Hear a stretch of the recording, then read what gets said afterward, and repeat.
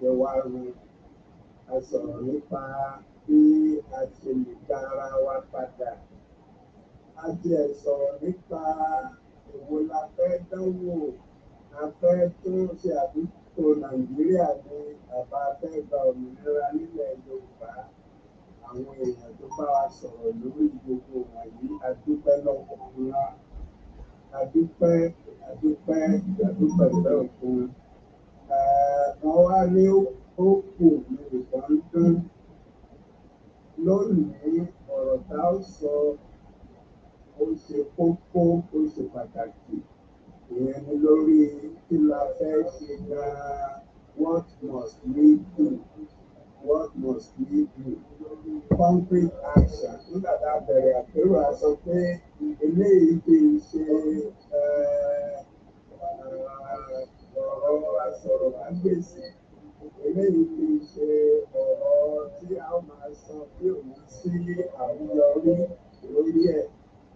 A ní ètò àwọn ọ̀jọ̀gbọ́n, àwọn ọ̀mọ̀wé, àwọn tó lóye lórí. Wọ́n ti wá sínú àpérò, wọ́n ti sọ ọ̀pọ̀lọpọ̀ ọ̀rọ̀ fún wa. A sì ti ní ètò láti ṣe àgbéyẹ̀wò lórí concrete action tá a lè ṣe láti mú àtúntò àti àṣeyọrí bá ilẹ̀ wa lórí gbogbo àwọn ètò wọ̀nyí. A dúpẹ́ lọ́wọ́ gbogbo àwọn tó ti bá wa pé láti orí kábíyèsí lórí àwọn ọmọ ẹgbẹ́ Yorùbá ní Amẹ́ríkà, àwọn NEC members, àwọn elders, gbogbo àwọn chapter presidents. A dúpẹ́ lọ́wọ́ yín pé ẹ̀ dá wa dáa. A sì ń dúpẹ́ pàápàá jùlọ lónìí lọ́wọ́ àwọn tí ó wà nínú ètò lónìí. Látòrí alága ìyáàfin Onínúọlá Ìmábẹ̀, ẹni tó ti jẹ́ ẹgbẹ́ ọmọ Yorùbá, only woman president àti ìwé ẹgbẹ́ ọmọ Yorùbá. A dúpẹ́ pé àpèyẹ ẹgbẹ́ wa lónìí. Bàbá wa náà, àgbà pé Ìmábẹ̀. A dúpẹ́ lọ́wọ́ ọmọkùnrin tí ó lóye lórí ìjọba wa ṣe atọ́kùn tòun. Ìyẹn ní Dr. Michael Awosanya. Wọ́n ti ẹ̀sọ́jọ́ ọ̀dún láìpẹ́ yìí. Ojú á tún máa rọ́jú lágbára Olódùmarè. Àṣeyíṣẹ́ àmọ́dún àṣeyíṣẹ́ mi. Mo kí alàgbà wa, Ògúnnágbòǹgbò nínú Nollywood. Àwọn tí pé alàgbà tó tètè láàyè ẹ̀kọ́ àbọ̀sá ni wa lónìí. A ní ìgbàgbọ́ pé a ó kọ́ ẹ̀kọ́ tó péye látọ̀dọ̀ yín nípa bí a ṣe lè lo ètò ìṣẹ̀dálẹ̀ wa fún àṣeyọrí àti àṣeyege. Bákan náà mo kí arákùnrin wa ọ̀mọ̀wé Bánjí Adékùnléyè. Àwọn ògbólógbòó náà àpérò lélẹ́yìí. So à ń lọ inside lórí láti mú wọn jáde láti bá wa sọ̀rọ̀. Bákan náà ni alájà wa pòfẹ́sọ̀ wa Olúfẹ́ Adébáyọ̀, ọmọ bíbí inú Àgbábáṣọ. Ẹ̀ṣẹ̀un ẹ̀kú ìdìde. Mo sì kí bàbá wa bàbá Aliyu púpọ̀ Aliyu. Ẹ̀ṣẹ̀un ẹ̀kú ìdìde.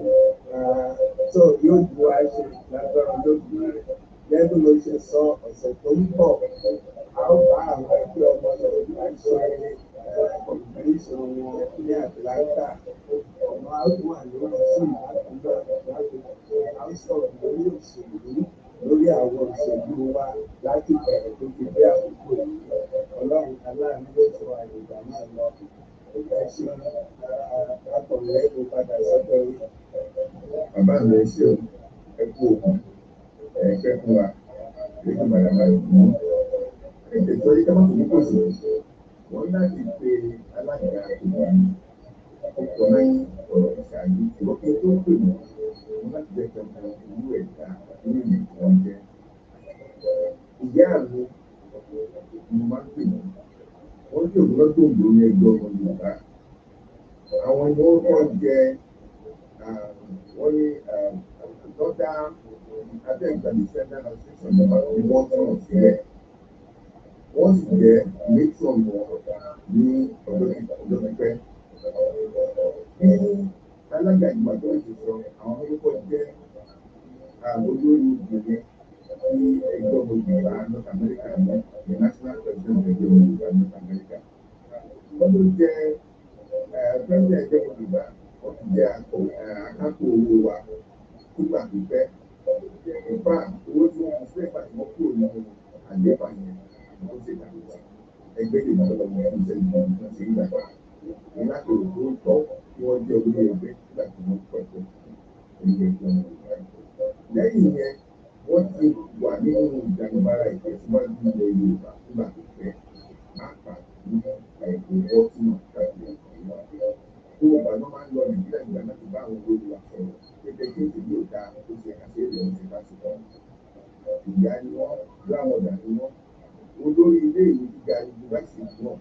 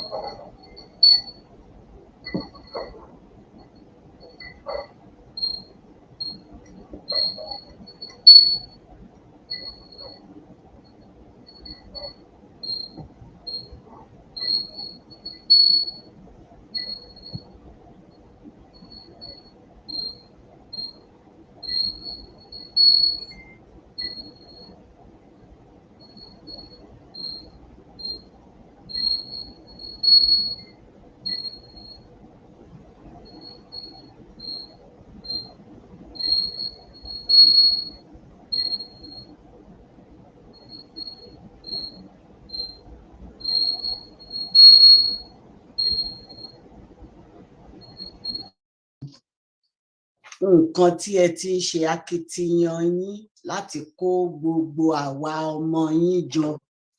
Àwa náà ṣàmọ̀ pàtàkì ọba ní ilẹ̀ Yorùbá.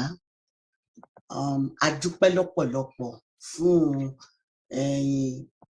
ìgbésẹ̀ tẹ́ ẹ̀ ń gbé láti kọ́ àwa ọmọ yín. Ẹ ṣeun. Mo tún wá dúpẹ́ lọ́wọ́ ààrẹ ẹgbẹ́ ọmọ Yorùbá tí òní,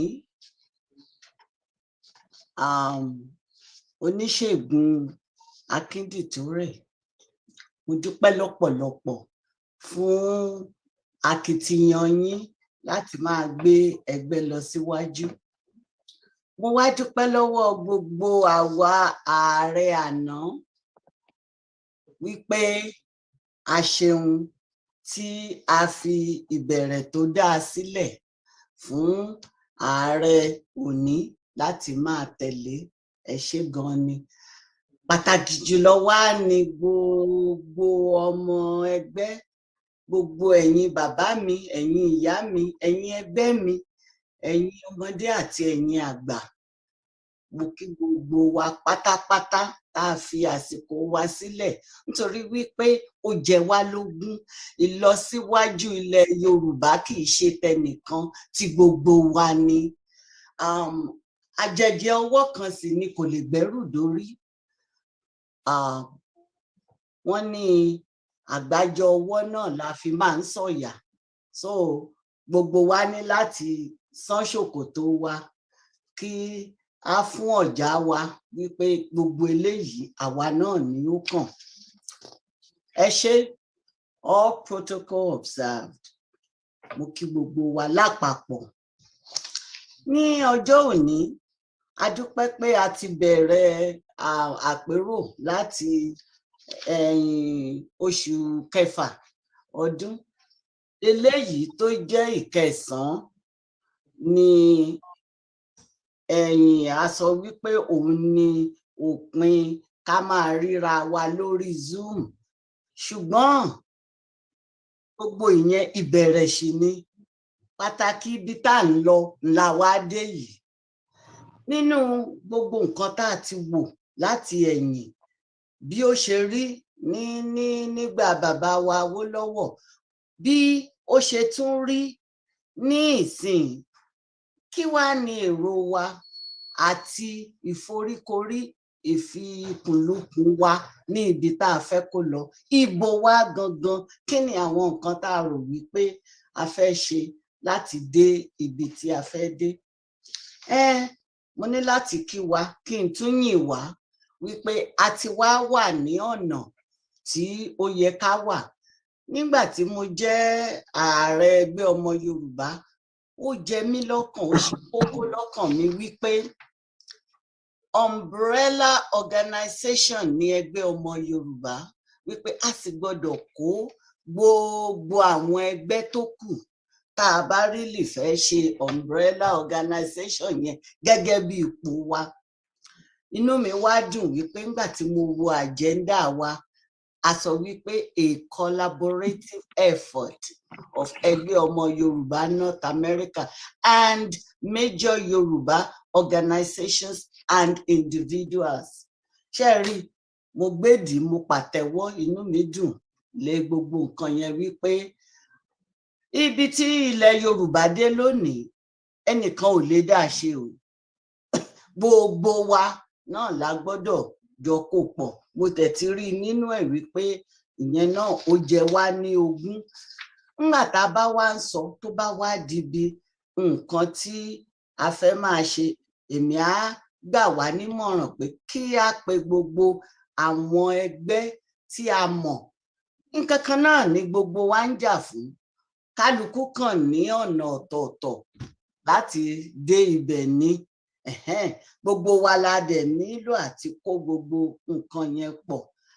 Nǹkan tí mò ń bá lọ ni wípé a nílò bíi àwọn Oòduà Foundation tí ó jẹ́ pé think tank, ibi nǹkan àti tún nǹkan ṣe, not necessarily níwájú but ní ẹ̀yìn.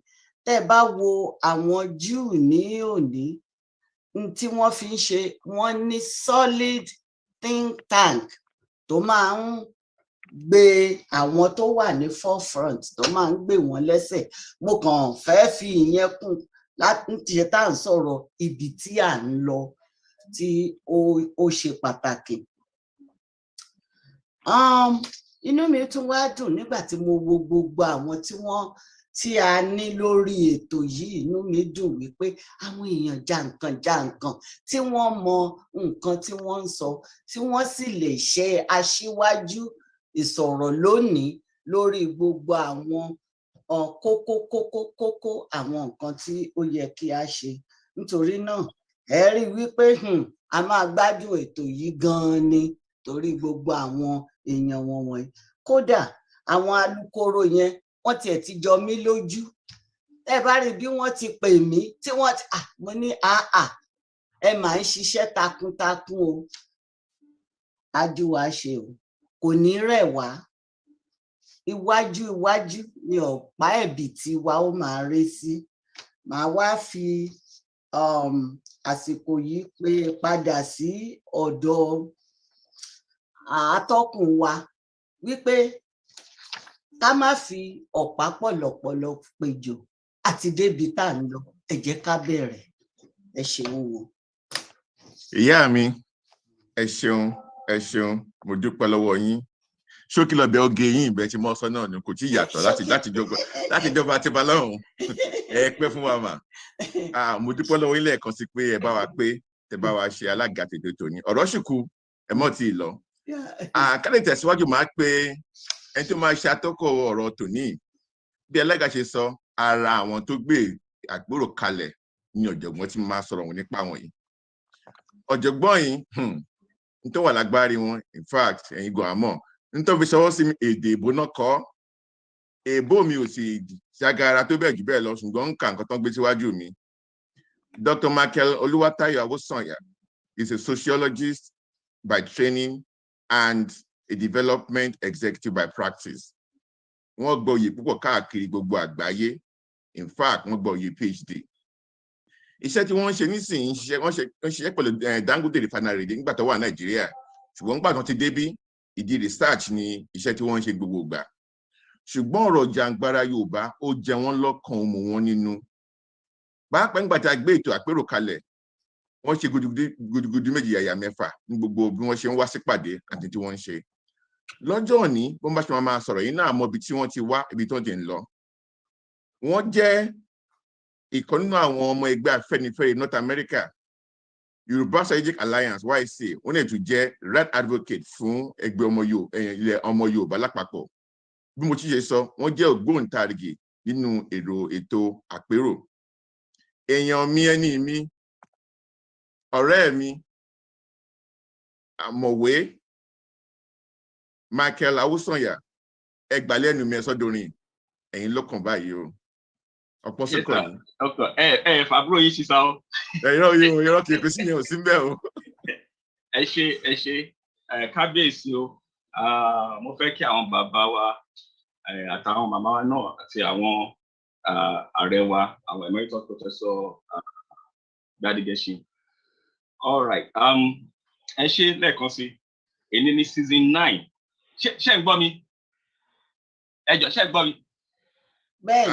À ń gbọ́ yín. So ọ̀pọ̀lọpọ̀ àwọn ọmọ Yorùbá tí Ọlọ́run ti ṣèkẹ́ fún tí wọ́n dẹ̀ ti lu àlùyọ nínú nǹkan tí wọ́n ń gbé ṣe ni ó wà níwájú wa lénìí. In fact, this will be my first time tí mo máa ní oore ọ̀fẹ́ láti ṣe introduction àwọn bàbá wa tí à ń pè ní TK. Àwọn bàbá wa tí wọ́n fi sọ̀rọ̀ dárúkọ wọn alàgbà Túndé Kèlání. Àwọn ni wọ́n máa kọ́kọ́ bá wa sọ̀rọ̀ ní èní. Àwọn ló máa sọ̀rọ̀ lórí the practical community engagement for development through culture. Wọ́n jẹ́ ẹni tó máa ń gbé àṣà lárugẹ. A bí àwọn bàbá wa Babátúndé Àyìndé Kèlání ní 1948 ní ìlú Ìjàyè Kúdì ní Abẹ́òkúta. Wọ́n lọ sí Òkè Ọ̀nà United Primary School Ìkìjà. Wọ́n lè lọ sí Abẹ́òkúta Grammar School wọ́n tún lọ sí ìlú Ọba láti lọ kọ́ nípa ìṣe sinimá.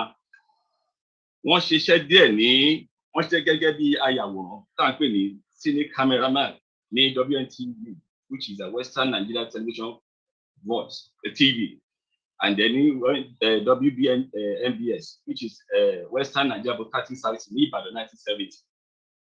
Wọ́n ṣe ọdún díẹ̀ ń bẹ̀ wọ́n tó lọ sí ìlú Ọba láti lọ sí film school láti lọ gba àmì ẹ̀yẹ tá à ń pè ní Diploma in Arts and Technique of Filmmaking. Ọ̀jọ̀gbọ́n sinimá ni wọ́n. Pàápàá àwọn kan máa ń pè wọ́n ní irúmọlẹ̀ sinimá torí pé ọ̀pọ̀lọpọ̀ iṣẹ́ sinimá ni wọ́n ti gbé ṣe táwa gọ́ndẹ̀ ti ń wò. Wọ́n ti bá àwọn bàbá wa ṣiṣẹ́ àwọn bàbá bíi Chief Herbert Ogunde, Dr. Ọlábalógun lọ́jẹ́ ní tó jẹ́ bíi afọ̀nàhàn wọn tó mẹ́ńtọ̀ wọn nínú iṣẹ́ yìí. Wọ́n dẹ̀ ti ṣe ọ̀pọ̀lọpọ̀ iṣẹ́ ribiribi pẹ̀lú àwọn ògbóǹtagìrì orí sinimá. Ara iṣẹ́ tí wọ́n ti ṣe láàyò ni Jáyísímí, Àyànmọ́, Ọ̀rúnmọ̀ọ́rú, Owólàgbà. Pàápàá jùlọ the last film tí bàbá wa Herbert Ogunde ṣe kó tó kú, which is Mr. Johnson, wọ́n jẹ́ assistant director lórí project yẹn. So nínú iṣẹ́ yìí àgbà ni wọ́n jẹ́. Pàápàá jùlọ wọ́n tún ṣe àwọn iṣẹ́ míì tí wọ́n pé ó ti wà before this one. Àwọn bíi Musebọ́lá tán wọ́n bá ṣiṣẹ́ ń bẹ̀ ẹ̀fọ́ ṣe tán ìlẹ́kọ́ nídùúgbò Ìyá ni Wúrà àti bẹ́ẹ̀ bẹ́ẹ̀ lọ. Pàápàá jùlọ nínú Àjànsco. Ṣùgbọ́n nǹkan tó ń ṣe láàánú pé gbogbo tó ń ṣe ẹlẹ́gbẹ́ gbogbo iṣẹ́ tó ń ṣe yìí wọ́n máa ń mú àṣà jáde ń bẹ̀. So wọ́n jẹ́ àwọn tó jẹ́ wípé for over 40 years wọ́n ti wà ní industry and it's still counting. So mo fẹ́ fi tọ̀wọ̀tọ̀wọ̀ dárúkọ ẹni tí agbéwásí èmi wọ́n jẹ́ alàgbà Túndé Kèlání. Ẹ káàbọ̀ sáàrin wa sà. Ẹni kejì tí mo ti fẹ́ ṣe àfihàn ẹ̀ náà ni ẹ̀gbọ́n mi ọ̀mọ̀wé Bánjí Adégúnlóyè. Wọ́n jẹ́ ọmọọba ní Àrígídí. Wọ́n lọ sí ilé ẹ̀kọ́ St. Stephen's American Primary School and Community High School Èrúsú ní Àkókò Oǹdó. Wọ́n sì lọ sí ilé ẹ̀kọ́ University of Calabar. Ibẹ̀ ló ti gba àmì ẹ̀yẹ kìíní sáńpẹ̀ ní first degree. Wọ́n ti lọ sí University of Lagos College of Medicine ní Ìdí-Àràbà. Ibẹ̀ ló ti gba ìwé masters àti PhD wọn nínú physiology. Wọ́n jẹ́ olùkọ́ni ní Ìdí-Àràbà láti 1992 tí dé 1997. Wọ́n dẹ̀ tún lọ sí Leeds nítorí lọ ṣe doctoral degree wọn between 1998 and 2000. Wọ́n tún tẹ̀síwájú sí Drexel University Medical School from 2000 to 2001. Ní ìlú Amẹ́ríkà ń bí yìí, wọ́n ṣiṣẹ́ ní Network Security Engineer ní HLC Amẹ́ríkà 2014 to 2019.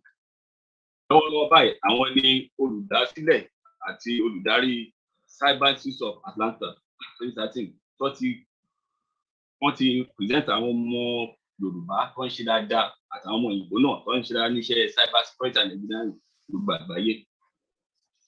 Dr. Banji, ẹ káàbọ̀ sáàrin wa. Ẹni tí mo ti fẹ́ ṣàfihàn ẹ̀ ní àwọn màmá wa ọ̀jọ̀gbọ́n Modúpẹ́ Adébáyọ̀ Samuel ní àwọn ọmọ bíbí bàbá wa Àkàbàṣọ̀run. Wọ́n jẹ́ olùtọ́jú tá à ń pè ní nurse, wọ́n sì jẹ́ olùkọ́ni.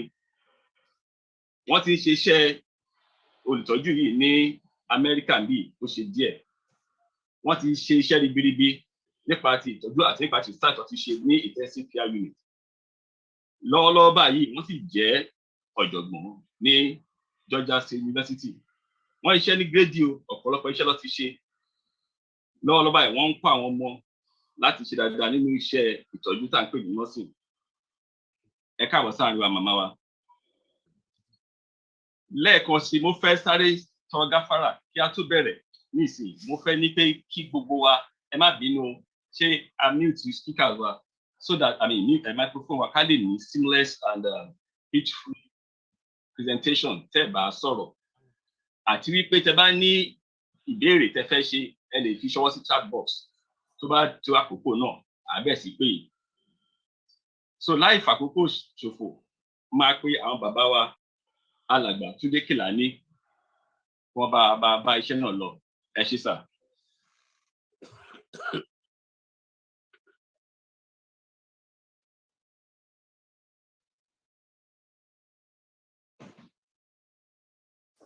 Bàbá Kèlání.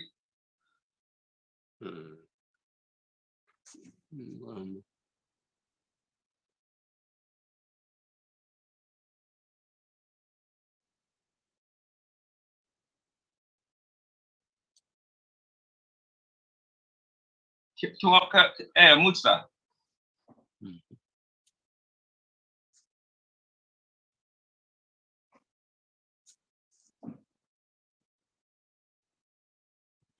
Ẹ jọ̀ọ́ ṣé ẹ gbọ́ mi? Ṣé ẹ gbọ́ mi? Mo ń gbọ́. Ok. Ẹ jọ̀ọ́ ṣé ti ń gbọ́ mi?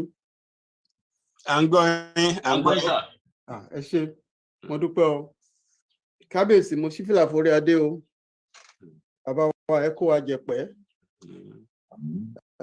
Mo kí ààrẹ ẹgbẹ́ ọmọ Yorùbá ní North America àti gbogbo àwọn ọmọ ẹgbẹ́ àti gbogbo àwọn tí ó darapọ̀ mọ́ wa fún ètò tí a bẹ̀rẹ̀ léni yìí. Iṣẹ́ tí ẹ gbé fún mi léni ó yẹ kí n ṣàlàyé nítorí pé àpérò yìí mo dúpẹ́ púpọ̀ tí ẹ fún mi láǹfààní láti kópa nínú ẹ̀. Yorùbá náà ló sọ wípé eégún tí ó bá jó kó yára jó, òrìṣà tí ó bá gbà kó tètè gbà. Ọjọ́ ti lọ, òru pàápàá ti lọ fún bí 50 ọdún. A fi ọ̀pá wá, a fi àjẹ́ wá, ṣùgbọ́n ó dàbí ẹni pé èbúté yẹn ó túbọ̀ ń jìnnà sí ni. Nǹkan tí èèyàn sìn fún 50 ọdún tó fi rí báyìí. Mo fẹ́ ṣàlàyé wípé ìkópa mi àti nǹkan tí mo fẹ́ sọ kí n sọ yẹn ní Gẹ̀ẹ́sì torí èdè náà a máa lu mọ́ra wọn ni, kò kí ń ṣe academic paper rárá o. Òpìtàn ni mo lè mi àti wípé òpìtàn mi mo lè máa fi àwọn ẹ̀rọ láti fi ṣàlàyé ẹ̀, ṣùgbọ́n òpìtàn náà ni. So ẹ má jẹ́ kó yà yín lẹ́nu bí ẹni pé ìtàn náà ni mo tún ń sọ, ṣùgbọ́n bó ṣe wù kó rí á ṣeé ṣe bóyá àárí àmúlò nínú nǹkan tí mo ní sọ, nítorí wípé ó wá láti ọkàn mi ni, ó kàn mí léegun bẹ́ẹ̀ náà ni mo dẹ̀ ṣe máa sọ̀rọ̀ nítorí wípé mo ní kópa nínú àpérò tá à ń ṣe àti nípa nǹkan Yorùbá lápapọ̀. Ẹ jẹ́ kí n dá yín padà nínú ìtàn mi sí Ṣàwòròidẹ. Oníjogbo àkọ́kọ́ ní Ṣàwòròidẹ nígbà tó dàbí ẹni pé òrùn ẹ̀ ti ń wọ̀ tó ti ń rẹ̀ àwọn èèyàn wá lọ bá pé bàbá ẹ lè fi wá sílẹ̀ báyìí kí ni ká ṣe. Òun náà pé babaláwo ó dẹ̀ béèrè ìbéèrè kan yẹn lọ́wọ́ babaláwo pé kí ni Ifá ní ká ṣe sí o. Ìyẹn ni èmi pè ní àpérò part 1 gẹ́gẹ́ bá ṣe máa ń ṣe fíìmù gbà kọ́tà ń ṣe part 1 part 2. So what must we do, or better still, kí ni Ifá ní ká ṣe sí o part 2 ti àpérò yìí nìyẹn o. Nítorí ẹ̀ gẹ́gẹ́ bí àwọn jogbo tó ń ṣe ní tí wọ́n ń fòyà pé kí lọ́jọ́ ọ̀la ṣe máa rí, ẹ̀yẹn náà ni ó gbé eléyìí wá. Báwo ni gbogbo ìṣòro tó lè dènà di kí ló lọ dáadáa, òun ló jẹ́ kí wọ́n bẹ̀rẹ̀ sí wá ọ̀nà. Ṣùgbọ́n ó di dandan kó jẹ́ pé àwọn àgbààgbà tó wà látẹ̀yìnwá, iṣẹ́ takuntakun tá ń láti ṣe ni pé láti ran àwọn ìran tó ń bọ̀ lọ́wọ́ láti mọ bí ọjọ́ ọ̀la wọn báwo ni ó ṣe máa dáa. Yorùbá ní tọmọdé bá ṣubú á wo wájú, tí àgbàlagbà bá ṣubú á wo ẹ̀yìn. Ìyẹn ló jẹ́ kémi náà kí n wẹ̀yìn díẹ̀ nítorí pé sáà méjì tí ẹ fún mi láti tá à ń sọ̀rọ̀ ẹ̀ lápapọ̀, à ń sọ̀rọ̀ ìgbà ọ̀tun, the golden era, láti 1952 sí 1966. Ìyẹn ti ẹ̀ kọ́kọ́ jí mi. Nítorí ẹ̀ jí mi ni pé tó bá dàbí ẹni pé ọ̀rọ̀ Yorùbá yìí ó ti fẹ́ máa súyàn, ó ti fẹ́ máa rẹ̀yàn, ni pé èwo ni ká máa, níbo ni ká tú, kí ni ká tú ṣe. Bóyá Ọlọ́run ti kọ́ pé bóyá Yorùbá bóyá a lè dìde padà.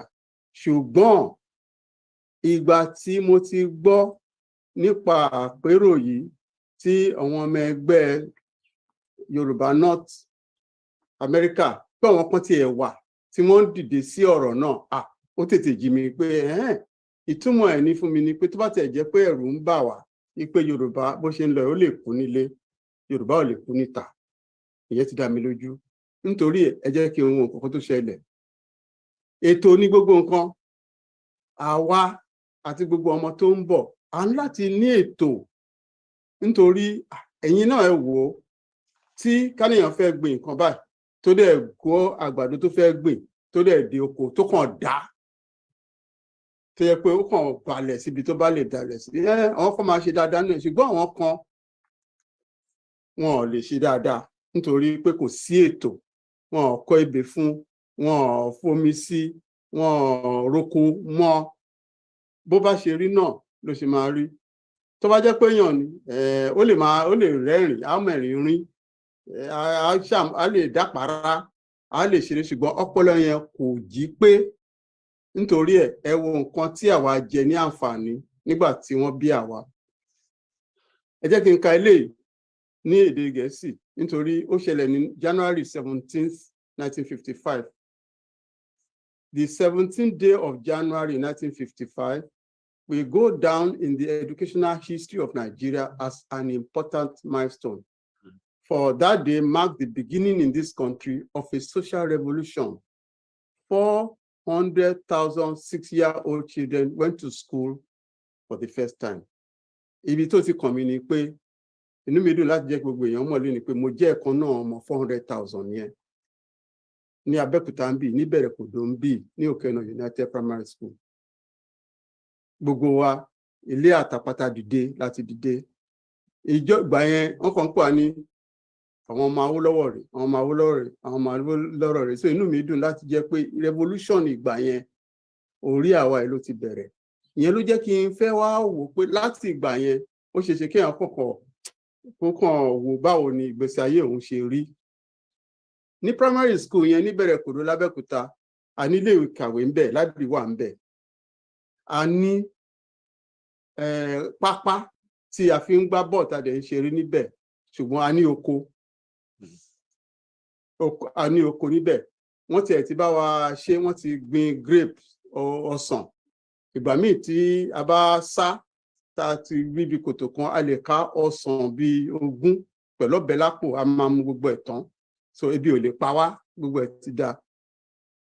But nǹkan tí Awólọ́wọ̀ kọ nínú ìwé tí mo ti kà ní pé ó kọ nǹkan ránṣẹ́ láti fi kí àwọn èèyàn. Nǹkan tó kọ síbẹ̀ ni pé part of the Premier's goodwill message reads, government expects that all parents and guardians will loyally and readily discharge the civic obligations, and they will see to it that their children develop a habit of obedience, honesty, and industry, without which all their learning will be in vain.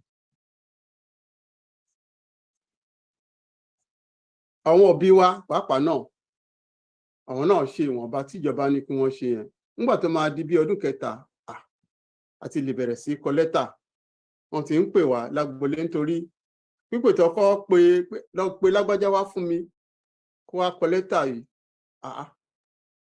Mo mọ̀ kọ́ ìwọ kẹ̀, ò lè mọ lẹ́tà kọ ọmọ yìí. Màmá mo lè kọ́, ó yá lọ mú gègé ẹ̀ wá àti pépà, ó yá ẹni tá fẹ́ kọ sí lè bá mi kí, ṣé dáadáa ló wà, ó yá kà fún mi, adé ẹ̀ka. Ìyá wa ó fi jó sí wípé ó parí. Àwọn náà ti ṣoríire. Education yẹn, ọpọlọ, ara líle àti bí spiritual philosophy yẹn ni pé a sound man in a sound body. Ní bá ṣe wà ní kékeré yẹn pàápàá, a ti bẹ̀rẹ̀ sí rí akíkanjú nínú wa. Àmọ́ tó mọ̀ lólù, àmọ́ tó mọ̀wé dáadáa, àmọ́ tó mèrè sá, àmọ́ tí wọ́n mèrè ṣe, àti àwọn tó ń ṣiṣẹ́ ọnà, gbogbo ẹ̀ ti bẹ̀rẹ̀ sí yọ láti gbà yẹn. Ṣùgbọ́n ẹ jẹ́ ká wá lọ sí láti 1966 to date, tí the year of the locust àbí jẹjẹrẹ. 1962 ṣe rí pé àwọn ó súnmọ́ra wọn. 1962 gangan ni mo wọ Abẹ́òkúta Grammar School, títí di 1966 tí wọ́n dárúkọ yẹn.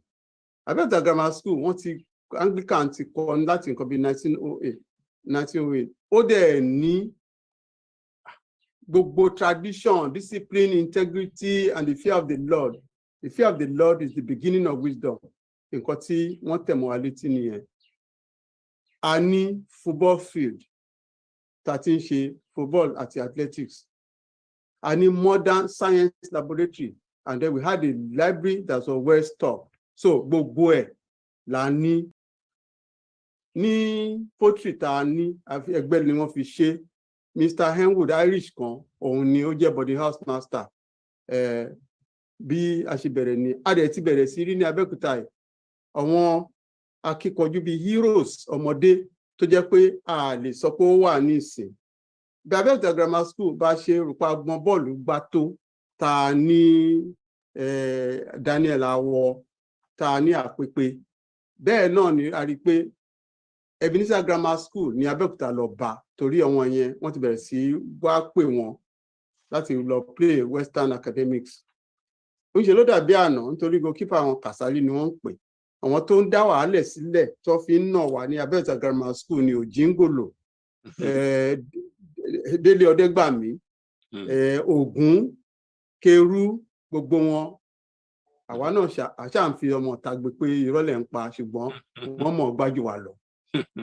So bá a ṣe ni ta fi jáde níbi 1966 gangan ni a jáde. Ṣùgbọ́n èmi ti bẹ̀rẹ̀ sí yàwòrán díẹ̀díẹ̀ nítorí ẹ̀ nígbà tó di 1970 ni wọ́n gbà mí sí Western Nigerian WNTV WNPS láti kọ́ mi níṣẹ́, and this under the best broadcast managers ní Áfíríkà yìí, àti Òkè Ọ̀nà ni àti Western Nigerian Television ni. Tí kò bá sí àǹfààní tí mo jẹ yẹn, ẹ lè gbúrò ẹni tó ń jẹ́ Túndé Kèlà nílé ni, ẹ jẹ́ kí n sọ yẹn.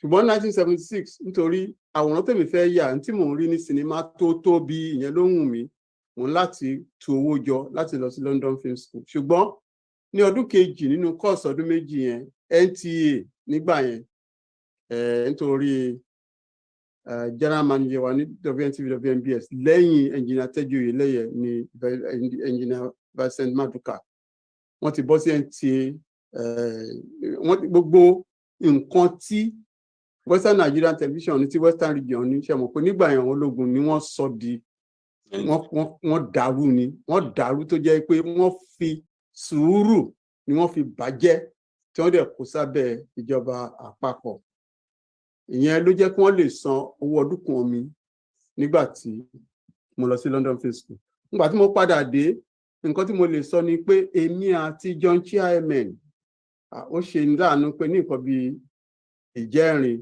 ni ó jáde láyé. John Chairman head of news ni but he was a thoroughbred journalist and professional so àwa mẹ́ta John èmi màá gbé kámẹ́rà Fẹ́mi Alọ́ba òun náà kọ́lọ́ ń dẹlẹ̀ fún òun á ṣe sound kò síbi tí a lọ títí a dé South Africa nígbà tí Ian Smith tó sì wà láyé a interview ẹ̀ lẹ́yìn yẹn a kọjá sí Zimbabwe nígbà tó ń jẹ́ Rhodesia a bá Robert Mugabe òun ti wà ní Mozambique níbi tó wà lọ bá ń bẹ̀ láti interview ẹ̀ Nkomo níjọ́ tó padà rí ní exile àwa náà la wà ń bẹ̀ tá fi ṣáà ṣe gbogbo àwòrán àti documentary tá a ṣe Ebe Muzore wà nígbà yẹn òun sì ń campaign so a máa darapọ̀ mọ́ wọn bí ẹni pé tí mo tiẹ̀ fẹ́ sọ ni pé láti ìbẹ̀rẹ̀ tá ti bẹ̀rẹ̀ wẹ́rẹ́wẹ́rẹ́ bẹ́ẹ̀ yẹn ẹ wo gbogbo nǹkan tí kìíní yẹn bí nípa títẹ̀síwájú èèyàn nígbésí ayé nítorí ẹ̀ ó máa ń yà wọ́n lẹ́nu pé ń bo lẹ́yìn ti wá gan ṣé Namibians ni ní rọ Nigerians ni wá nígbà yẹn ṣe mọ̀ Nigerians ní gan ìgbà tí Pope tiẹ̀ padà wá tí tó Pope wá sí Nàìjíríà àwọn kan wọ́n rò yí pé bóyá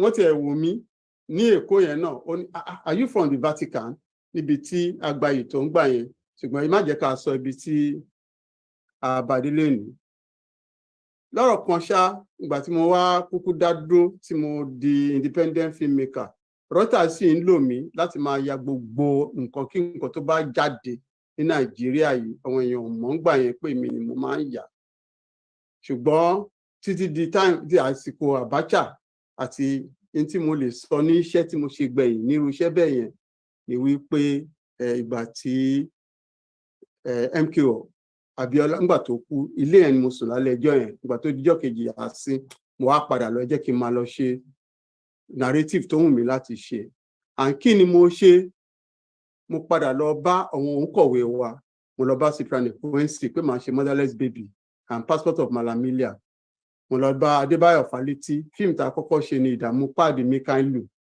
mo lọ bá Akínwùmí Ìṣọ̀lá ẹ̀mọ́ a ṣe gbogbo àwọn iṣẹ́ tá a ṣe yẹn tá a kọ́kọ́ fi bẹ̀rẹ̀ kò ṣeé gbé la fi bẹ̀rẹ̀ ká tó ṣe ó lè kú àti bẹ́ẹ̀ bẹ́ẹ̀ lọ.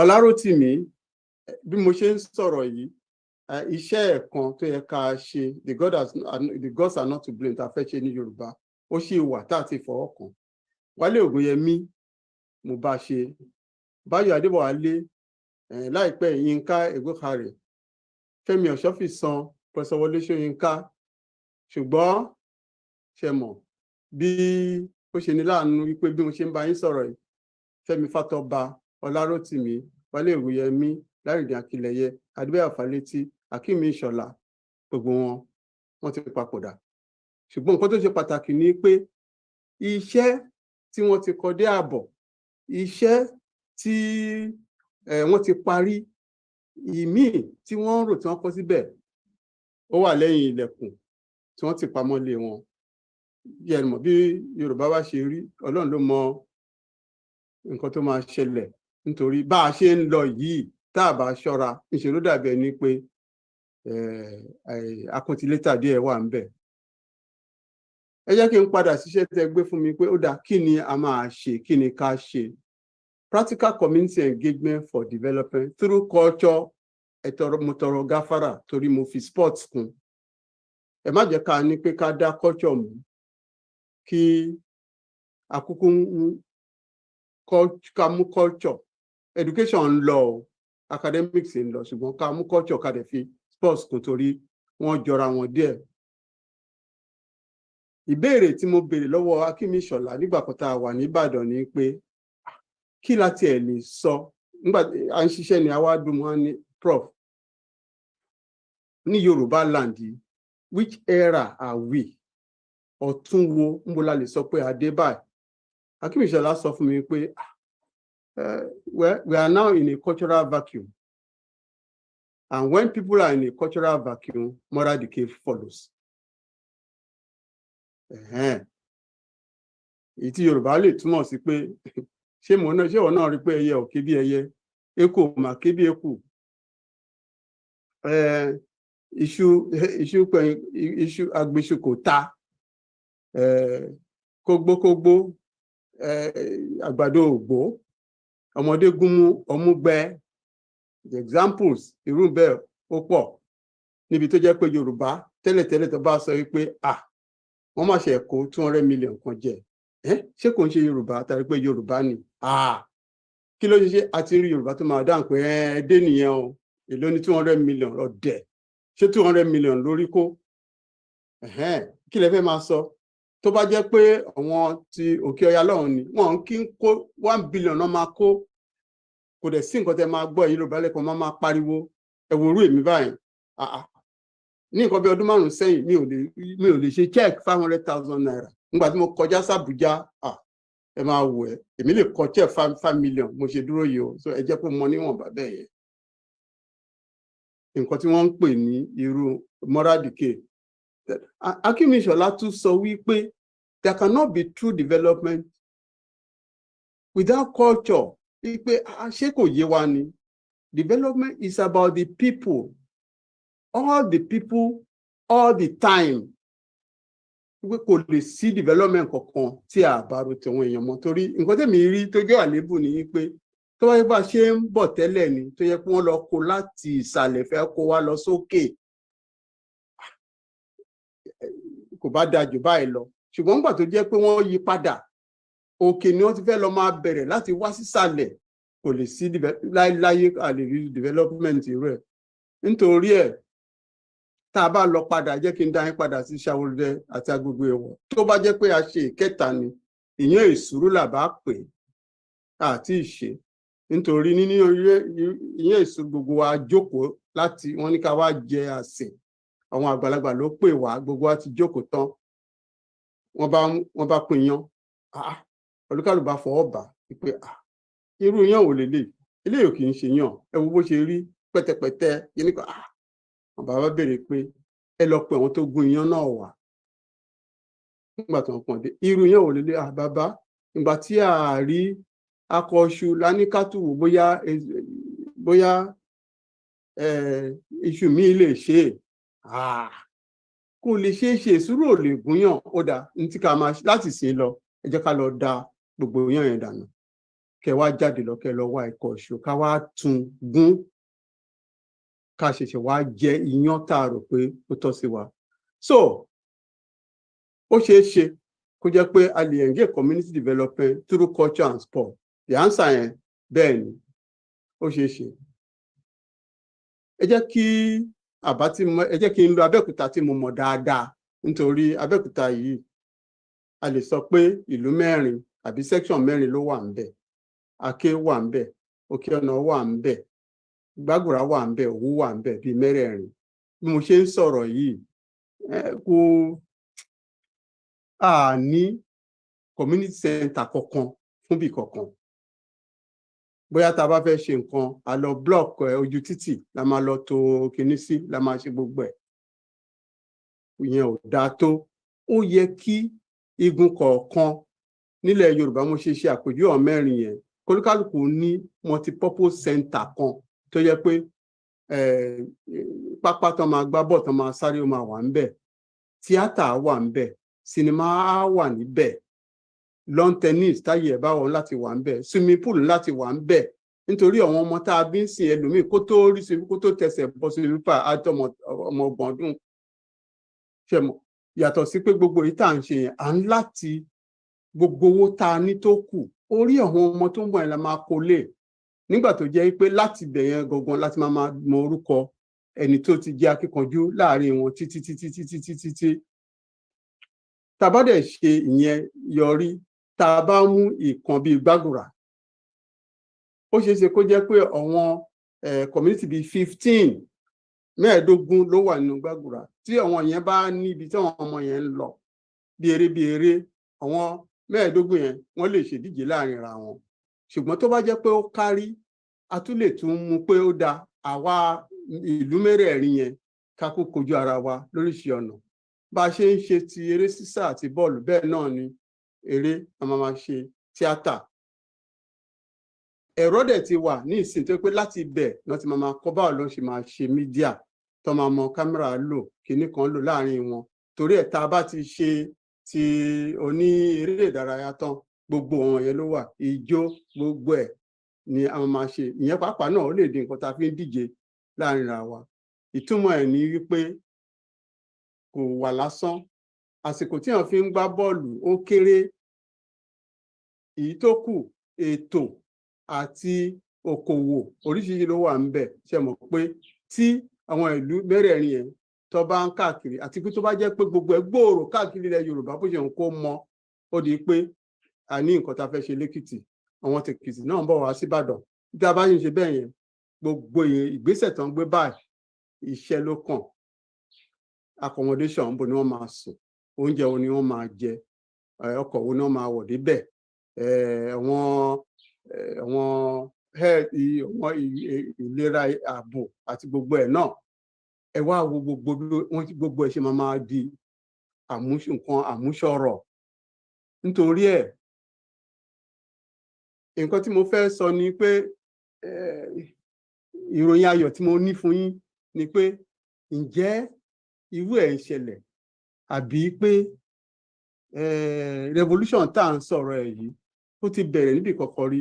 Òótọ́ ni ó ti bẹ̀rẹ̀, nítorí ní Wàsinmi ní kọjá Abẹ́òkúta lọ́nà Ewékòró revolution kan ń ṣẹlẹ̀ lọ́wọ́lọ́wọ́ báyìí tó jẹ́ pé níṣe ló dàbẹ̀ ní pé gbogbo wa akọ̀yìn sí àmọ́ nǹkan tó ń ṣẹlẹ̀.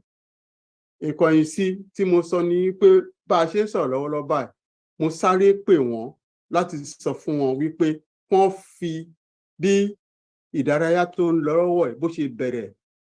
Wọ́n ń pè ní Wàsinmi Soccer Championships is the brainchild of Mr. Victor Agbaku, the CEO of Unique Heights Sports Limited, pẹ̀lú àjọṣepọ̀ Ṣẹ́gun Ọdẹ́gbàmí International College and Sports Center ní Wàsinmi. Irú nǹkan tó ń ṣẹlẹ̀ bẹ́ẹ̀ yẹn mi ò rò pé ó pọ̀ ní Nàìjíríà. Mo ṣe wò nítorí lọ́dún yìí wọ́n ní àwọn tó wá láti Ọ̀ṣun, Ọ̀yọ́, Ògùn, Lagos, Èkìtì, Delta, Abuja and the Abia states. Steadily, díẹ̀ lọ́dọọdún ni wọ́n bẹ̀rẹ̀ sí pọ̀ sí. Ní 2017, 400 participants ló wá sí kìíní yẹn. Ní 2018, wọ́n di 1,000. Ní 2019, wọ́n di 2,150. Ní 2020, wọ́n di 4,100. Ní 2021, wọ́n di 4,300.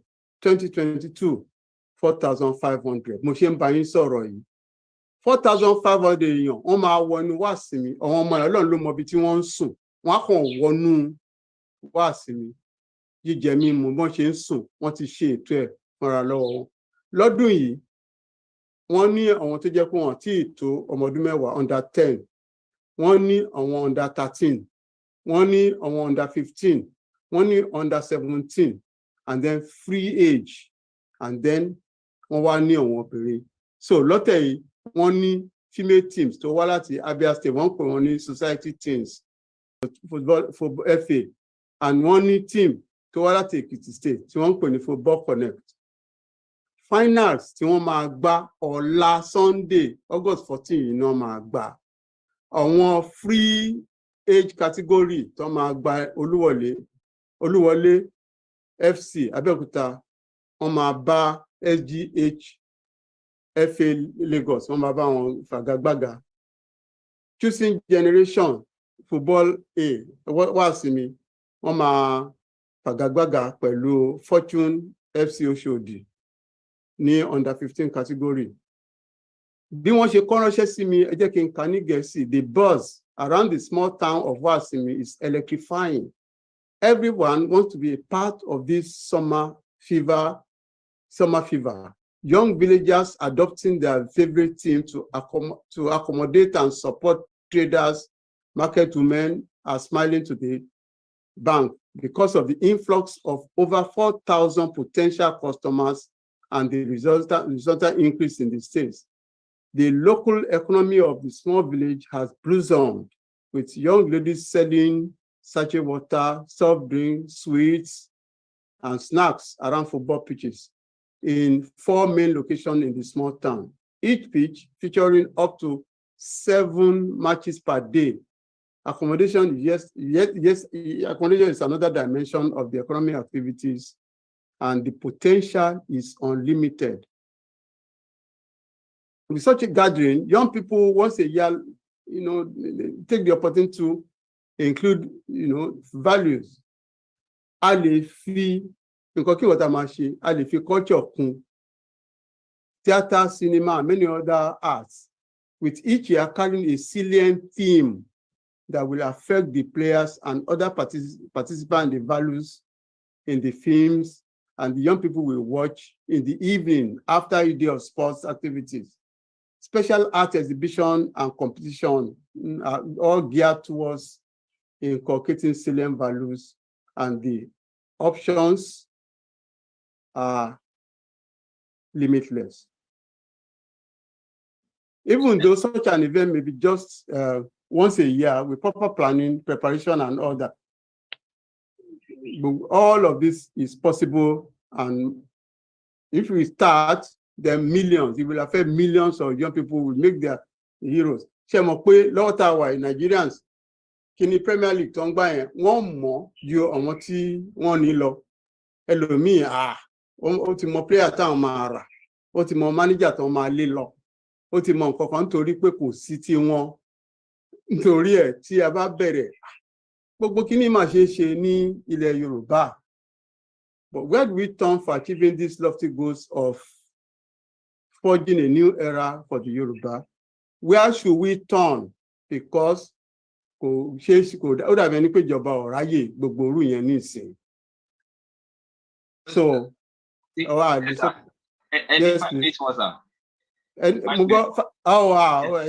ṣé mo dúpẹ́. Nítorí ẹ̀ níbo ló kàn? A lè sọ pé kọ́wọn ọba wa kí wọ́n ṣe lè fún ara wọn. So, for the answer in my conclusion, ẹ jẹ́ ká padà lọ bá Jogbo. Ṣé ẹ mọ̀ pé young prince Adébọ́lá ọmọ Adébòmí Àrẹ́sẹ̀jábàtà ní kí a tó parí aago ìwọ̀ ó kàn déédéé padà ni ó dẹ̀ wá sọ fún àwọn tó ń tọ́ wípé ọ̀rọ̀ ọba tí a fẹ́ máa jàlé lórí ẹ̀ yẹn èmi ti fẹ́ mo yọwọ́ ń bẹ̀ nítorí pé mo fẹ́ padà lọ sí iléèwé kí n lọ tẹjúmọ́ ìwé mi nítorí ẹni tí ọwọ́ ò tí ì tẹ ìkù idà kò lè béèrè ikú tó pa bàbá òun. Wọ́n dẹ̀ súre fún wọn ní ó máa ṣe é ṣe.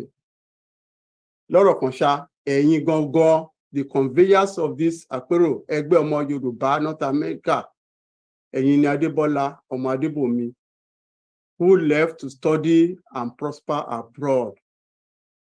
It is time for you to return and be our new kings without losing your connection in those lands. But first, we have to borrow an àrokò.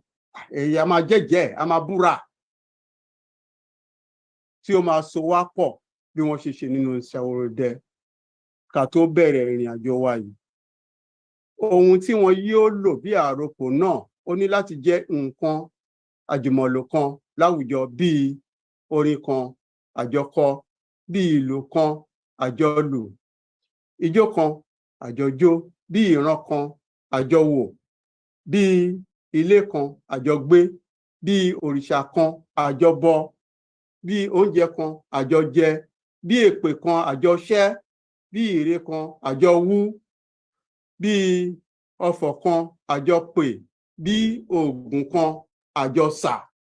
Ìtumọ̀ ẹ̀ ní pé bí Yorùbá ṣe wà ní ìsìn, ẹnu wa ò kò, àbára wa ṣe, àṣe nǹkan kan. Nítorí ẹ̀ ó dàbí ẹni pé mo láti fi tó yín létí pé the willing hands from other major Yoruba organizations and individuals at home and abroad are ready to join this struggle. Abọ́mire o, ẹ ṣé mo dúpẹ́ o. Ẹ ṣé sà, ẹ ṣé. Iṣẹ́ ńlá lẹ ṣe sà. Ẹ ṣé. Bí ìgbà tí èèyàn bá wà ní doctoral class ni, ẹ ṣé TK. A máa ní ẹja fún bàbá látẹ̀wọ́. A máa rí bá o. Yeah, then TK, we appreciate tẹ́ bá lè bá wa fi paper yẹn kẹ́ ṣọwọ́ sí wa so that a máa need ẹ̀. Ẹ ṣé, Ọlọ́run wà pẹ̀lú yín, a máa rí bá gbogbo ìgbà. Ẹja fún wọn látẹ̀wọ́ lẹ́ẹ̀kan sí. Ní ìsinyìí, a máa lọ sí ìpele tó kù, ṣùgbọ́n mo ti ń rí àwọn question kan, so ṣùgbọ́n a máa gbogbo ẹ̀kọ́ lẹ́ẹ̀kan náà ni, àbí ẹ fẹ́ kí yá dáhùn nísìnyí, àbí ká ṣe lẹ́ẹ̀kan sà? No. Tá a bá ṣe tán. So, but I think kọ́rúkọ àwọn tó ń béèrè questions sílẹ̀, so just please to begin to start to indicate. Ẹ ṣé. Ní ìsinyìí, a máa pe ẹ̀gbọ́n mi, ọ̀mọ̀wé Dr. Banji Adégúnlóyè. Bí wọ́n ṣe ń wọlé bọ̀ lánàá nígbà tí màá sí Dr. Fámúyìí sọ̀rọ̀ nígbà tá à ń ṣe pa máa sọ pé mo ní mo mà lálàákẹ́ mo ní Dr. Banji wọ́n present 72 page paper wọ́n ní bó ló ń gbé bọ̀, so Dr. Banji ẹ bá ṣe ní ṣókí.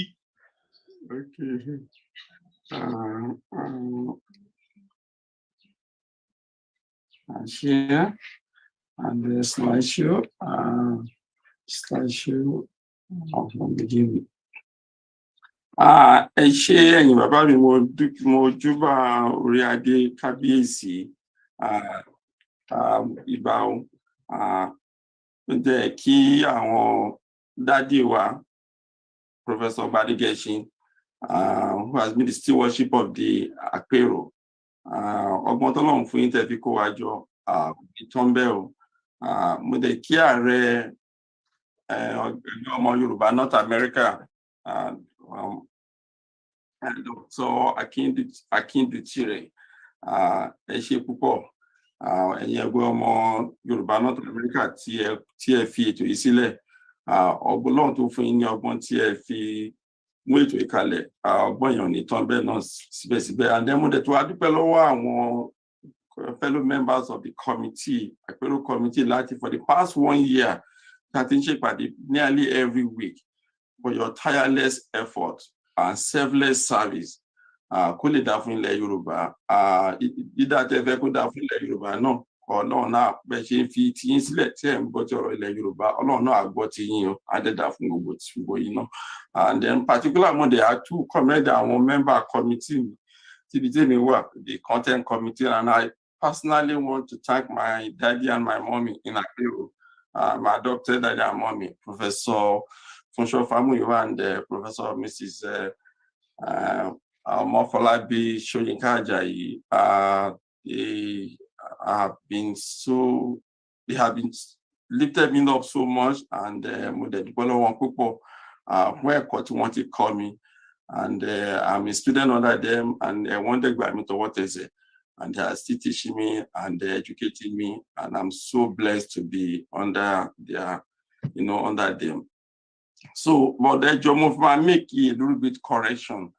Yes, I am from royal family in Arigidi, but they make in Shomoba.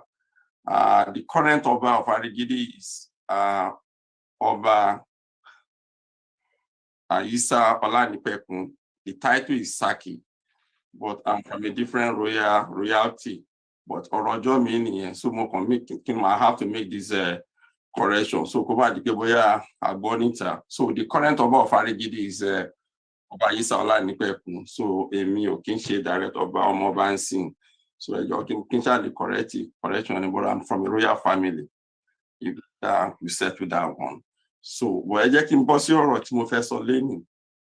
Táìtù ọ̀rọ̀ tó kàn mí lẹ́nu ni ti title today is hope check kiniti wo, just like go now.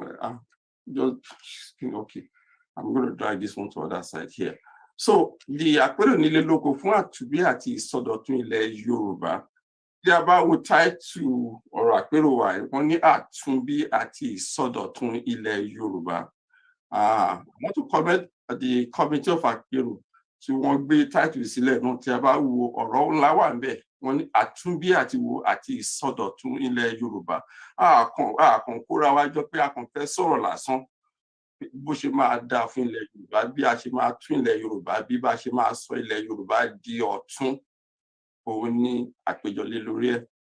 And kan tèmi máa sọ̀rọ̀ lé lórí ẹ̀ pàtó ni pé ọ̀nà wo la máa gbé ìgbà, báwo la ṣe máa ṣe, àti wo nǹkan tó ṣẹlẹ̀ ní ayé àtijọ́ ìgbà kí wọ́n tó bí irú àwa wọ̀nyí, kí ló ṣe, báwo náà ṣe ṣe. And kan tí wọ́n tèmi máa sọ̀rọ̀ lé lórí ẹ̀ ni pé going forward, kí ni ọ̀nà tí a lè gbé ìgbà. And what must we do now? I'm prelude to àpérò 2, which means coming for lọ́jọ́ wájú àpérò 2 ń bọ̀ pé dáwọ́ dúró síbi tá a dé yìí, nǹkan míì ṣì ń bọ̀ tá a ń pè ní àpérò 2, nǹkan tá a máa gbé ṣe. And then there's the issue of, in the new paradigm, community and grassroots based engagement. That is the title kan fún èmi. Community and grassroots based engagement with the people in terms of development and service delivery, independent of the government. Mashallah, bí mo ṣe ń lọ nígbésẹ̀ a máa rí àlàyé máa pọ̀, ọ̀rọ̀ mi máa pọ̀ díẹ̀ náà, ṣùgbọ́n tó bá yá I will start fast speed, and then after this live my yọ̀rọ̀ mi sí òyìnbó, because I have a lot to say. I'm going to be talking about education and technology. Ó dẹ̀ tí máa ń gbé kí n máa ṣe wà láyé ní Yorùbá, ó máa pẹ́, àkókò nígbà mi ò ní àkókò láti ṣe. So ẹ máa jọ mo tọrọ ìforíjì. Ọmọ Yorùbá lè mi, ọmọ ìjìnlẹ̀ Yorùbá lè mi, ìfẹ́ ní àwọn parents mi ti migrate wá sí bàbá mi fẹ̀ náà ti migrate wá sáré gidi. So kò sí àjèjì ń bẹ, ẹjọ́ ẹ ṣáà foríjì mi. I will be speaking English most of the time kí àlàyé yẹn lè yé gere, so that because preparation. So I'll go to the next slide.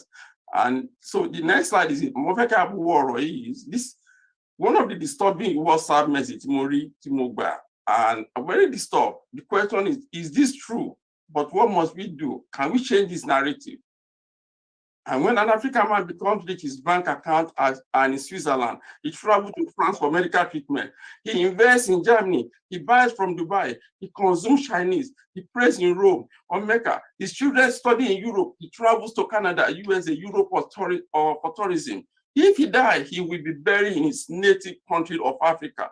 Africa is just a cemetery for Africans. How could a cemetery be developed? I'm always disturbed. I saved this message. I'm very disturbed. But can we change the narratives? It's not an insult.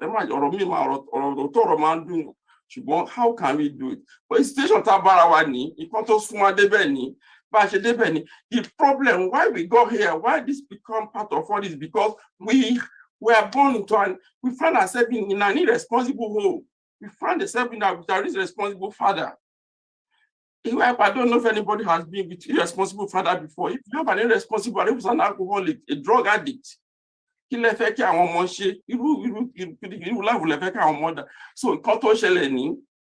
we have an irresponsible father.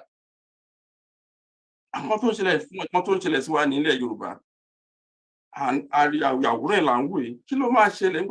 responsible father.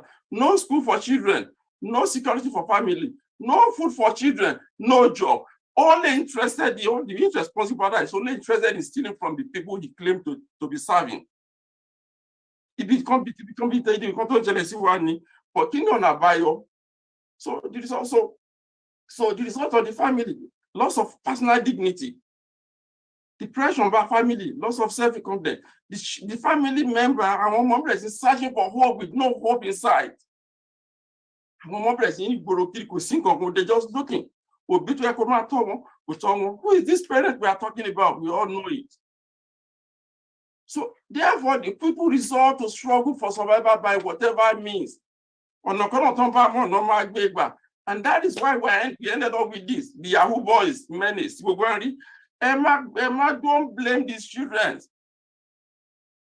The system in place that we call the parent has done the right thing.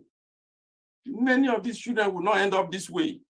The children end up this way because they want this life. Who doesn't want money? Who doesn't want good life? Me, I want one. That is why I ran away from Nigeria, because I want good life. I want good life for my children.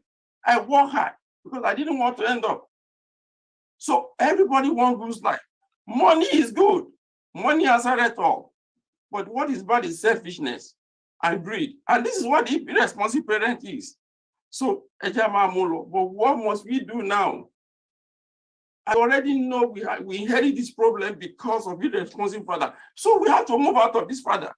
We have to just move out. This father has chosen to, he's an irresponsible person. So we have to just separate ourselves from this father. That is the solution we have. How do we do it? So, and if we look at it, this father,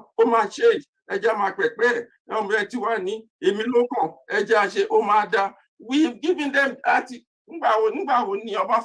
was in 1999.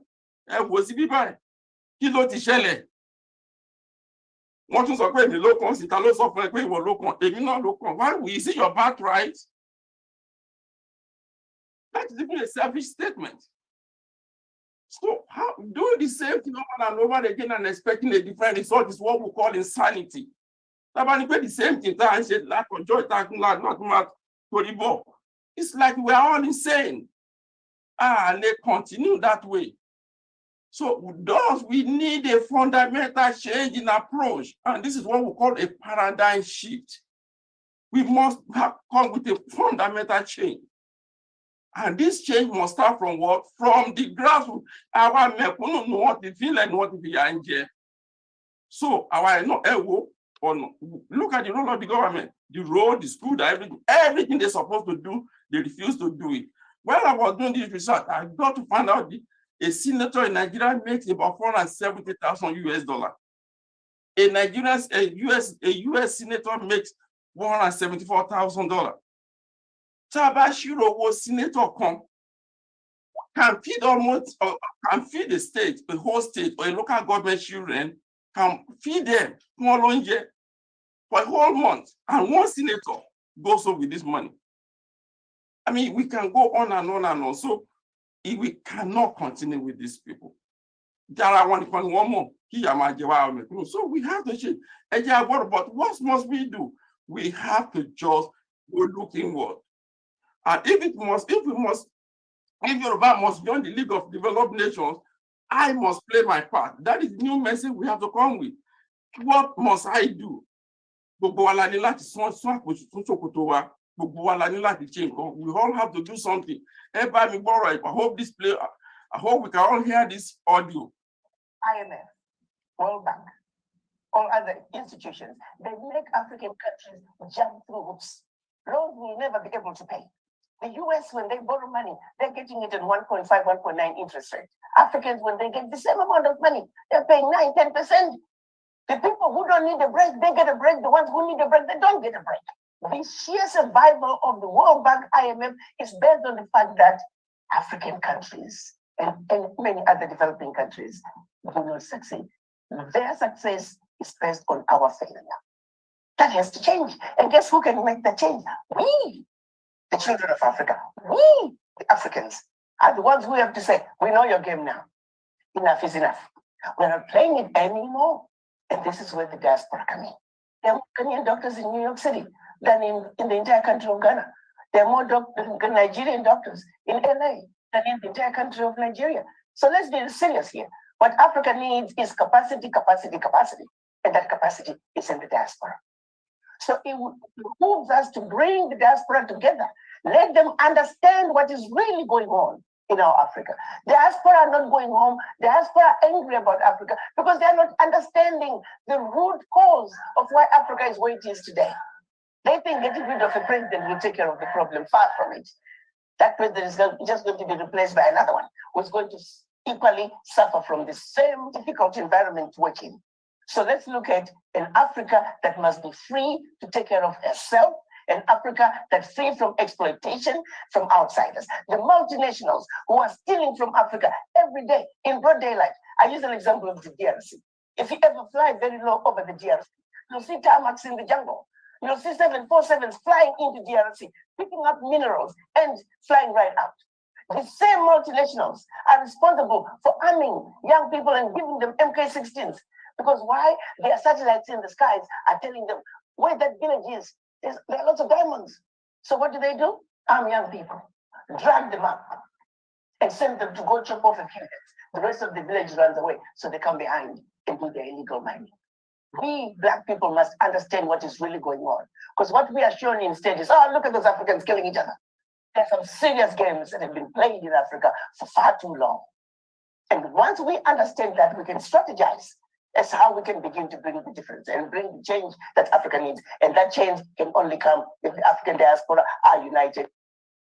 So, thank you, everyone. So, we have to take the bull by the horn. Say, like,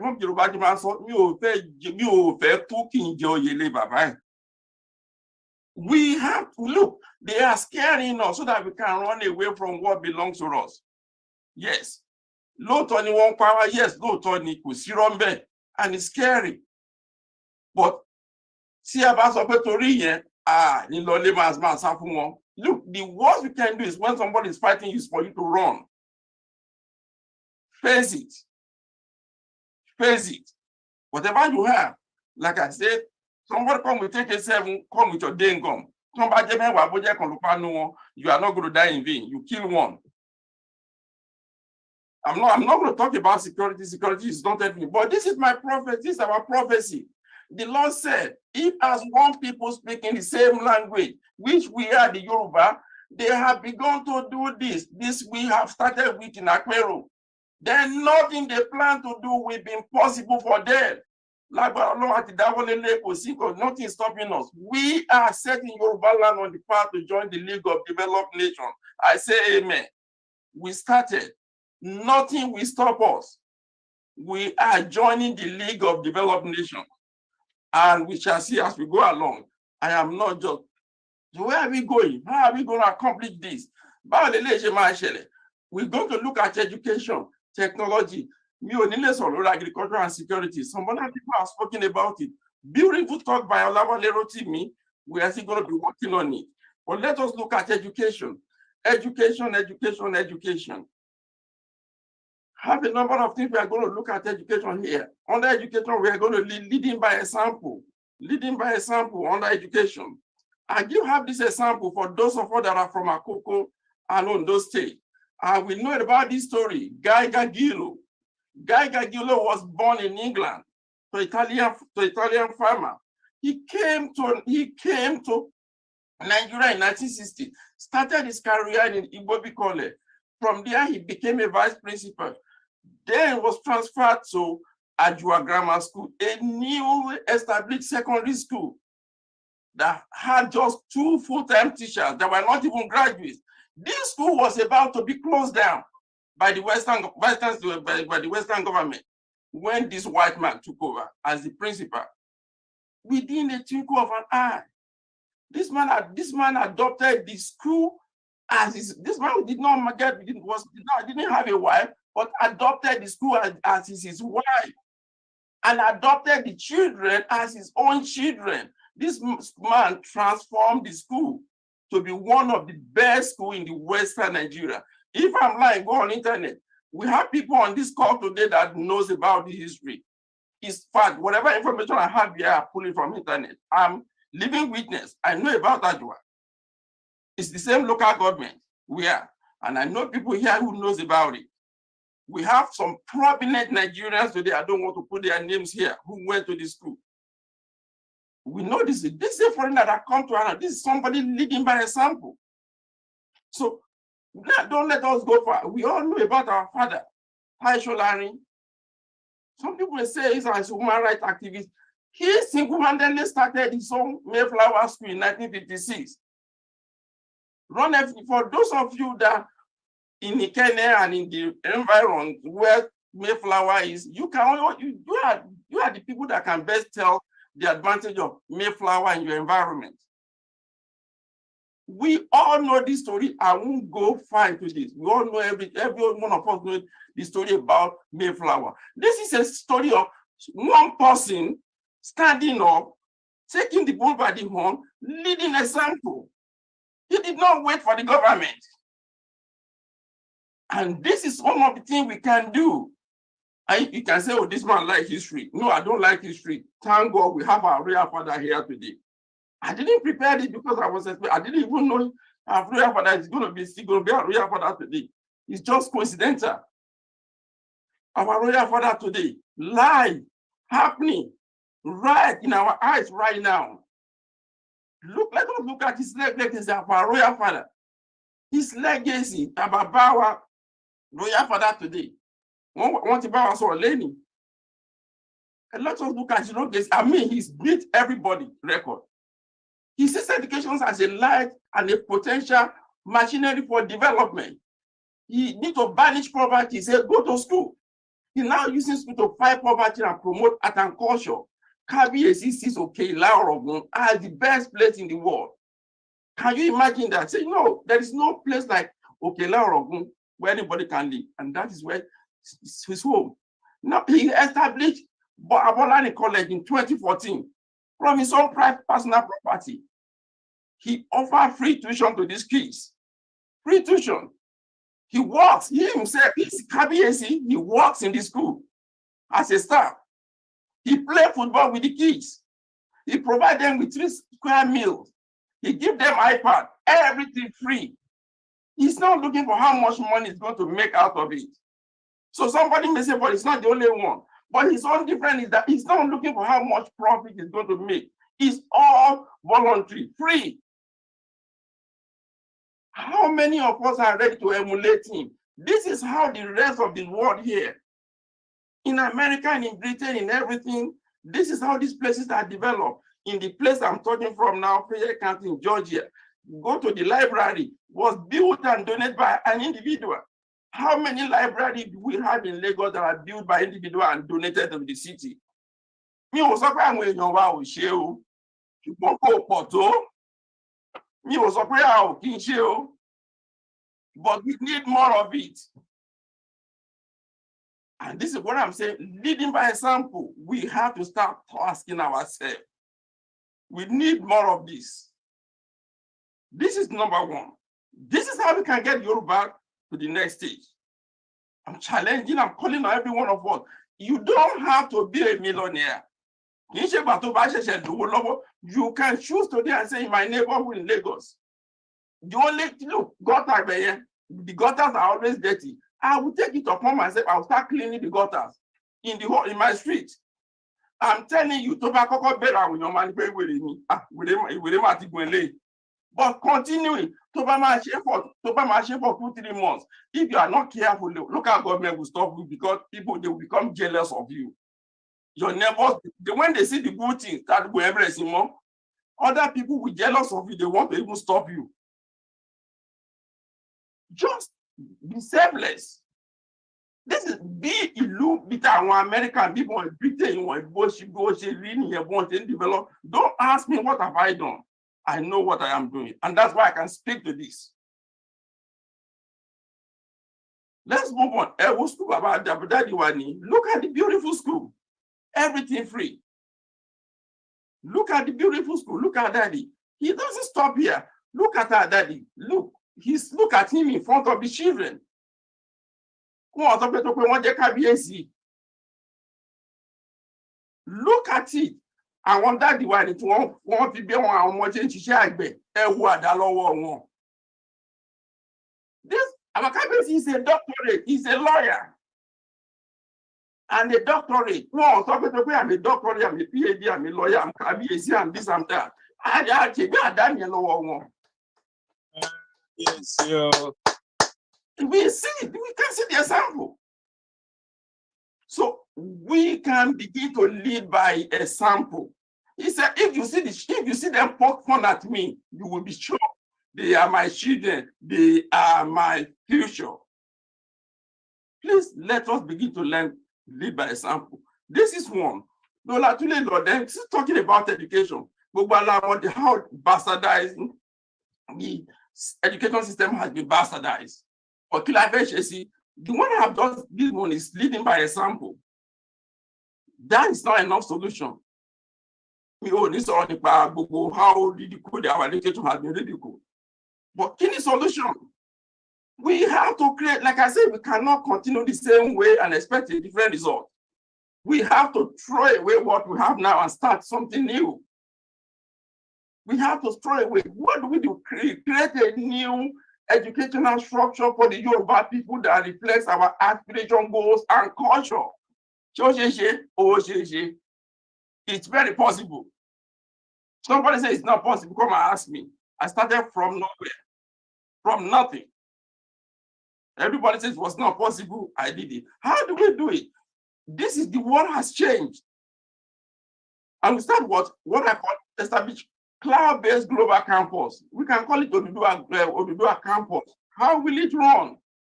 This is it. These are going to be the features of the school. Yeah, I won't be able to go through it. I'll just go through illustration.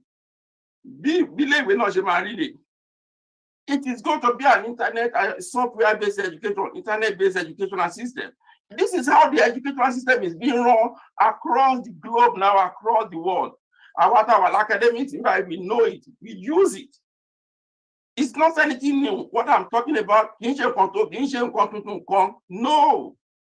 It is not something new. It's not something that I'm just fabricating. It's something that is being done here. In America and in Britain, everywhere, that is being done. Very practicable. It's not something that is it. So we go on to this e-learning system, and we create our own campus on the cloud. When we create this campus in the cloud, we can now ask public buildings and individuals to start subscribing to it. Even some schools, we can start asking them to subscribe to it. The details and how they are going to be doing it, all those things will be worked out. Because I'm not here to talk about the program itself. I just been coming here to show the idea. Within a mosque, they can have a classroom whereby the children will be receiving lecture. Within a particular public building, in a particular community, they can have a small classroom where the children could be having classes. In a church, in a private home, individual can subscribe to it. We can choose to define our own curriculum. Our lama select teacher time, subject time, whatever we want to teach, we will see it here. You can see this is going to be kind of a classroom. The classroom can be flexible, all kind of things. We can see a sample of how the classroom will look like. This is the type of a classroom the students are going to have. This is possible, it's being done, it's achievable. It's being done all over the world. So kind of, and it's not expensive. It's the cheapest form of education. So and we have the manpower to do it. We have all the resources. All that is left for us is, are we ready to do it? Is the willingness. And in fact, this is exactly what we are doing right now. For you being able to receive the seminar is this. We are doing education right now. That is what we are doing right now. Are you not learning something right now? This is where it works. And we just need to improve on it. But it's going to be better. There is a special software for doing all these things better than the Zoom. When we are ready to implement it, there are different software we can use. We will go into the details of that. But we can start today. This is very doable. People are doing it, countries are doing it. So this is a sample of a classroom, a free classroom, not just a fake one, where something like this is being implemented. and we can choose to do, then there's no barrier in terms of location. You can, if you want to start teaching children in Brazil, anything, whatever you want to teach, whether the children are in the US, whether they're in Yoruba land, whether the Yoruba children are in Lorry, whether they are in Chokoto, anywhere the Yoruba children are, and we want them to receive the Yoruba-based education. I'm not saying we are going to be teaching Yoruba alone. You are going to see other things we are going to be doing. Well, we are just talking about education now. I will talk about technology very soon. So if we can teach millions in a day, the limit is how much we want to do. And this is a very cheap program. We don't have, it's all we need. And we have so many of our youths, graduates that don't have jobs, that we can employ, we can train, we can mobilize to be part of this. They can become proctors in these classrooms. Get them engaged. Without interference, government can never have influence on you on this. Government cannot stop you because you don't need them. And that is why we say this educational system will be available 24/7, no strike. We all know now the university system has been on strike for how long? This one, no strike, available 24/7. Ìbá jẹ́ aago méjìlá òru lọmọ fẹ́ kàwé, ó máa kàwé ẹ̀ lọ ni. Ìbá jẹ́ aago mẹ́ta òru ni. And there will also be lecturer, the classrooms that are led by lecturer. And this will be completely devoid of interference by location 9. Completely devoid of it. So this is possible, this is doable. We can do it. We have the manpower, we have the people. I know a lot of Nigerians who already knows who are even experts in this one.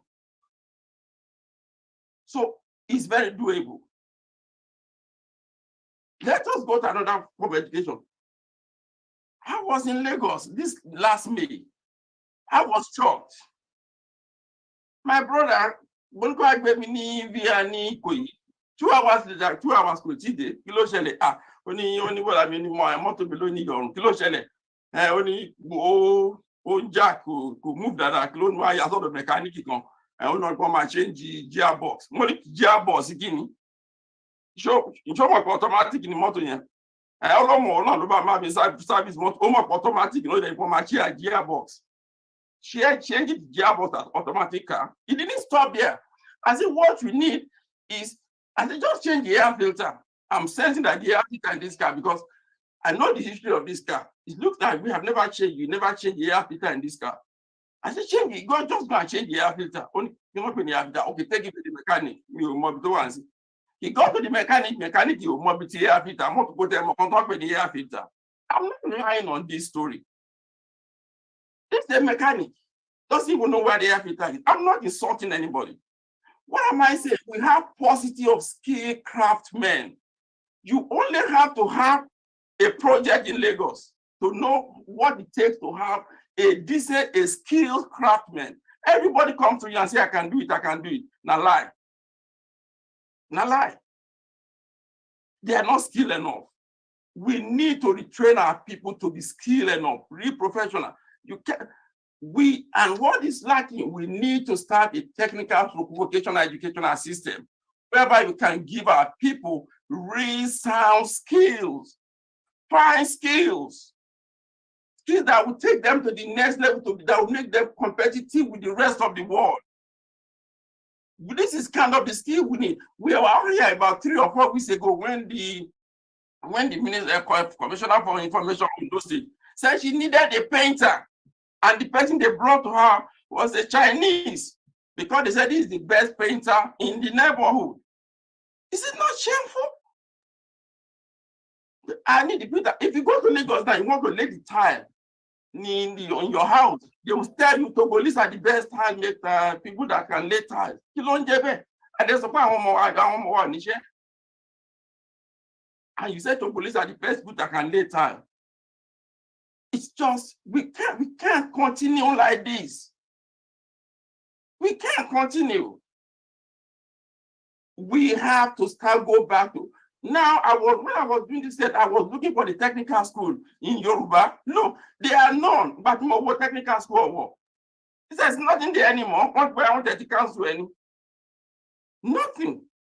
When you don't have technical school, how do you want to train? The technical school is like the engine power of any economy. Without the craftsmen, the technical people, no economy grows. How do you want to be doing stuff? It's just, you have to own a business to know how difficult it is to get skilled people to work for you. I'm in that shoe, so I know what I'm talking about. So what is the solution? We need to encourage and train our people on craftsmanship. Again, they go to all the details because of the time. But we can work on this. We can start a community-based vocational and apprenticeship program. Again, somebody will say, vocational is going to interfere with us. There are ways we can do this. We can go through the apprenticeship program. Apprenticeship program is just a way of start somebody who owns a business. You run it like a business. Get some people to be training with some people. The Igbos are doing the apprenticeship program. That is why the Igbos have upper hand when it comes to certain things. Because of this apprenticeship program, Harvard made a publication on this apprenticeship program on the Igbos. The Igbos have upper hand when it comes to this. This is why they own the computer village. This is why they hold all the electronics area in Lagos. This is why they are taking over Lagos. It's because of this apprenticeship program. Our youth, our Yoruba people are not ready for this. This is a fact. We have to go back to it. Let's move on. These are the things, when you talk about technical program, these are the kind of advantage. I won't wait upward. But let's go to technology. Technology. Under technology, I have about 4 topics that we have to talk about, but I'm only going to talk about information technology and electronics through computer. The electric car and solar energy, there won't be time. Maybe under the Aquiro, we'll be discussing that later on. But I will only talk about information technology and electronics with computer. When you look at India, as Yoruba people, that's what we call the human resources were outsourced. It is not the only petrol that we have to outsource. We do outsource skills. This is how the Indian economy survives. India is about 1.3 billion human beings. Their greatest resources is human resources. They export skills. And what is this skill? IT, information technology. Those of us in information technology knows what I'm talking about. If you are here in America, you are here in England, you cannot, if you have to do 3 interviews, you cannot go through this interview without go through the Indians. I have people in IT who are listening to me. They can bear me witness on this. The Indians they are not smarter than we, the Yoruba people. I know what we are doing here in Atlanta with my group. Some people here have seen my video, the videos of my kids. We have people making $500,000, even $1 million from IT. Here, I know what my children are doing. We have America. It's not possible in Nigeria. Oh, possible. We have kids now in Lagos making 2.5 million, 5 million naira, working for companies abroad. Remote, because last year, COVID, the world has changed. We now have what we call remote work. Thank God, fiber optics is deco. There's fiber optics in DI, fiber optic one, and even learned that the fiber optics has gotten as far as the redeem count.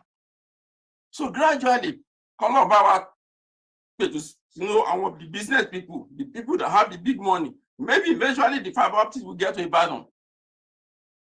And gradually, even with your modem, with your router, you can still do a lot. Don't let, so much is possible. We can start doing mass education of our youth in this information technology. The business, the market, look, come back to Yoruba, about get into IT. There is more than enough job. More than enough job. for every one of us. But the problem is the orientation. EBT, one that was your top. We have to re-engineer ourselves. We have to rethink. When Dr. Onyinkansola gave us the lecture about the new order, she told us the new world, where the new world is going. We are going to see. We have to be on fire. We are working at the light speed. We cannot afford to be behind. Look, you can be in Osogbo, Akure, Ife, anywhere, and work for company in South Africa anywhere. But you have to be prepared. Getting the skill is not easy. So let's move on. You can see the salary. I won't flash it. You can, when we watch the video later, we can see the salary. But no, this salary is based in the US. But I tell you, if you are working in Nigeria, you'll be making close to this salary. If you are working for companies, you can see, if you go to Ikoyi, you will see Microsoft building there. You will see Oracle, you will see Deloitte. All of them, they just started their building. Google was in Nigeria in 2020, Google CEO. Zuckerberg was in Nigeria in 2020. They were trying to look for start offices in Nigeria so that they could be recruiting Nigeria to work for them. I'm telling you this because I'm having insider on this information. We need to get our kids, our youth. We can change the energy. All the energy, the time they're spending on Yahoo, we can redirect the energy and you can change the energy. That's what we call energy flow. We can change the energy from Yahoo, change it to something else, and they will make more money. Live a better life. Make us proud. Dr. Banji, round up. So, how can this be done? It's time we start them young. Let me just quickly rush. Let us look at this. Let us look at where the future is going. Welcome to the new world. Is this Pizza Hut? No, sir. It's Google Pizza. Oh, sorry, I must have dialed the wrong number. No, sir. Google got Pizza Hut last month. Okay, I'd like to order a pizza then. Do you want your usual? My usual? Do you know me? According to our database, the last 12 times you called, you ordered an extra large pizza with 3 cheeses, sausage, pepperoni, mushrooms, and meatballs on a thick crust. Super. Yeah, that's what I want. May I suggest that this time you order a vegetarian pizza with sun-dried tomatoes on a whole wheat gluten-free crust? Shit, no. I don't want a vegetarian pizza. It sucks. It's too healthy. Your cholesterol is no good. How in the hell did you know that? We cross-referenced your home phone number with your medical records. We have the results of your blood tests for the last 7 years. Well, either way, I don't want your goddamn vegetarian pizza. I take medication for the cholesterol problem. Excuse me, sir, but you have not taken your medication regularly. According to our database, you purchased only a box of 30 tablets once at Superfarm Pharmacy 4 months ago. I bought more from another pharmacy. That doesn't show on your credit card statement. Well, I paid in cash, that's why. But you did not withdraw enough cash according to your bank statement. Jesus Christ, I have other sources of money. That doesn't show on your latest tax returns, unless you bought them using an undeclared income source, which is illegal. What the hell? Somehow you have my tax records? This is nuts! I'm sorry, sir. We use such information only with the sole intention of helping you. I'm sick and tired of Google and Twitter and WhatsApp and all that shit. I'm going to a desert island where I have to deal with any of that shit. I understand, but you need to renew your passport first. It expired 6 weeks ago. How in the hell did you know about my passport being expired? I was going to renew it. Jesus Christ, what's wrong with our country? Welcome to the new world. So just welcome to the new world. This is the new world. What I just showed us is powered by what we call artificial intelligence. Why did I show that? This is where the world is going. The world is going, it's all powered by computer. We need more people. There are more and more people that are going to be needed to do the programming, work behind the scene to make this happen. This is the new work of the new order that is coming. The same way we have telephone that came and changed the world. The flying aeroplane came and changed the world. Automobile came and changed. Internet came and changed the world. Artificial intelligence is right here. going to change the way we do things, the way we look at it, and changing the world. And it's your back position to be part of it. I'm not just saying we consume the product. Let us be one, let Yoruba sons and daughters be one of those people that actually be the experts doing this, making the money. This is projected to be trillions of dollar business as time goes on. You see, AI market is worth 30 billion right now in 2020 and expected to reach 300 billion by 2026. If Yoruba can take even 1% of the market by 2026, that would be $3 billion US dollar. This is how we should be thinking. This is how we should be projecting. Are we ready? What plans are we making? This is what we should be doing. Artificial intelligence, how we can train our unemployed graduates on this using what? E-learn. We can incorporate all this learning into this global campus I told us about. Let us look at the last subject, Internet of Things, the next generation. This is scary, but it is real. It is right here. This one is one that will scare every one of us. This one will scare me. I won't be able to show the video. But what this Internet of Things is saying is this. You know your table, your dining table, you smack it. It will say, hey, why are you smacking me? Your shoe will be telling you, every physical object around you will be able to talk and respond to you. Every physical object around you in your house will be able to control your life, control your movement.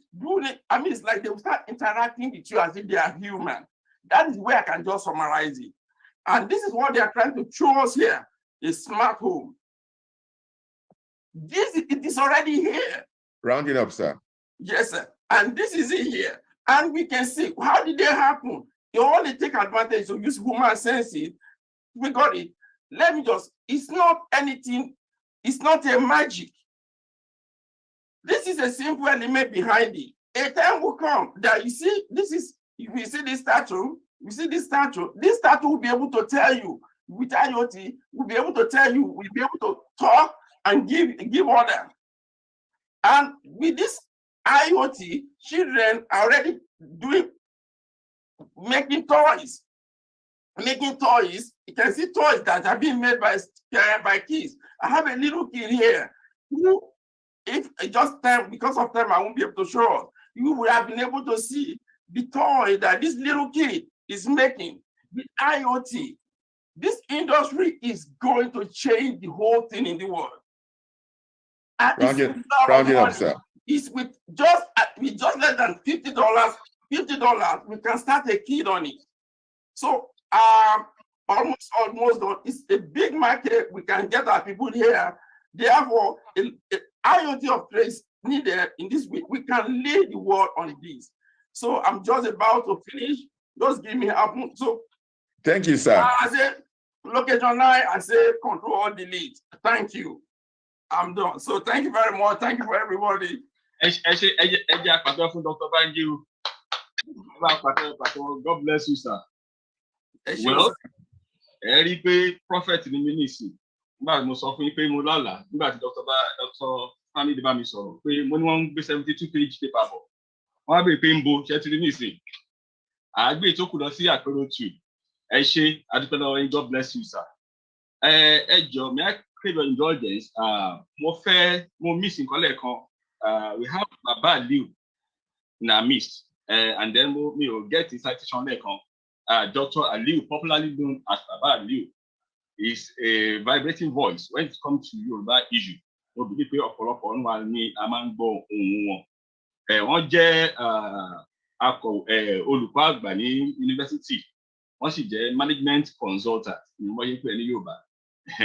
Wọ́n tún jẹ́ researcher, àwọn tó máa ń tún nǹkan wò. And he's also a political and economic analyst. Like I said earlier, he is a vibrating voice when it comes to Yoruba issue. Ẹ káàbọ̀ sáà ní wa Baba Aliyu. Tó bá ṣe díẹ̀ nísìnyí, à á pè yín. Lẹ́ẹ̀kan sí, we are live on David Hamilton Voices 234, Facebook as well as YouTube. So ẹ lè join one there. Dr. Banji, God bless you mightily. Lẹ́ẹ̀kan sí ẹ ṣé gan. Ẹni tó súpọ̀ nísìnyí ni Sister mi, ọ̀jọ̀gbọ́n Modúpẹ́ Adébáyọ̀. Ẹ káàbọ̀ sáré wa, ọkọ sí kọ̀yìn mà. Ẹ ṣé gan Dr. Awosanya. Mo kí mi mọ̀ bóyá kábíyèsí ṣì wà níbẹ̀ bó mo forí balẹ̀ forí adé o tí kábíyèsí bá ṣì wà níbẹ̀. Mo kí gbogbo ẹ̀yin bàbá mi. Mo kí bàbá wa Professor Gbádégẹṣin. Mo dẹ̀ kí ìyá wa náà Professor Ọmọfọlábọ̀ Ṣóyínká. Ẹ ṣé mà ẹ kó àjẹpẹ́ mà. Mo wá kí gbogbo ẹ̀yin bàbá mi tó mi ò kóyan yín péré o, gbogbo ẹ̀yin bàbá mi náà tẹ́ wà ní orí ìkàlẹ̀ yìí, mo kí yín o. Ẹ̀yin ìyá mi náà tẹ́ wà lórí ìkàlẹ̀, mo kí yín o. Ẹ̀yin ẹ̀gbọ́n mi, as a matter of fact, ẹ̀gbọ́n mi wà lórí ìkàlẹ̀ yìí, Pastor Mrs. Oyèbánjọ ní Àkàbàṣọ̀run, wọ́n wà ní orí ìkàlẹ̀ yìí. But mo kí gbogbo ẹ̀yin ẹ̀gbọ́n mi, mo kí ẹ̀yin àbúrò mi, mo kí ẹ̀yin ẹlẹgbẹ́ mi. Mo dẹ̀ kí gbogbo ẹ̀yin tẹ́ wà nílé àti àwa tí a wà ní orí ìkànnì. Ẹ ṣé gan-an. Ẹ jọ̀ọ́ ẹ forí jì mí o. Presentation mi òyìnbó ni mo máa fi sọ, ṣùgbọ́n màá máa fi Yorùbá màá máa fi di lẹ́ẹ̀kọ̀ọ̀kan.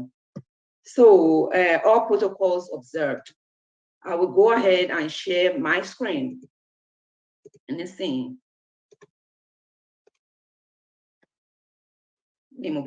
Share everybody in screen me. Arima. Okay. Thank you. Thank you very much. That's out of the way.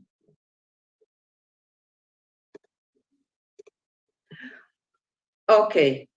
So the topic of my presentation is practical community-oriented health delivery system. So the purpose of my presentation is to examine practical ways to restore our healthcare delivery system to meet our needs. And I'm talking when we say our needs in our land, in Yoruba land. Some of the objectives of this presentation is to examine the current state of our healthcare system, to identify ways to make healthcare accessible to our people, and to describe the impact of other determinants of health, such as access to food, affordability, and physical environment, all of how this impacts healthcare. But up here, I actually took a quote from the National Institute of Nursing Research. And that quote states that health must be considered within the context of people's lives and living conditions. And with this quote, I will actually explain this further when we get to this slide, to the relevant slide. But before we start to discuss, what we should do with regards to our healthcare, let's quickly review the current state of healthcare in our land. And when I talk about it, I'm talking about at home, Nile. So in one of the sessions, I think it must have been June, we learned about the different levels of care. Primary health is usually the very basic, which is healthcare in our community. Healthcare with regards to routine care, the things that we need to keep ourselves healthy, and to also maintain good health. But what is going on really in our land, and it's been going on for a long time, is the over-reliance on tertiary care, or over-reliance on tertiary institutions to provide primary care. It's like putting square pegs in round holes. So Tiba Soni Yoruba is like or that kind of thing. It's like primary care. People should be getting in the community. They are actually going to tertiary institutions to get the primary care. And the reason is that the local governments in our land are responsible for the management of primary care. But because the local government have failed in their roles, of delivering that. That's specifically the reason why people are going to tertiary institutions to get primary care services. In fact, there was a letter that was written back in 2004 by two authors, Oyedeji and Abimbola, to the Nigerian Medical Journal. And what they did there was to explain how the local governments have not been effective in providing with the are now having to go to the to teaching hospitals to go and get care that they should be getting in their communities anyway. So in another study, actually this one was a study that was conducted in 2010. And this study, they conducted it in Ikosi Ejirin, a rural community in a rural local government in Lagos State. So in this study, they actually found that the local government had then had jurisdiction over 9 medical care facilities in their local government. And so when they went there to do their investigation during their study, what they found was that there was a widespread unsanitary condition in that, you know, the actual conditions of the facilities was unsanitary. The reason is that lack of water supply, you know, constant water supply.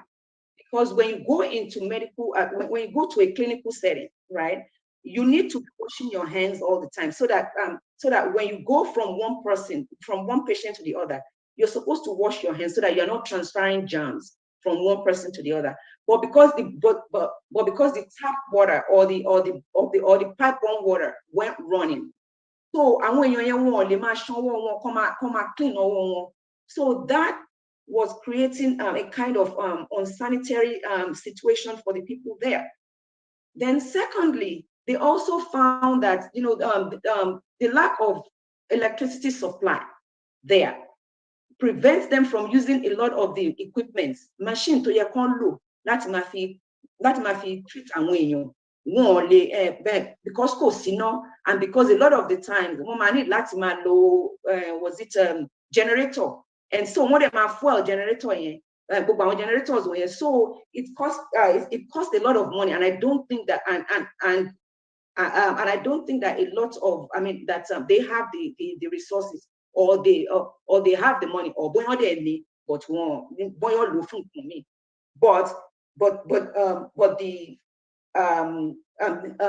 but the summary is that they could not get enough or consistent power supply to operate the equipment. They also found during their study, during the investigation, that the staff there were not on a regular schedule. Yeah, for example, in the US, if you're working in a medical facility, you know, if you work day shift, or you work night shift, or you work evening shift.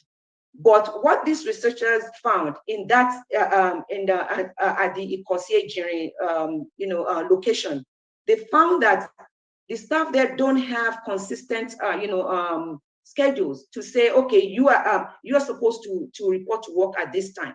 So can you now imagine when people go to those facilities, they do not have the staff to attend to them. Then finally, they also found that the investigators, they also found that in their books, there were no records of medical people or the clinicians having continuous medical education. Continuous medical education is very, very important in healthcare, because you need to stay up to speed with changes in maybe treatments, in changes with regards to maybe new conditions. For example, now they are even saying that smallpox is back. Smallpox that has been eradicated is now back. So those are some of the things that healthcare providers need to be trained need to be doing on a continuous basis. In fact, you cannot renew your license here in the US if you don't have a certain number or certain hours of continuous medical education. So these are some of the examples of why the healthcare system in our, in our land appear to be run down, or is actually run down, which means is almost non-functional. That's why you see, the president of the country flying to the US, flying to UK to get medical treatment, because the system, because the healthcare system in that country is in a sorry state. So, okay, so now what can we do for future state? And I'm going to draw from my experience of what works here. We know that here in the US, that healthcare is supposed to be universal. I mean, it is universal to some extent, but there are still some disparities with regards to access to the to healthcare, especially people who are colored people or Black and brown people. There are still some disparities. And so what we have done, or what we continue to do, is to provide services, at the grassroots level. And so two things that we do here, like we find places where people congregate a lot. One, Owambe party, churches and mosques. But Tabawo Owambe parties, right? The locations are not consistent, right? Only by lane, by Lola. But churches, we know people go to their church. They go to their church every Sunday at the minimum. Mosque and Kijimo on Fridays. So we know that people go to those places. So here, what we do is that we go to some of these. We go to these to these locations like churches. We go and do screenings for members of those churches. We can choose like days that we go. As a matter of fact, and I've been doing this for about 5 years now. I actually go to a church. Currently, I go to a church here. To provide services, like to screen the members, and I take students with me. So the students will use that as their training experience, and then the members of the church also will have access to care by them being screened for routine care. So that church provides like buses, so they will go and bring their members. We go there on Tuesdays and Thursdays. So on Tuesdays they will go and bring their members. We'll screen them for blood pressure, for blood sugar. We do health education. We review their medications with them. We talk about, if they need to consult providers, we make the calls for them.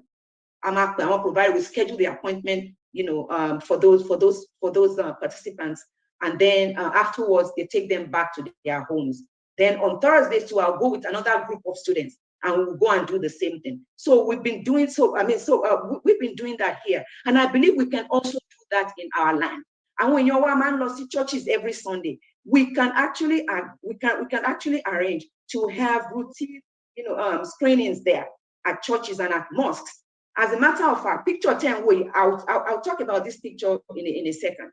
So the other thing, actually, health fair, health fair. Health fair, the difference between health fair and providing care to churches and mosques is that with health fair, you have to make it available to all of the people in that specific community. So you can't just restrict it to people in the church or at the mosque. So that's the difference. And this is something that we can do. Health fairs can be organized like every 3 months or every 6 months. That can be organized. Now back to the picture on the right. The very picture to one to me, a minimum one picture. Back in 2019 at my mosque here in Atlanta, we arranged a health fair. First of all, we actually came together. We created a healthcare committee. In that healthcare committee, nurses, doctors, pharmacists, our healthcare committee, our organized health fair. That health fair type of our mama members mosque.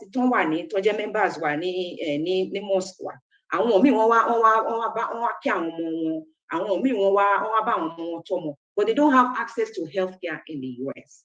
So our working in Kotali shape definitely health. So our organized health fair. I screen our mama at the same time.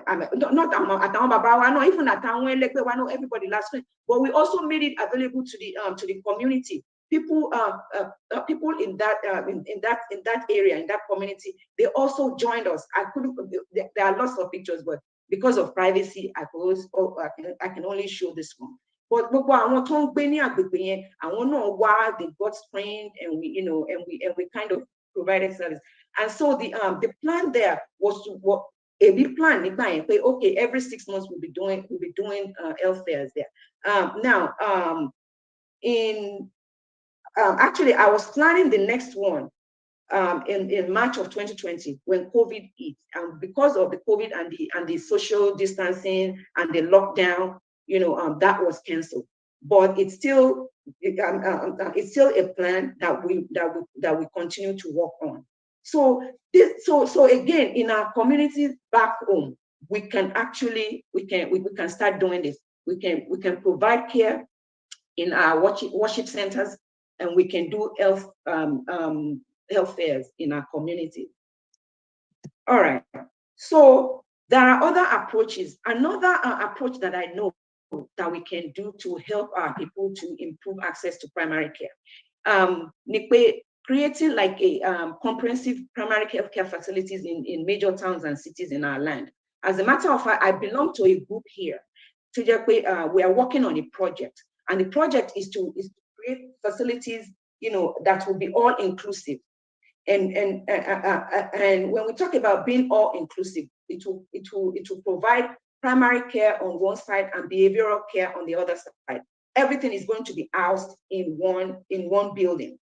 So in that same building, we will have assessment areas. We will have ambulatory treatment areas for chronic conditions. Blood pressure, high blood pressure, diabetes. They can come and be checked up routinely. There are even well-child exams, immunization, even going through prenatal, antenatal, prenatal care, family planning, even education on infectious diseases and stuff like that. All of this will be taken care of by the primary care section of that facility. And then on the other side, we'll also have behavioral health section. The behavioral health section will help to counsel people, on people who are undergoing or experiencing, trauma, psychological trauma, or maybe some stressors in their lives that they need interventions, and they need people to help them to navigate through that kind of problems. Then we'll also have a pharmacy in there, like a drugstore, so that people who are being seen in the facility can just walk across within the facility and go and fill their prescriptions. Then also there will be laboratories or lab sections where people where tests will be done. So one, in like transfer specimen and done everything will be housed in one place. And then radiologic and imaging procedure areas for diagnostics, such as ultrasound, CT scan and stuff like that. So that's one. That's like one idea from one of the things that we are doing here that I think that we can replicate in our land. Then policy consideration. What are the things that we need to consider to be able to do some of these things? First of all, we should consider helping our new graduates. For example, our medical practitioners as well. So a lot of them are leaving the country, looking for because share, we can actually help them. As a group, we can help them to set up, help them with with set up costs, capital and stuff like that. Just like Mr. Olawale presentation back in June. So helping people who are interested in getting into the agricultural sector, how they can help them, to kind of give them, incentives to help them, get into that sector. We can do the same thing. We can do exactly the same thing for our graduates, our medical and our clinicians graduates as well. Then what we can also do is to encourage our worship centers to partner with tertiary institutions. Tertiary institutions are like our teaching hospitals, like Lagos State University Teaching Hospital, UCH, Ibadan,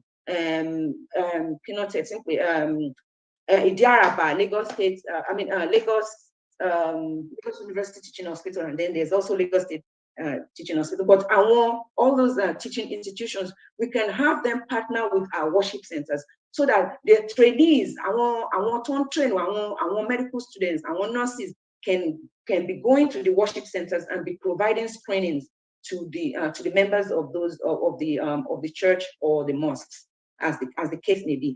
Then we should also consider creating like a list of practitioners or resources in our community, so that when people are being screened at some of these worship centers and they need follow-ups, then we will know who to call, or who to send them to, because then we will have compiled a list of the providers that can give them the service that they will need. All right, so secondary care institutions, well, we do need government with that one. To emphasize with the Kotimo described grassroots doing health fairs and doing screenings for people at worship centers. We don't need government at all. We don't need government to do that. We can do that on our own. We do it here. We don't need government involvement. But with secondary care institutions, we may need government in the sense that there may be some regulations, and then it's also capital intensive as well. So again, what we could do is to model our secondary care facilities after the Western region. What we used to do, Nigati and Babalo Tonwani, Western region, we can model our secondary care facilities around that. But we should emphasize the use of technology. Dr. Banji actually mentioned something very, very, very, very important during his presentation. He talked about artificial intelligence. That is what is being used now, right here in healthcare, and we use it a lot. I've been involved in multiple, healthcare implementations, healthcare software implementations where we're using, artificial intelligence to help to enhance care. So those are the things that we should consider, when we begin to revive our secondary care institutions in our land. Then, with regards to tertiary institutions, what we should do is that our emphasis should be to use tertiary institutions as training and research establishments. We should not use them as primary care centers, because that's not they will not serve the purpose for which they have been established. The purpose for tertiary institutions is to manage complex cases, and also to help to do more research, so that we can uncover ways to improve care to our people. And so again, the other thing that tertiary facilities can do for us also is to partner with our local facilities, so that, for example, primary care doctors, need follow-up, that kind of thing. In a more involved case, and they need to go to teaching hospitals, then the teaching hospitals can help out. But the teaching hospitals shouldn't be the first place to go. The first place to go should be your provider in the community. And so tabale sheni eto bae that in that kind of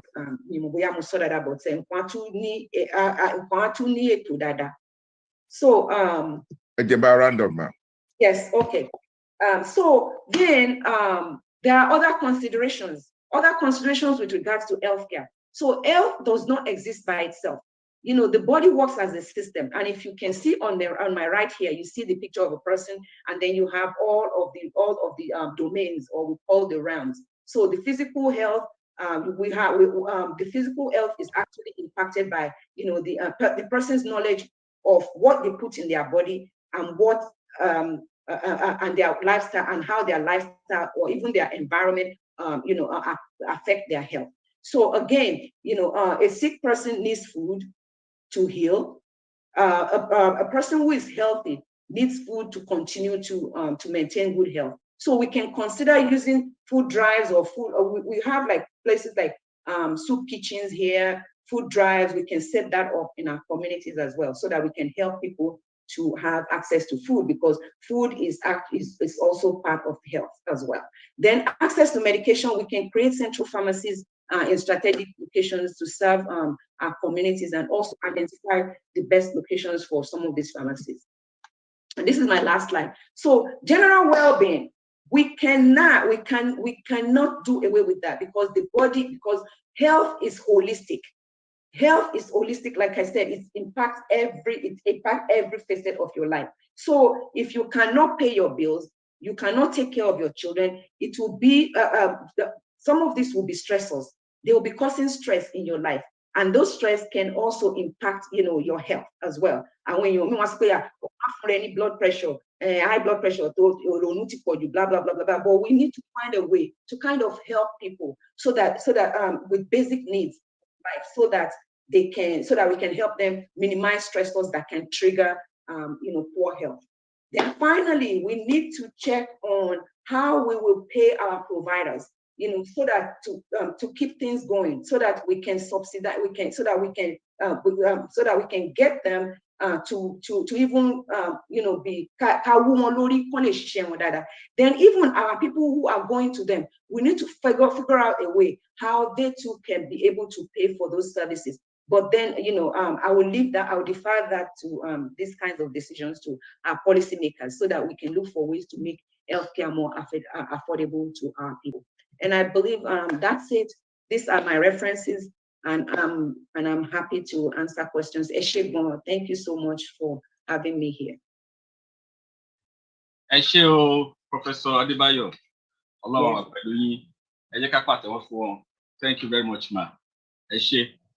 Yes, lákòókò yìí a fẹ́ pe àwọn bàbá wa Dr. Baba Aliyu bó ṣe brief citation lẹ́ẹ̀kan. Wọ́n jẹ́ olùkọ́ ní ilé ẹ̀kọ́ gíga yunifásitì. Wọ́n dẹ̀ jẹ́ àwọn tó máa ń sọ̀rọ̀ lórí ọ̀rọ̀ political and economic issues. So wọ́n máa sọ̀rọ̀ lórí community and classroom based on the engagement with people for governance. Important practical consideration. Baba Aliyu, ẹ káàbọ̀ sáà ní wàsá. Ẹ ṣé. Ẹ ṣeun. Àkọ́kọ́ mo kí Ọlọ́run ọba adẹ́dà, ọba tó dá n tó mí, ọba tó dá n tí ò mí, ọba tó yẹ pé ní òun nìkan náà ni olùkápá lórí gbogbo nǹkan. Kíkí mi wá lọ sí ọ̀dọ̀ àwọn kábíyèsí wa, mo fi kí yín o. Mo tún wá kí ẹgbẹ́ ọmọ Yorùbá ní North America tá ń pè ní àpérò, mo kí gbogbo yín o. Pẹ̀lú ògo Ọlọ́run jẹ́ kí ẹ kórè kò délé. Kíkí mi wá lọ sí dọ́dọ̀ àwọn bàbá wa àtàwọn ẹ̀yin ìyá wa tí ẹ wà ní lórí platform yìí, gbogbo yín mo kí o. Briefly, ẹ má bínú pé ní ẹnì kíní sọ̀rọ̀, wọ́n gbójú jáde, ẹnì kejì sọ̀rọ̀, a mọ̀ rójú wọn, ẹnì kẹta máa sọ̀rọ̀, a mọ̀ rójú Bàbá Aliyu. Bẹ́ẹ̀ ni. Kí nìdí? Kò sí nǹkan kan tí ó jọ mí lógún, kò sí nǹkan kan tí ó wà ní ọkàn àyà mi, ọ̀rọ̀ pé ní báwo ni Yorùbá ṣe fẹ́ kúrò lóko ẹrú. Nígbà tá a sì ti wá wà nínú ìjàngbara pé kí òbó dá dúró, oríṣiríṣi ọ̀nà ni àwọn ọlọ́pàá ọ̀tẹlẹ̀múyẹ́ wọ́n ń gbà láti lè ṣe àkóbá fún wa. So èèyàn wá need àti protect ara rẹ̀, torí pé àwa náà ní family, àwa náà ní ìyàwó àti lọ́mọ. So ìdí nìyẹn. Ǹtẹ́ gbogbo àwọn tó mi gbé síwájú ọ̀rọ̀ Yorùbá ni. Ẹ wo gbogbo àwọn beautiful presentations táwọn bàbá wa ti ṣe. Àtèyí tí àwọn dókítà wa tí Dr. Banji Adégúnlóyè tó ń ṣe, kò sẹ́ni tí ò ní tó listen sí wọn tí ò ní wò pé ní this is a beautiful presentation. Ṣùgbọ́n gbogbo ohun tó ń kàkalẹ̀ yẹn yóò ṣeéṣe bẹ́ẹ̀ ni, yóò ṣeéṣe, àmọ́ kìí ṣe ní location 9. Kò lè ṣeéṣe ní location 9. kí ló fà á tí ò ní ṣeéṣe màá sọ díẹ̀ kí ló fà á tí Yorùbá fi wà nípò tá a wà yìí gbogbo alámọ̀ pé ní ipò tí Yorùbá wà Yorùbá kì í sọ̀rọ̀ èpè àti di ẹni ẹ̀yìn torí pé ògo Yorùbá ò jáde ògo Yorùbá jáde ní 1952 sí 1959 ó sì ní reason tí ògo wa fi jáde nígbà yẹn but láti 1960 kò sí tí ń jẹ́ Yorùbá mọ́ orúkọ lásán ni là ń gbọ́ èdè gangan ó ti fẹ́ parẹ́ gbogbo ìlú wa gan àwọn míì ló ń control rẹ̀ nídìí eléyìí Ọlọ́run ọba dẹ́dà tó dá gbogbo wa ó dá Yorùbá sí ààyè ẹ̀ ó dá Ìgbò sáàyè ẹ̀ ó dá Haúsá sáàyè ẹ̀ àtàwọn ẹ̀yà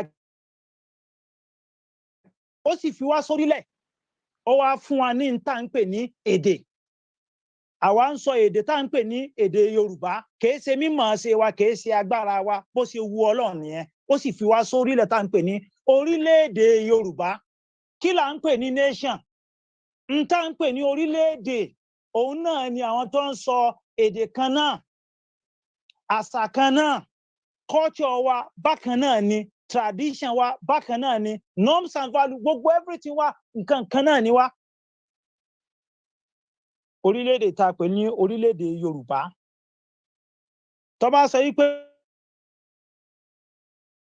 abẹ́ àkàtà àwọn kan tó ń ṣe aṣojú wa gbogbo àwọn beautiful presentation táwọn èèyàn ti sọ nípa pé ká ṣe báyìí ká ṣe báyìí ká ṣe báyìí ká ṣe báyìí with this present system tá à ń lò lọ́wọ́ kò lè work gbogbo ẹni tẹ́ ẹ bá rí ẹgbẹ́ wa kò ní work màá sì sọ díẹ̀ fún yín táyé bá wà Ọlọ́run tó wá dá wa tó dá Yorùbá tó dá Ìgbò tó dá gbogbo àwọn ẹ̀yà lọ́tọ̀ọ̀tọ̀ káàkiri ó mọ̀ọ́mọ̀ fi kálukú sórí tẹ́rítírì tó wù ni ṣùgbọ́n àwọn oríṣiríṣi ìṣẹ̀lẹ̀ ló ṣẹlẹ̀ tó di pé ní wọ́n wá mú àwa tí àyèsè ẹ̀yà kan náà wọ́n wá máàjì wa papọ̀ àwọn ọmọ ẹ̀yà wa míì bẹ́tẹ́ pé ní wọ́n ti wà ní other country wọ́n ti lọ di minority ń bẹ̀ bí irú àwọn ọmọ ẹ̀yà wa tán wà ní Benin we have about 31 traditional rulers ní ìlú tá ń pè ní Benin Republic àwọn ọmọ ìyá wa ti lọ àwọn ọmọ ìyá wa wá di ẹni tí wọ́n ń sá káàkiri gbogbo orílẹ̀ àgbáńlá ayé wọ́n wá ń develop àwọn other countries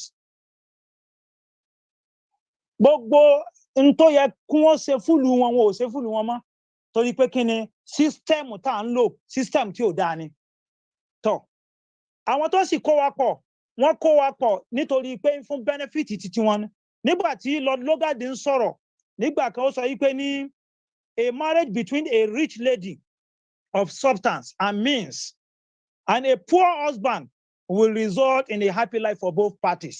Òun gan ò ṣàdédé máàjì wa papọ̀ that is Northern Protectorate and Southern Protectorate. Nígbà tí wọ́n ti rí i pé nítọ̀ ìlú tá a pè nílùú Àrèwá tá a ń pè ní North yẹn tó jẹ́ aṣálẹ̀ tún orí nǹkan kan mú wá gbogbo period yẹn tó yẹ pé ní owó ara wọn gbogbo àwọn èrè tí wọ́n rí náà wọ́n tún wá ná síbẹ̀ yẹn wọ́n wò pé ní it's either kẹ ju bí ilẹ̀ ọ̀ kẹ máàjì méjèèjì papọ̀ wọ́n sì máàjì méjèèjì papọ̀ òun náà sì wàá sọ̀rọ̀ ó wá fi àwa wé ipe ó ní àwa ni a rich lady of substance and means ìyẹn jẹ́ àwọn ará àṣàlẹ̀ ó ní and a poor husband ìyẹn jẹ́ àwọn ará òkè ọya ó wá ní will result in a happy life for both parties kí wàá náà tá a wá rí lásìgbà tí wọ́n ti máàjì wa papọ̀ àǹfààní wo la wá rí nígbà yẹn ẹnu opportunity tá a kankan tá a rí díẹ̀ òun náà ni between 1952 yẹn sí 1959 tí àwọn bàbá wa ó lọ́wọ́ tí wọ́n jà raburabu tí wọ́n gbé oríṣiríṣi nǹkan ṣe n tó sì jẹ́ kí wọ́n rí ṣe nígbà yẹn ni pé ní à á sì ń control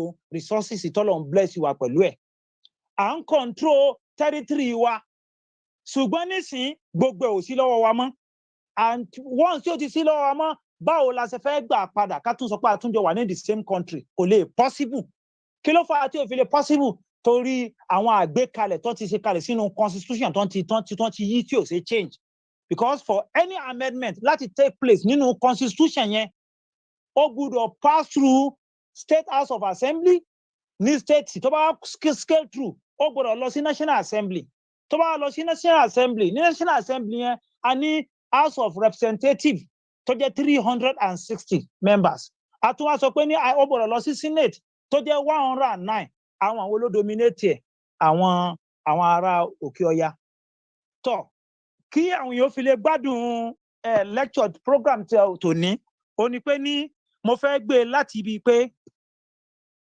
kí ló dé tá a fi bá ara wa nípò yìí kí là ń wò kí làwọn bàbá wa ń wò tá a fi wà nípò yìí ṣebí wọn ni ṣé kìí ṣebí wọn kí ló dé tó fi jẹ́ pé gbogbo ohun tá à ń pè ní resources wa àwọn ará àta ló ń control rẹ̀ even àwọn tó ń control rẹ̀ kìí ṣe àwọn tí mo dárúkọ wọn kìí ṣe Haúsá kìí ṣe Yorùbá kìí ṣe Ìgbò kìí ṣe Gara kìí ṣe Ìgàlà wọn ṣe Ìgbìrà ará àta tó wá láti ìta tó dalẹ̀ rú lọ́dọ̀ àwọn tá à ń pè ní Haúsá àwọn wo ni èmi máa ń pè wọ́n ní adaran òní Fúlàní wọ́n gba gbogbo ìlú onílù wọ́n gbà mọ́ wọn lọ wọ́n kọ́ńkà wọn wọ́n sì fi ẹ̀sìn wọ́n sì fi bò wọ́n lójú ó ti dàbí national anthem ní tí wọ́n ti ń fẹ́ ṣe lecture máa kọ́ yẹ̀yẹ̀ síta káwọn èèyàn understand pé ní ok kí ni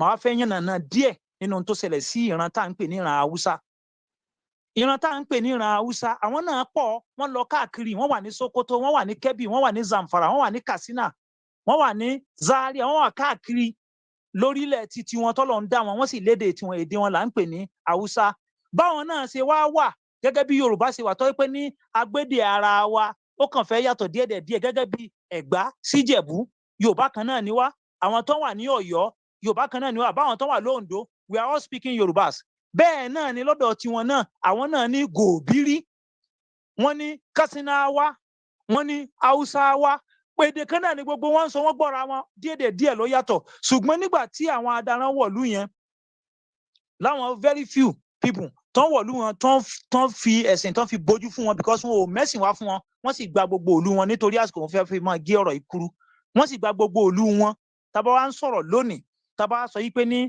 ọba Sokoto á sọ pé Fúlàní ọba Zamfara á sọ pé Fúlàní ọba Kebbi á sọ pé Fúlàní ọba Adamawa á sọ pé Fúlàní ọba Gombe á sọ pé Fúlàní ọba Bauchi á sọ pé Fúlàní ọba Jigawa á sọ pé Fúlàní ọba Kano á sọ pé Fúlàní ọba Katsina á sọ pé Fúlàní ọba Zaria á sọ pé Fúlàní àti bẹ́ẹ̀ lọ ẹ wọ́n ń gbé ìtàn yìí ni torí pé kí àwọn èèyàn fi understand pé níbo là á ti ń bọ̀ nígbà tá a wá ka ọgbà pípọ̀ ìta sọ pé ó jẹ́ Fúlàní wọ́n pa gbogbo àwọn ọba tó yẹ pé ní àwọn ni wọ́n nílùú lórúkọ ẹ̀sìn lórúkọ jihad kí wọ́n á ló ṣẹlẹ̀ lónìí tún wá padà sẹ́yìn a sọ pé ní gọ́vnà Sokoto Fúlàní gọ́vnà Zamfara Fúlàní gọ́vnà Kebbi Fúlàní gọ́vnà Adamawa Fúlàní gọ́vnà Gombe Fúlàní gọ́vnà Bauchi Fúlàní gọ́vnà Jigawa Fúlàní gọ́vnà Kano Fúlàní gọ́vnà Katsina Fúlàní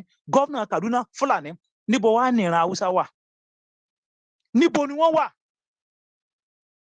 they have been caged they have been subdued they have been rendered useless people who exist ma ká sọ pé ní ọba Ọ̀yọ́ Fúlàní ọba Èkìtì Fúlàní ọba Oǹdó Fúlàní gbẹgẹ ká máa kà bẹ́ẹ̀ ọba Enugu Fúlàní nílùú tí èsè ìlú yín wọ́n sì gba gbogbo ìlú yẹn pátá gbogbo bí tí àwọn pípò yìí ti sọsẹ́ kò mọ níbẹ̀ yẹn wọ́n tún wá extend ẹ̀ sílùú tá à ń pè nílùú àwọn tápà àwa Yorùbá akókó mọ́ súnmọ́ tápà díẹ̀ wọ́n wọ Bídà Malam Dendo lẹ́ni tó wọ Bídà ńgbà tó wọ Bídà tọ́ba àwọn pípò yẹn fẹ́ sì fẹ́ wọlé ẹ̀ máa di pọ̀ padà sí wọn máa tẹ́ wọn ò sanra ẹ̀ kàn máa wọ lẹ́ngẹ́lẹ́ngẹ́ bíi pé wọn ò jámọ̀ kankan bẹ́ẹ̀ sì ni wọ́n lè dà lúrú ńgbà tí Malam Dendo tó wọ̀ lu tó ń pè ní Bídà tí ó wá bọ́ sásìkò tí ọba ìlú tá ń pè ní ọba Bídà kú àwọn cousins méjì wọ́n wá ń jà sí throne yẹn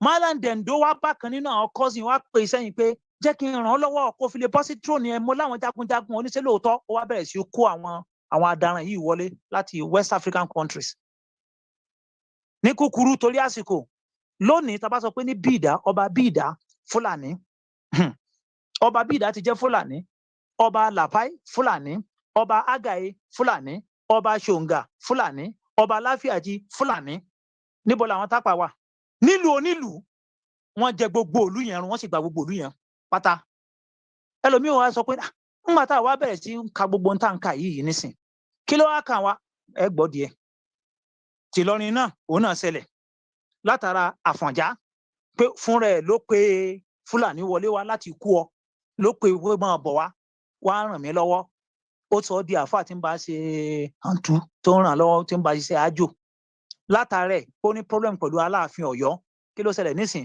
ọba Ìlọrin Fúlàní tọ̀ títí Ìlọrin tó ń sẹ́pẹ́rẹ́ díẹ̀ torí pé kí ni gbogbo district head pátá tó wà ní gbogbo ìlú tá a ti kà pátápátá yẹn Fúlàní ni gbogbo wọn gbogbo ward head nílùú tá a kà yìí Fúlàní gbogbo wọn gbogbo àwọn village head tá a kà yìí nínú gbogbo ìlú tí mo ti dákọ̀ yìí Fúlàní ni gbogbo wọn kò sáúsá kan bẹ̀ sẹ́rí pé tiwọn ó ti kọjá tá a lè sọ ordinary baálẹ̀ wọn ò lè jẹ́ baálẹ̀ tí láyé ìparẹ́ nílùú yẹn ní gbogbo àwọn ìlú yẹn wọn ò lè jẹ́ àwọn nìkan ni wọ́n wà ń bẹ̀ dé mọ́ central mosque kọ̀ọ̀kan ní state kọ̀ọ̀kan Fúlàní gbogbo wọn tọ̀ ìyẹn lọ bẹ́ẹ̀ wọ́n ti wá interview gọ́vnà Bauchi nígbà kan wọ́n wá ń bi léèrè pé àwọn adaràn yìí tó wá di pé ẹ̀kọ́ occupy everybody ọmọ ìlú wo gangan nìyí quote mo fẹ́ quote ọ̀rọ̀ rẹ̀ nísìn ó ní a Fulani man is a global or an African person he moved from Gambia to Senegal and his nationality is Fulani ẹgbẹ́ ó ní his nationality is what is Fulani. We cannot just close our borders and say the Fulani man is just a Nigerian. No.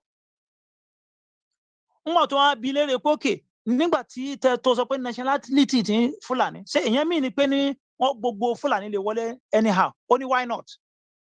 Only we are already accommodating them. Àwọn ti believe pé gbogbo ibi tí adarán bá ti wá àwọn ní right wọ́n sì consider ìlú tá a pè ní location 0 yìí wọ́n ti consider pé ní God given country ní fáwọn. Now nígbà tí wọ́n á gba gbogbo ìlú yẹn pátápátá kí ló wá dé táwa fi ń ka gbogbo nǹkan ń kà yìí ẹ jẹ́ ká bọ́ sí under federal government n tó kàn wá nìyẹn. A wá rí i pé under federal government náà gbogbo ń tà fi ń ṣe agbára pátá níbo wọ́n rù lọ Kaduna. Ṣé Kaduna jẹ́ federal capital ni? No.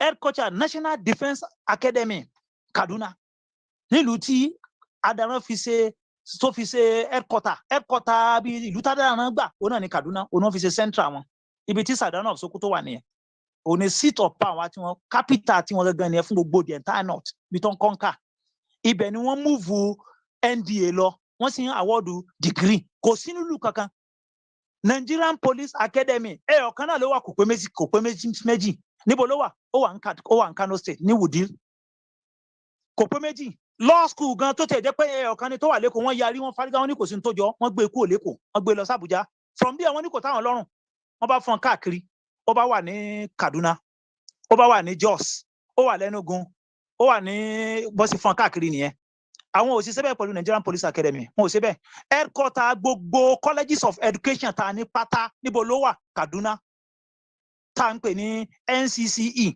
headquarter gbogbo polytechnic ta ní pátá ní Nàìjíríà níbo ló wà ó wà ní Kaduna gbogbo àwọn lọ́pọlọ tá a ti ń dárúkọ wọn tí Yorùbá ti ní níbo ni wọ́n wà ládùúrú bọ́ọ̀lù ń ṣe bless Yorùbá professors mélòó la fẹ́ kà. The first Nigerian professor of history, Yoruba. The first professor of philosophy, Yoruba. The first professor of linguistics, Yoruba. The first professor of Arabic language, Abiotan, and Islamic studies, Yoruba. The first Nigerian professor of Yoruba and African literature, Yoruba. Professor Wande Abimbola. The first Nigerian professor of theater and arts, Professor Joel Adeyinka. The first professor of library and information science, Yoruba. The first Nigerian professor of education, Yoruba. The first Nigerian professor of physical education, Yoruba. Mélòó la fẹ́ kà. Mo lè máa lọ kí máa kà lọ báyẹn lọ títí tó. Now, nísìn, nígbà tá a ti wá wà nírú ìlú yìí, ìlú tá a pè ní location 9 yìí, tó yẹ pé gbogbo nǹkan pátá ọwọ́ wọn ló wà, ètò ààbò, ọwọ́ wọn ló wà, power, ọwọ́ wọn ló wà, agriculture, àwọn non control rẹ̀. Everything àwọn náà control rẹ̀ níbo la ti ń rí owó ó dùn mí pé kò sásìkò níbo lowó ti ń wá níbo wọ́n ti ń rí owó yẹn àwọn tó ń bankroll ìlú tá à ń pè ní country tá à ń pè ní Nàìjíríà àwọn ẹ̀yàwó ni a sọ pé ní Yorùbá àti South ó tán kò mọ̀ sí Ìgbò ń bẹ̀ bẹ́ẹ̀ ni according to National Bureau of Statistics report gbogbo ẹ̀ ló wà nílẹ̀ the same thing náà lọ́dọ̀ àwọn people yìí tá wí náà àwọn north náà kò sí nǹkan kan tó ń contribute ṣùgbọ́n wọ́n wá dá ọgbọ́n kan ọgbọ́n tí wọ́n dá ni pé ní anytime tó máa fẹ́ share allocation wọ́n ti base ẹ̀ sórí population wọ́n ti base ẹ̀ sórí land mass wọ́n ti base gbogbo ọgbọ́n tó ń dá yìí ni pé ní wọ́n ti gba gbogbo land mass wa ẹ wo ti Kwara State nísìn ọba tó wà ní Kwara State gbogbo ọba Yorùbá pátá wọ́n ti kó wọn lọ wọ́n ń pè wọ́n ní northern state ni wọ́n ń pè Kwara State nísìn gbogbo ọba Yorùbá tó wà ní ìlú Kwara ó ti wà lábẹ́ àkàtà àwọn adaran Yorùbá sì lajúlẹ̀ gbogbo ọba Yorùbá tó wà ní Kogi State ní Kogi a ní local government méje ń bẹ mẹ́fà ń bẹ nínú gbogbo ọba tó wà ń bẹ náà wọ́n ti kó wọn sí abẹ́ àkàtà kíni north kí ló fà torí ilẹ̀ tó wà ní Kwara State alone ó ju gbogbo ilẹ̀ Ìgbò lọ pátá land mass in southeast is 29,000 square kilometers. The difference between the entire southeast and Oyo State is just a difference of 1,000 square kilometers. Oyo State alone is 28,000 square kilometers. Ní Oyo State lásán, gbogbo the entire southeast here is just 29,000. Kwara State is 36,000 square kilometers. Gbogbo ilẹ̀ títí wa táwa ní wọ́n ti bu ilẹ̀ wa tó wà ní Kwara 36,000 yẹn ó ti lọ sọ́dọ̀ tiwọn. Àwọn wá ń claim pé ní àwọn làwọn nílẹ̀ jù torí pé kí ni land mass nísìn tó wà ní north 72% land mass ó ti wà ní north ó sì wà nínú sharing formula tó ń wò àwọn yardstick tó ń lò tó bá fẹ́ fi pín allocation wọ́n ń lo population láti 1959 30 selection 20 dìbò 20 bọ́ sórí power ibi tí agbára ti bọ́ sọ́wọ́ wọn nìyẹn láti ìgbà yẹn ni wọ́n ti sí border gbogbo àwọn adaran tó wà ní West Africa láti Chad ni láti Mauritania ni láti Senegal ni láti Niger ni láti Guinea Bissau ni láti Guinea Conakry ni gbogbo wọn ti ń rọ́ wọlé tó pé ní tẹ́ bá lọ sí Adamawa State nísìn Fúlàní ti occupy gbogbo bẹ̀rẹ̀ pátá wọ́n ti pọ̀jù ọmọ onílù lọ tẹ́ bá lọ sí Gombe State Fúlàní ti gba gbogbo ìlú yẹn wọ́n ti pọ̀jù ọmọ onílù lọ kò wá sí bẹ́ẹ̀ ṣe fẹ́ wá ya Fúlàní pẹ̀lú Haúsá nísìn torí pé kí ni wọ́n ti gba ṣòkòtò nídìí wọ́n ti fẹ́ra wọn tó yẹ pé ní tẹ́ bá rí Haúsá kan tẹ́ bá pè kẹ́ sọ pé ní kó sọ nípa fámìlì rẹ̀ ó máa mú Fúlàní jáde ó lè sọ pé ìyá òun Fúlàní àbí kìnnìkan bàbá rẹ̀ Fúlàní ó máa rí torí pé kí ni ọ̀rọ̀ tá à ń sọ yìí ní ọ̀rọ̀ tó ti lé ní 200 years ni. Now nígbà tó wáyé pé ní gbogbo ipò pátá ẹ̀yin lè ń control rẹ̀ Minister of Justice àwọn ni wọ́n control judiciary tí ẹ bá pẹ́ lẹ́nu ọjọ́ mẹ́ta yìí nísìn títọ̀ àwọn olóhùn ò ṣe mọ́ àwọn ni wọ́n control gbogbo judiciary wa Court of Appeal àwọn ni wọ́n control rẹ̀ High Court àwọn ni wọ́n control rẹ̀ ẹ̀rí pé wàhálà dé gbogbo ń tá ń pè ní ètò ààbò pátá ọ̀wọ̀ wọn ló wà Chief of Army Staff ọ̀dọ̀ wọn ni Chief of Naval Staff ọ̀dọ̀ wọn ni Director General SSS ọ̀dọ̀ wọn ni Director General of NIA ọ̀dọ̀ wọn ni Minister of Defence ọ̀dọ̀ wọn ni Minister of Police Affairs ọ̀dọ̀ wọn ni Comptroller General òótá ẹni tá ń pè ní Ahmed Ali ọ̀dọ̀ wọn náà ni Comptroller General Nigeria Correctional Service tá ń pè ní prison tẹ́lẹ̀ Haliru náà bàbá adaran ni gbogbo ipò pátá àwọn people ti kóra wọn síbẹ̀ tó pé ní ọgbọ́n ò lè fẹ́ fi fara yín Port Authority àwọn náà ń control rẹ̀ Petroleum bàbá Buhari òun ló ń control rẹ̀ Aviation àwọn náà ń control rẹ̀ Agriculture àwọn náà ń control rẹ̀ Communication àwọn náà ń control rẹ̀ Power àwọn náà ń control rẹ̀ FCT àwọn náà ń control rẹ̀ Water Resources àwọn náà ń control rẹ̀ Education àwọn náà ń control rẹ̀ kí ló dé ńbo ni Yorùbá wá wà níbo làwọn ọ̀ràn yòókù wà kí ló dé ṣé bá sì máa bá lọ lélẹ́yìn gbogbo ipò pátá fan ni àwọn náà ń control fan NTA àwọn náà ń control rẹ̀ NYSC àwọn náà ń control rẹ̀ NBC àwọn náà ń control rẹ̀ ṣe irú ìran ó wà ní adaran tó jẹ́ pé ní minority ni wọ́n àwọn ni wọ́n wá ń control gbogbo tó wà tábà sì wá wo ìpìlẹ̀ ẹgbọ́n nínú ọ̀rọ̀ tí wọ́n sọ ẹgbọ́n ọ̀rọ̀ wọn kí n mú jáde lọ́kọ̀ọ̀kan nísìn ní 1948 Tafawa Balewa ó sọ gbólóhùn yìí ó ní since 1914 the British government has been trying to make Nigeria into one country but Nigerian people themselves are historically different in their background, religious belief and customs, and do not show themselves any sign or willingness to unite. Nigerian unity is only a British invention. Nti Tafawa Balewa sọ nìyẹn o. Ó tún yá Sir Ahmadu Bello òun náà tún sọ ní 1952. Ó sọ pé only the North will have preferred a separate political future instead of being yoked with the South. Over time only the mistake of 1914. Ẹ máa gbọ́ tọ̀rọ̀ táwọn people yìí sọ o. Nígbà tí Abubakar Balewa ó tún sọ̀rọ̀ ní 1948. Only many Nigerians speak of unity. They are well too loose about it. Many of them deceive themselves by thinking that Nigeria is one. This is wrong, particularly for some of the press people with the chance of writing in papers to tell the whole world that this is one country. When they lecture, they shout out that Nigerians are one people. This is wrong. When I look around me in the council, I see honorable members from all parts of Nigeria sitting together. I am bound to feel some sense of presence of unity, but I'm sorry to say that the presence of unity is artificial and it ends outside this.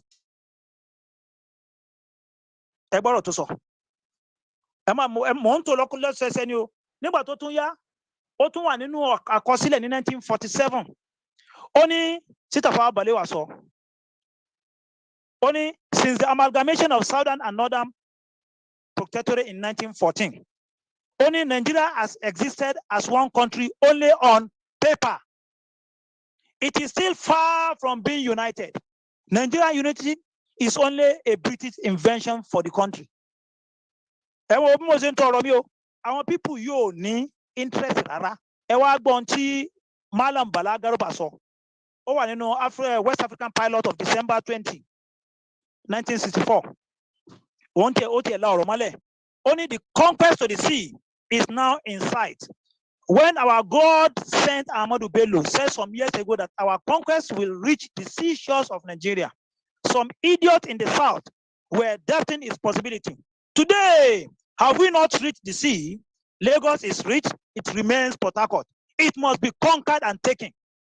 LOC Port Authority wa àwọn tó wà ńbẹ̀.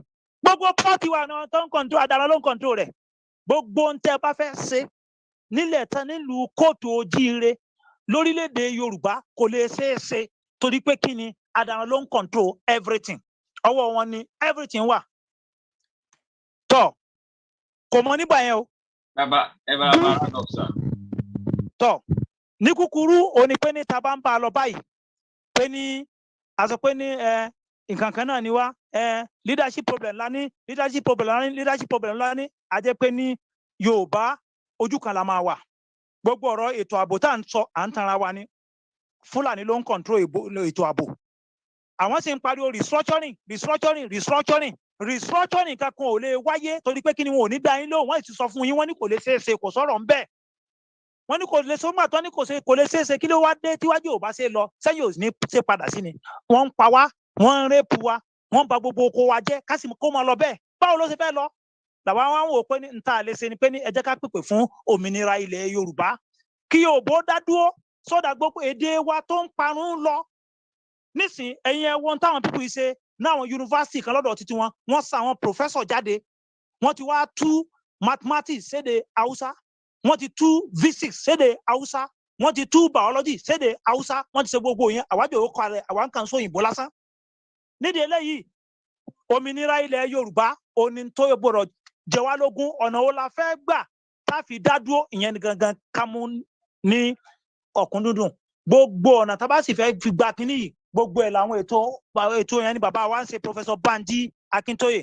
Mo á ń fi àsìkò yìí dúpẹ́ lọ́wọ́ yín fún opportunity tẹ́ fún mi ni o. Ó ká mi lára pé torí àsìkò ni o tọ̀ ẹ ṣeun Ọlọ́run gbàdúrà ìwọ gbogbo wa. Ó dàbọ̀. Ẹ ṣé sà Ọlọ́run a máa lọ́ra ẹ̀mí ẹ jẹ́ ká pàtẹ́wọ́ fáwọn bàbá wa ẹ ṣé gan. Ẹ ṣé. Now láì fi àkókò ṣòfò a máa dúpẹ́ lọ́wọ́ àwọn bàbá wa mẹ́rẹ̀ẹ̀rin tó ti bá wa sọ̀rọ̀ mẹ́tẹ̀ẹ̀ta àtàwọn màmá tó ti bá wa sọ̀rọ̀ lénìí.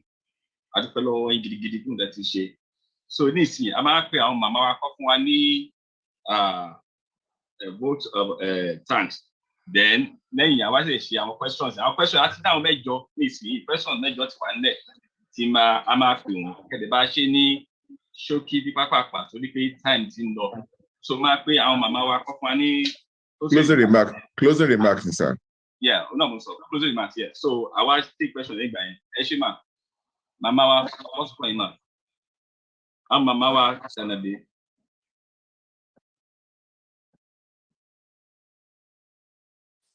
Ẹ ṣeun o, nígbà tí a fẹ́ bẹ̀rẹ̀, a sọ wípé ní òní àwọn gbogbo tí a pè, wọ́n máa sọ ọ̀rọ̀ rẹpẹtẹ fún wa. Ẹ̀yin náà sì rí bí gbogbo ẹ̀ ṣe lọ, pé ọ̀rọ̀ wọn kókó ni, kò tiẹ̀ sí àṣàjàdànù nínú gbogbo nǹkan tí wọ́n sọ. Láti orí ibi education àti health àti governance, gbogbo ẹ̀ ni ó bára wọn mu, gbogbo ẹ̀ la sì nílò láti yí padà. Àwọn nǹkan tí wọ́n sì dábàá fún wa, gbogbo ẹ̀ náà ó bára wọn mu. Mo wá fi àsìkò yìí dúpẹ́ lọ́pọ̀lọpọ̀ ní ọwọ́ wọn wípé wọ́n ṣeun gan ni.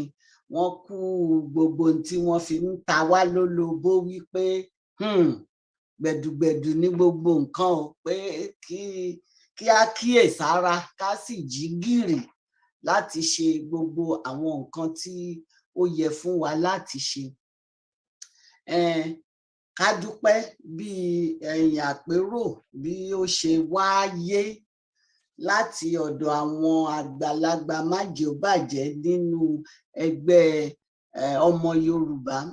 Mo wá fi àsìkò yìí náà dúpẹ́ lọ́wọ́ Professor Gbádégẹṣin àti gbogbo àwọn tí ó kù tí wọ́n wà nínú àpérò. Gbogbo yín, gbogbo iṣẹ́ tẹ̀ ń ṣe, iṣẹ́ gudugudu ni gan ni o. Ẹ ti ṣe gudugudu méje àti yàyà mẹ́fà.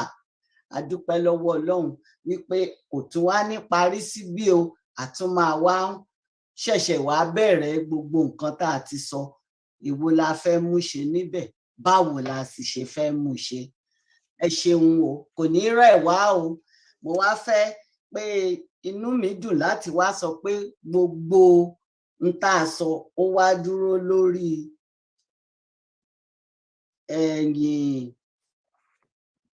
irọ́ ni wọ́n ń pa, Yorùbá ò lè parun. Èké ni wọ́n ń ṣe, Yorùbá ò lè parun. Àtẹ́wọ́ labálà, a ò mẹ́ni tó kọ ọ́. Irọ́ ni wọ́n ń pa, Yorùbá ò lè parun. Ẹ ṣeun o. Màmá wa, ẹ ṣé pọ̀ mà. Ọlọ́run máa lọ́ra ẹ̀mí. Ẹ ṣé o. Ẹ ṣé. God bless you ma.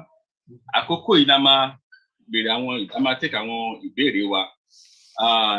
Ẹnì kìíní tí mo kọ́kọ́ rí ni Ọpẹ́yẹmí lórúkọ níbẹ̀ yẹn, mọ̀ mi wọ́n ṣe wà níbẹ̀. Ṣé wọ́n wà níbẹ̀? Ọpẹ́yẹmí. All right, ó dẹ̀ pé bí àwọn ti lọ.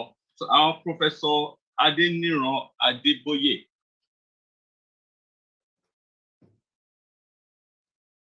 Musta. Okay. Ṣé gbọ́ mi? Bẹ́ẹ̀ni sà. Mo dúpẹ́ púpọ̀ fún ìpàdé yìí. Mo kí orí adé, kí adé ó pẹ́ lórí, kí bàtà ó pẹ́ lẹ́sẹ̀.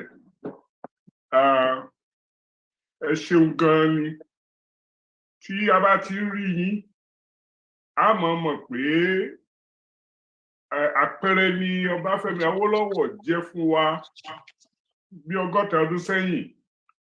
Ṣùgbọ́n kì í ṣe pé kó wá jẹ́ nǹkan tí Awólọ́wọ̀ ṣe, òun ni àṣepín. Kó má jẹ́ àṣepín lọ́lọ́ ṣe jẹ́ kí ẹ̀yin kábíyèsí máa fi ìfihàn ràn wá nǹkan táwa tí ajogun Awólọ́wọ̀ tá lè ṣe. Mo dúpẹ́ láti rí pé ẹ wá síbí lónìí. Mo sì dúpẹ́, mo kí gbogbo àwọn tí tó ṣe ètò yìí látorí Gbádégẹṣin títí dé ọ̀dọ̀ gbogbo àwọn èèyàn tí wọ́n ṣètò yìí. Ọlọ́run á máa fún wa ṣe o. Ní ìjẹjọ mi ò sí bí rárá. Mo lọ sí New Jersey láti lọ ibi ìsìnkú Ọ̀túnba Àyànlọ́lá Kọ́láwọlé.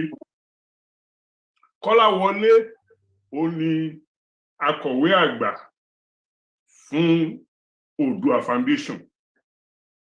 Ọ̀dọ́ ni ó jẹ́ níwájú èmi o, ṣùgbọ́n Ọlọ́run tó kú bẹ́ẹ̀ yẹn.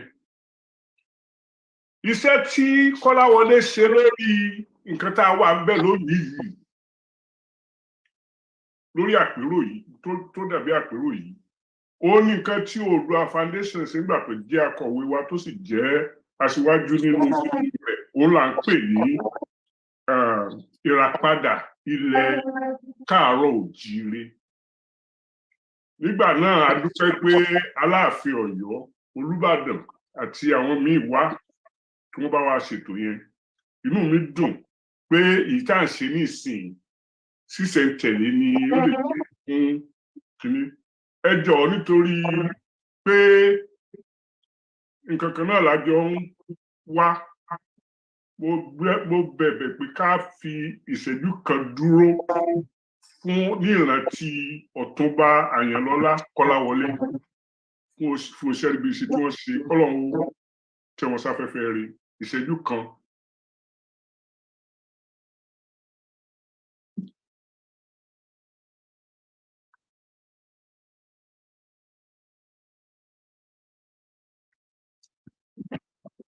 Kọ́lọ́run tẹ́ wọn sí afẹ́fẹ́ rere o. Mo wá dúpẹ́ púpọ̀ lọ́wọ́ gbogbo àwọn tó ti sọ̀rọ̀, pàápàá oríṣiríṣi ọ̀rọ̀ tí wọ́n sọ nípa ẹ̀kọ́, nípa ìlera, nípa bá a ṣe lè gbára wálẹ̀. Ọlọ́run ló fi bàbá Aliyu ránṣẹ́ sí wa o. Tí mo bá sọ jù yẹn lọ lónìí, mo dúpẹ́ mi ò ní béèrè kankan ju pé kí n rán wa létí pé ètò létò ni wọ́n tó nǹkan tí ó dé ọ̀dọ̀ wa nísìnyí. Wọ́n ò tó tán torí pé wọn ò ráàyè. Ṣùgbọ́n olójú ni ò ní jẹ́ kí wọ́n ti kábọ̀. Olójú ni ò ní jẹ́ kí wọ́n ti kábọ̀. A lè mọ sòyìnbó láti ibi kingdom come. Káwọ́ ṣòkòtò tìrín ká fi igi mú fèèbù ká analyze ká ṣe gbogbo ẹ̀. In tí a bá ṣe tá a fi ní parun, òun ló máa jẹ́ pàtàkì. So mo lérò pé recording gbogbo àpérò yìí wà nílẹ̀. Ẹ̀kọ́ la lè kọ́ níbẹ̀. Tá a bá kọ́ ẹ̀kọ́ gidi níbẹ̀ láti mọ nǹkan tí a lè ṣe, tá a sì yọ nǹkan kan síta, ọ̀pọ̀lọpọ̀ nǹkan la lè sọ síta, tá a lè ṣe tá a sọ síta. Ṣùgbọ́n tá a bá ṣe nǹkan kan nípa ẹ̀, bó ṣe rí fún Haúsá, bó ṣe rí fún wọn l'Ádámáwá, bó ṣe rí fún wọn nílẹ̀ Tápà, bó ṣe rí fún wọn nílọrin, bẹ́ẹ̀ náà ni ó rí fún àwa yòókù tá a bá mọ̀ pé iná ń jó lórí òkè ẹ sáré. Ẹ ṣe púpọ̀. Ẹ ṣé sà, bàbá wa, a dúpẹ́ lọ́wọ́ yín. Now, ẹni tó tún kàn ní Mr. Samuel, the ẹni sùúrù lẹ́yìn yẹn, followed by Mr. Quadri, then Dr. Ishola, then Yorùbá Nation, then our mama wa Monilola Afolayan. Then there's a name, Bullet or something. So, bó máa ṣe lọ ìfúnpẹ̀sì nìyẹn. So, Mr. Samuel, are you there? I'm mẹ́ta. Kò má pọ̀ jù. Yeah, Mr. Samuel. Limit sorry, question and comment, please. Story time. Yeah. Question. Yes. Orúkọ tèmi ni Samuel Jẹ́gẹ́dẹ́ àti Atlanta, Georgia ni mo ti ń sọ̀rọ̀. Kí gbogbo lé mo kí orí adé o. Ìgbà tí àwọn bàbá wa ń sọ̀rọ̀ lẹ́ẹ̀kan, bàbá wa Túndé Kèlání, mo fi tọ̀wọ̀tọ̀wọ̀ dárúkọ wọn. Wọ́n sọ fún wa wípé culture is the basis of the development of any society. From my own understanding, nǹkan tí wọ́n sọ fún wa ní pé culture Yorùbá ó wà very, very, very important for the progress and development of Yorùbá land in general. Mo wá fẹ́ pe àkíyèsí wa sí nǹkan kan tó dẹ̀ yẹ kí gbogbo àwọn ọmọ Yorùbá tó tabájọ́ ọmọ Yorùbá gidi ká fún ní àkíyèsí tó yẹ ká fún. Òun ni water bill tí wọ́n ń propose yìí. water bill yìí púpọ̀ nú àwọn ọmọ Yorùbá ni wọn ò tí ì mọ implication ẹ̀. Tá a bá dẹ̀ ní ká rò dáadáa, ó dàbí pé á bà wá lára ńlẹ̀ Yorùbá ju àwọn tó kù lọ. Kí ló jẹ́ kí n sọ bẹ́ẹ̀? Tí wọ́n bá fi lè pass water bill yìí, bí àwọn ọ̀jọ̀gbọ́n ṣe sọ, ó máa wá di wípé ká tó lè lo omi wa ní South West nílẹ̀ Yorùbá, a gbọ́dọ̀ máa gba àṣẹ láti Àbújá. Àwọn tá a dẹ̀ ń bá sọ̀rọ̀ yìí, àwọn tá a dẹ̀ ń bá tayò yìí, a mọ̀ pé ọ̀tá wa láyé lọ́run ni wọ́n. Bí Yorùbá ṣe nílẹ̀ Yorùbá ṣe máa gbé délẹ̀ ni wọ́n wà. Wọn ò kọ́ sọ ní o. Kí ni ìbéèrè yín sà? Ìbéèrè yín sà. Ìbéèrè mi ni wípé gbogbo nǹkan tá a bá lè ṣe ká prevent passage of that water bill. Kí ló yẹ kí n sọ bẹ́ẹ̀ ni pé á dé point kan wọ́n á fẹ́ ṣe Ọ̀ṣun festival, wọn ò ní sanction ẹ̀ wá láwọn ò gbà wá nítorí pé àwọn ẹlẹ́bọ náà fẹ́ ṣe. Á dé mọ́ Ọ̀ṣun festival yìí. Ìbéèrè yín sà. Heritage site. Ìbéèrè yín sà. Brazilians, Cubans, Asians, Yoruba people from across the world náà wá ṣe festival yìí. Kí ni a wá lè ṣe o tí ó fi máa jẹ́ wípé à ń jẹ́ kí water bill yìí kó come to the passage, and that's my concern. Next one. Mr. Quadri, briefly, question briefly. Mute, sir. Mute.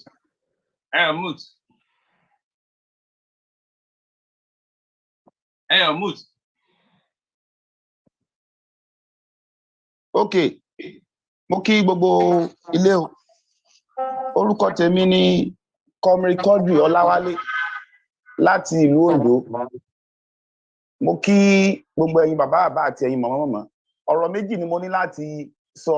Àkọ́kọ́ ìbéèrè mi ó ní wípé ìhà wo ni àpéjọpọ̀ yìí kọ sí Yorùbá Nation, ìyẹn tí Professor Stephen Banji Akintoye tí wọ́n ń pè fún. Ìhà wo ni àpéjọpọ̀ yìí kọ sí?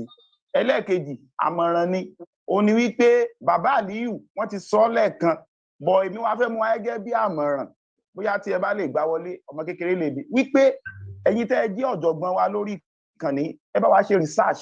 Èmi náà ń ṣe tèmi lọ láti lè jẹ́ kí gbogbo àwọn ọmọ secondary school wa kí wọ́n máa fi Yorùbá kọ́ wọn, gẹ́gẹ́ bí bàbá Aliyu ṣe sọ, kí wọ́n máa fi Yorùbá ṣe literature, English, mathematics, physics, chemistry. A ti ń gbá research ẹ̀ náà ní Oǹdó wá ń bí báyìí, ṣùgbọ́n kí ẹ tún máa fi sínú ètò yín tí ẹ bá fẹ́ máa ṣe ní ọjọ́ iwájú. So kí culture tí bàbá Kìlání sọ lẹ́ẹ̀kan yẹn kó lè jẹ́ nǹkan tí a máa gbèrú sí àọ̀kan ní máa sọ òyìnbó ní gbogbo ìgbà. Ẹ ṣé púpọ̀, Ọlọ́run á wà pẹ̀lú gbogbo yín sàmọ̀. Ẹ ṣé. Ẹ jọ̀ọ́, Dr. Ìṣọ̀lá Sauba Aládé. Olóòtú, ẹ jẹ́ kí wọ́n dáwọn ìbéèrè tí wọ́n ti béèrè náà ká tó gbà sí. Káwọn ọ̀jọ̀gbọ́n dáwọn ìbéèrè yẹn sà. Ẹ ṣeun. All right, bàbá wa TK ṣe wà ń bẹ̀.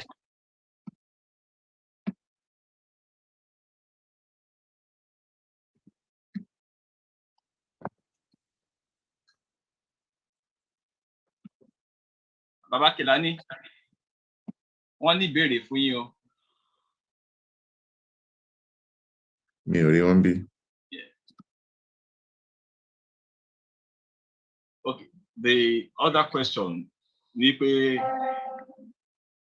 láti ṣe research bàbá yìí máa fi Yorùbá kọ́ àwọn ọmọ.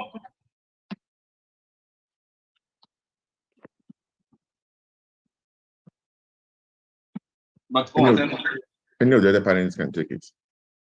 I can share me later. Oh, okay. Dr. Banji, go ahead. No, Tori mo mọ̀ pé ilẹ̀ sọ, go ahead. Reference. Go ahead. Yes, mo lè dáhùn sí ẹ̀ nípa fífi èdè Yorùbá kọ́ àwọn ọmọ wa. Yes, it's very practicable. Tẹ́ bá wo slide mo show, like one of the bastardization of education wa, wọ́n ní pé wọ́n fẹ́ kí wọ́n kọ́ history mọ́. Kọ́ torí pé àwọn kan mọ̀ pé àtọ̀húnrìnwá ni wọ́n. Sábà bẹ̀rẹ̀ sí sọ history.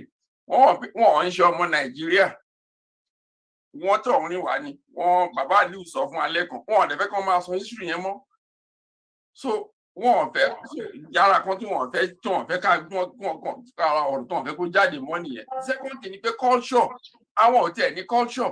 Culture wọn ò bá lé ayé mu. Wọ́n fẹ́ káwọn èèyàn kọ́. So wọ́n fẹ́ kíta àwọn kan parun. So Number one, Tabawo Global Campus, which is practicable.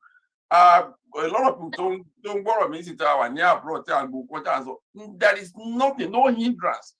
Agba Yoruba Nation, Agba Yoruba Nation, kò dá ọwọ́ ilé kò dáwọ́ ilé dúró. As a matter of fact, gbogbo aṣọ òjì ń sá lóòrùn. Even tí a bá bẹ̀rẹ̀ àwọn technology kan tá à ń sọ wọ̀nyí, tá a bá bẹ̀rẹ̀ sí ṣe àwọn nǹkan tá à ń ṣe wọ̀nyí, Yorùbá Nation tá à ń pariwo kò kì í ṣe kò lè yá. Àwọn dádì wa ló máa ń sọ, Professor Gbadegbeju, pé kí a tó jẹ ẹran ajá dùn, ká tó jẹ ẹran ajá ń kọ́, ká tó yan ẹran ajá gbé, kí a tó gba Yorùbá Nation, kò ń ṣe nǹkan tí barrister ọ̀rẹ́ mi bàrẹ̀kẹ̀ àwọn barrister wọ́n ṣàlàyé fún anjọ́sí nípa the step we have to take to get Yoruba Nation. And let's put sentiment apart. Let's follow the path. Daddy Baba Aliyu, yes, you lay down the precedents. These things, we know them. Báwo la ṣe máa gba Yoruba Nation is the question. We know all these things. Ẹ má jẹ́ ká put sentiment. Ẹ má jẹ́ ká hype sentiment. Let's go back to the drawing board. Let us lock ourselves in the closet and think and reason and come up with a solution strategy. Nígbà tí èdè Yorùbá ní ọ̀rọ̀ Global Campus, we can do all these things. Yeah, there are certain parts of it. Irú àwọn technology, if we talk about Chinese, you go to University of Leeds, go to Cornell, go to everywhere. You see Chinese, they block all these places. They're learning these technologies in the foreign languages and everything. So all this is possible. Bẹ́ẹ̀ni, mo wà ń bí, wọ́n ti unmute mi, so mo rò pé ẹ̀ ń gbọ́ mi. Okay, go ahead, sir. Okay, nǹkan tí wọ́n béèrè lẹ́yìn. Mute.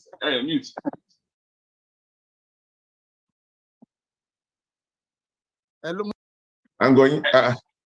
Mute. Okay.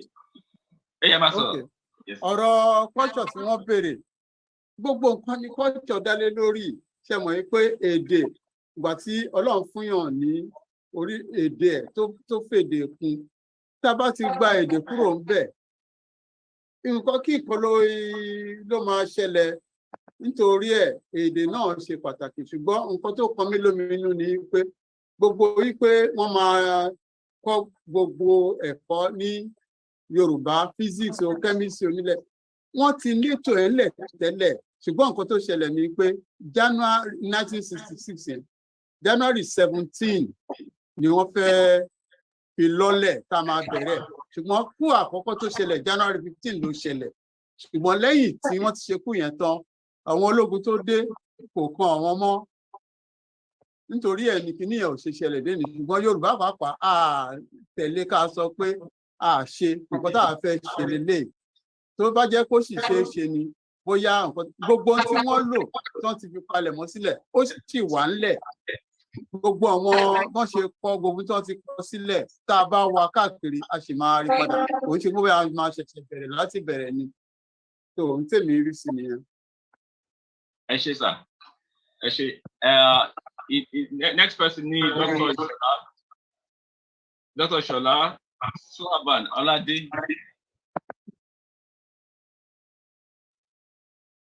Ó dàbí wọ́n ti lọ. Okay. Ọ̀nà mi ò rí wọn. Dr. Shola, mute. Dr. Shola, mute. Mute. Yeah. Question briefly. Question. Yes, sir. Mo kí gbogbo àwọn àgbààgbà wa tí wọ́n ti ń sọ̀rọ̀ láti àárọ̀. Ojú òní ti wà á ṣàṣeyọrí lórí akitiyan alágbára Ọlọ́run. Ìbéèrè méjì ni èmi ní fún wa. Ìbéèrè àkọ́kọ́ òun ni lórí ètò ọrọ̀ ajé tí a máa lò nígbà tí Ọlọ́run bá jẹ́ kí a ṣe àṣeyọrí lórí akitiyan wa yìí.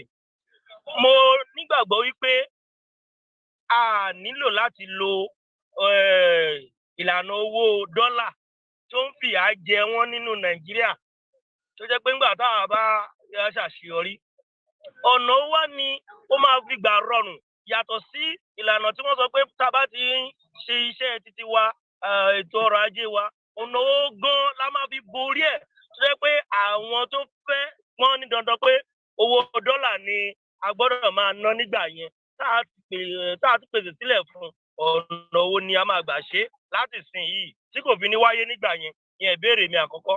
Ìbéèrè mi ẹlẹ́ẹ̀kejì òun ni lórí ètò ìmúlùúdùn. Bí a bá wo ọ̀pọ̀lọpọ̀ ètò ìmúlùúdùn tó wà ní àwùjọ Nàìjíríà lóde òní kò fẹ́ sí ìta lè rí mú yangàn láwùjọ àwọn akọrin ni àbí àwọn òṣèré orí ìtàgé. Ẹ wo iléeṣẹ́ bàbá wa Túndé Kèlání tí wọ́n bá wá sọ̀rọ̀ látẹ̀kan ẹ rí i pé iléeṣẹ́ tí ò ṣe é fọwọ́ yẹpẹrẹ mú ni nípa gbígbé eré oníṣe sínú fíìmù jáde tó dẹ̀ ń wuyì tó ń gbé àṣà àti ìṣe jáde tó ń bùkún ètò ọrọ̀ ajé àti onírúurú nǹkan tó wà nínú àwùjọ wa. Ǹjẹ́ irú èyí yìí ni yóò máa ṣẹlẹ̀ nígbà tá a bá ti jìjàgbara tá a ṣàṣeyọrí tí àwọn adínàgbò òkú òṣèré orí ìtàgé tó yẹ pé gbogbo ìgbésí ayé wọn àṣà àtọ̀húnrìnwá nìkan ni wọ́n ń gbé jáde nínú sinimá àgbéléwò wọn. Ọgbọ́n wo la fẹ́ dá sí irúfẹ́ àgbéjáde fíìmù yẹn? Ìyẹn ni ìbéèrè mi ẹlẹ́ẹ̀kejì. Ẹ ṣé, ó kọ́ mi ní ọ̀mọ̀wé Ìṣọ̀lá láti Ọ̀tà. Ẹ ṣeun. Ẹ ṣé. Ṣé àwọn bàbá kílẹ̀ máa sáré dáhùn yẹn? Bẹ́ẹ̀ni, ṣe rí Ọlọ́run ti dá wa dáadáa nítorí pé láti ìbẹ̀rẹ̀ láti ń lo èdè àti àṣà Yorùbá láti ṣe fíìmù tiwa. Ṣùgbọ́n ní Nàìjíríà àwọn tó tẹ̀lé àwọn Amẹ́ríkà Hollywood tí wọ́n ń ṣe lédè Gẹ̀ẹ́sì wọ́n rí i pé wọn ò lè lo èdè lédè tí wọ́n lè fi gba Oscar l'Amẹ́ríkà. Fíìmù Nàìjíríà tí wọ́n fi ránṣẹ́ nígbà táwọn yẹn ti rí i pé èdè òyìnbó ni wọ́n ṣe níṣe náà dá padà fún wọn wípé rárá o Africans ní èdè Áfíríkà nìkan lẹ lè lò. Ìyẹn ló jẹ́ pé ọwọ́ Yorùbá nìyẹn bọ́ sí. Ìyẹn tí àbá ní yọ àjórẹ̀yìn Ọlọ́run ti bá wa ṣe tó fi jẹ́ pé gbogbo wọn náà ọgbọ́n ni wọ́n fẹ́ máa dá kólúkálùkù padà sí èdè wọn. Ṣùgbọ́n èdè Yorùbá ló pọ̀ jù òun la ti ń lò tẹ́lẹ̀. Ṣé mọ̀ pé nínú àkọọ́lẹ̀ kò dàbí ẹni pé a rí ìlú kọ̀ọ̀kan ní Áfíríkà tó lo èdè amúnisè tó ṣoríire rí. Nítorí ẹ̀ ó dàbí ẹni pé ìsìn gan ni kí Yorùbá sán ṣòkòtò gbogbo nǹkan tí àwọn tó ní wá àwọn ọ̀jọ̀gbọ́n tó ti ṣe sílẹ̀ àsìkò yìí gangan la máa fi mú ṣe ọ̀rọ̀. Nítorí ẹ̀ ẹ jẹ́ ká máa wò Yorùbá ti wà níwájú. Ẹ ṣé sà. Màmá wa Monílọ́lá Afọláyan mutma ẹ fún wa ní ìbéèrè yín ní ṣókí. Mọ́mí Afọláyan mute.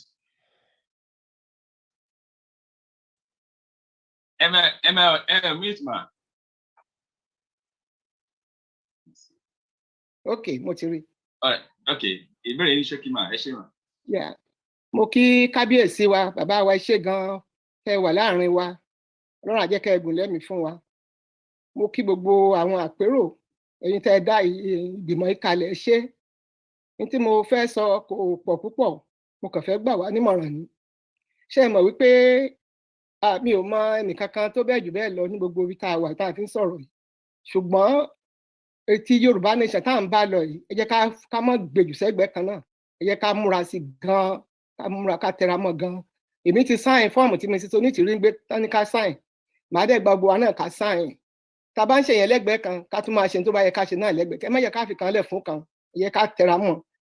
Tá a bá dẹ̀ tó ń wò ó lọ náà ẹni tí mi mọ̀ pé àwọn èèyàn fẹ́ dìbò wọn dìbò ṣùgbọ́n wọ́n fẹ́ dìbò.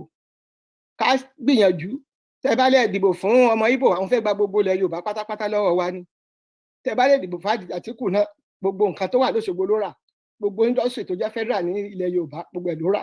Nígbà tó ṣe vice president níwọ̀nba díẹ̀. So Tinubu ṣe kò mọ̀ ṣe kò ṣiṣẹ́ federal rí Èkó náà ló ti ṣiṣẹ́ àwa Yorùbá náà dẹ̀ ni gbogbo tá a bá lè ṣe ká fi kín lẹ́yìn mi mọ̀ rí mi ò rí rí ṣùgbọ́n ká wá lùzì lọ́nà méjì ká lá bínú sí àdìbò fún Ìbò wa wọlé bó la fẹ́ dúró sí tán bá ti wọlé yẹn ẹ mọ̀ pé gbogbo nǹkan tó dọwọ́ wọn nìyẹn àwọn tí ẹ fẹ́ gbèkó wọn lẹ́kọ̀ọ́ is no man's land ká mọ rántí yẹn dáadáa gbogbo tá a dẹ̀ nílẹ̀ Yorùbá nílẹ̀ káàró òjire Olàtíkù rà nígbà tó Ọbásanjọ́ ní kó ṣe vice president briefly gbogbo ẹ̀ ló rà pátá so ẹgbẹ́ akéèsì àárín yẹn bẹ́ẹ̀ bá máa dìbò ẹ sọ fáwọn èèyàn yín ẹ̀ ó mọ̀ ṣe kò mọ̀ ẹ́ ṣe o Tinubu ní ká dìbò fún ẹ ṣe mà ó dàbọ̀. Bullet orúkọ kan mo rí Bullet rí Bullet ọṣọ àmẹ okay Pastor Ọlábọ̀dé Adébáyọ̀ Pastor Ọlábọ̀dé Adébáyọ̀ mute Adédayọ̀ sorry Pastor Ọlábọ̀dé Adédayọ̀ can you please mute.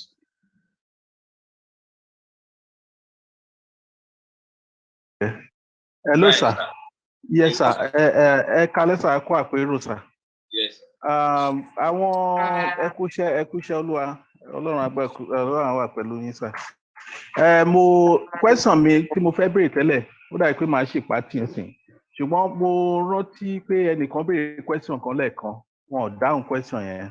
Question tẹ́ni yẹn dẹ̀ béèrè ni wípé kí ni àpérò ìhàwó ni àpérò kọ sí Yorùbá nation? So ẹjọ́ sà mo fẹ́ kẹ́ bá wa dáhùn ẹ̀ ẹ ṣe pé.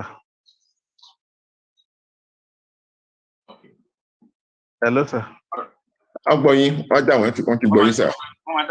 Okay sir then tẹ́ bá wo ní last week àwọn kan bínú wọ́n sọ̀rọ̀ lẹ́yìn tí ta parí meeting torí mò ń follow meeting yìí láti gbà tá a ti bẹ̀rẹ̀ títí di òní so àwọn kan sọ̀rọ̀ nígbà tí a pa pé àwọn question kan wà tó jẹ́ pé tán bá béèrè pé àpérò máa ń try láti dodge question yẹn so in that case wọ́n ń rò pé bóyá àpérò wà fún one Nigeria and it's not for Yorùbá nation ẹ jọ sá fẹ́ kẹ́ bá wa ṣàṣì ẹ bá sọ̀rọ̀ lórí ibẹ̀ yẹn sá ẹ ṣe sá.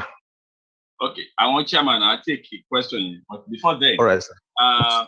Ẹ má ti lọ máa take question so can you listen pastor now. Okay sir. Sister Felicia is it mommy Felicia? So ẹ lè mute Pastor Ọlábọ̀dé wọ́n máa take question together. Okay, we have sir. a name Felicia. Ẹ jọ ẹ mute.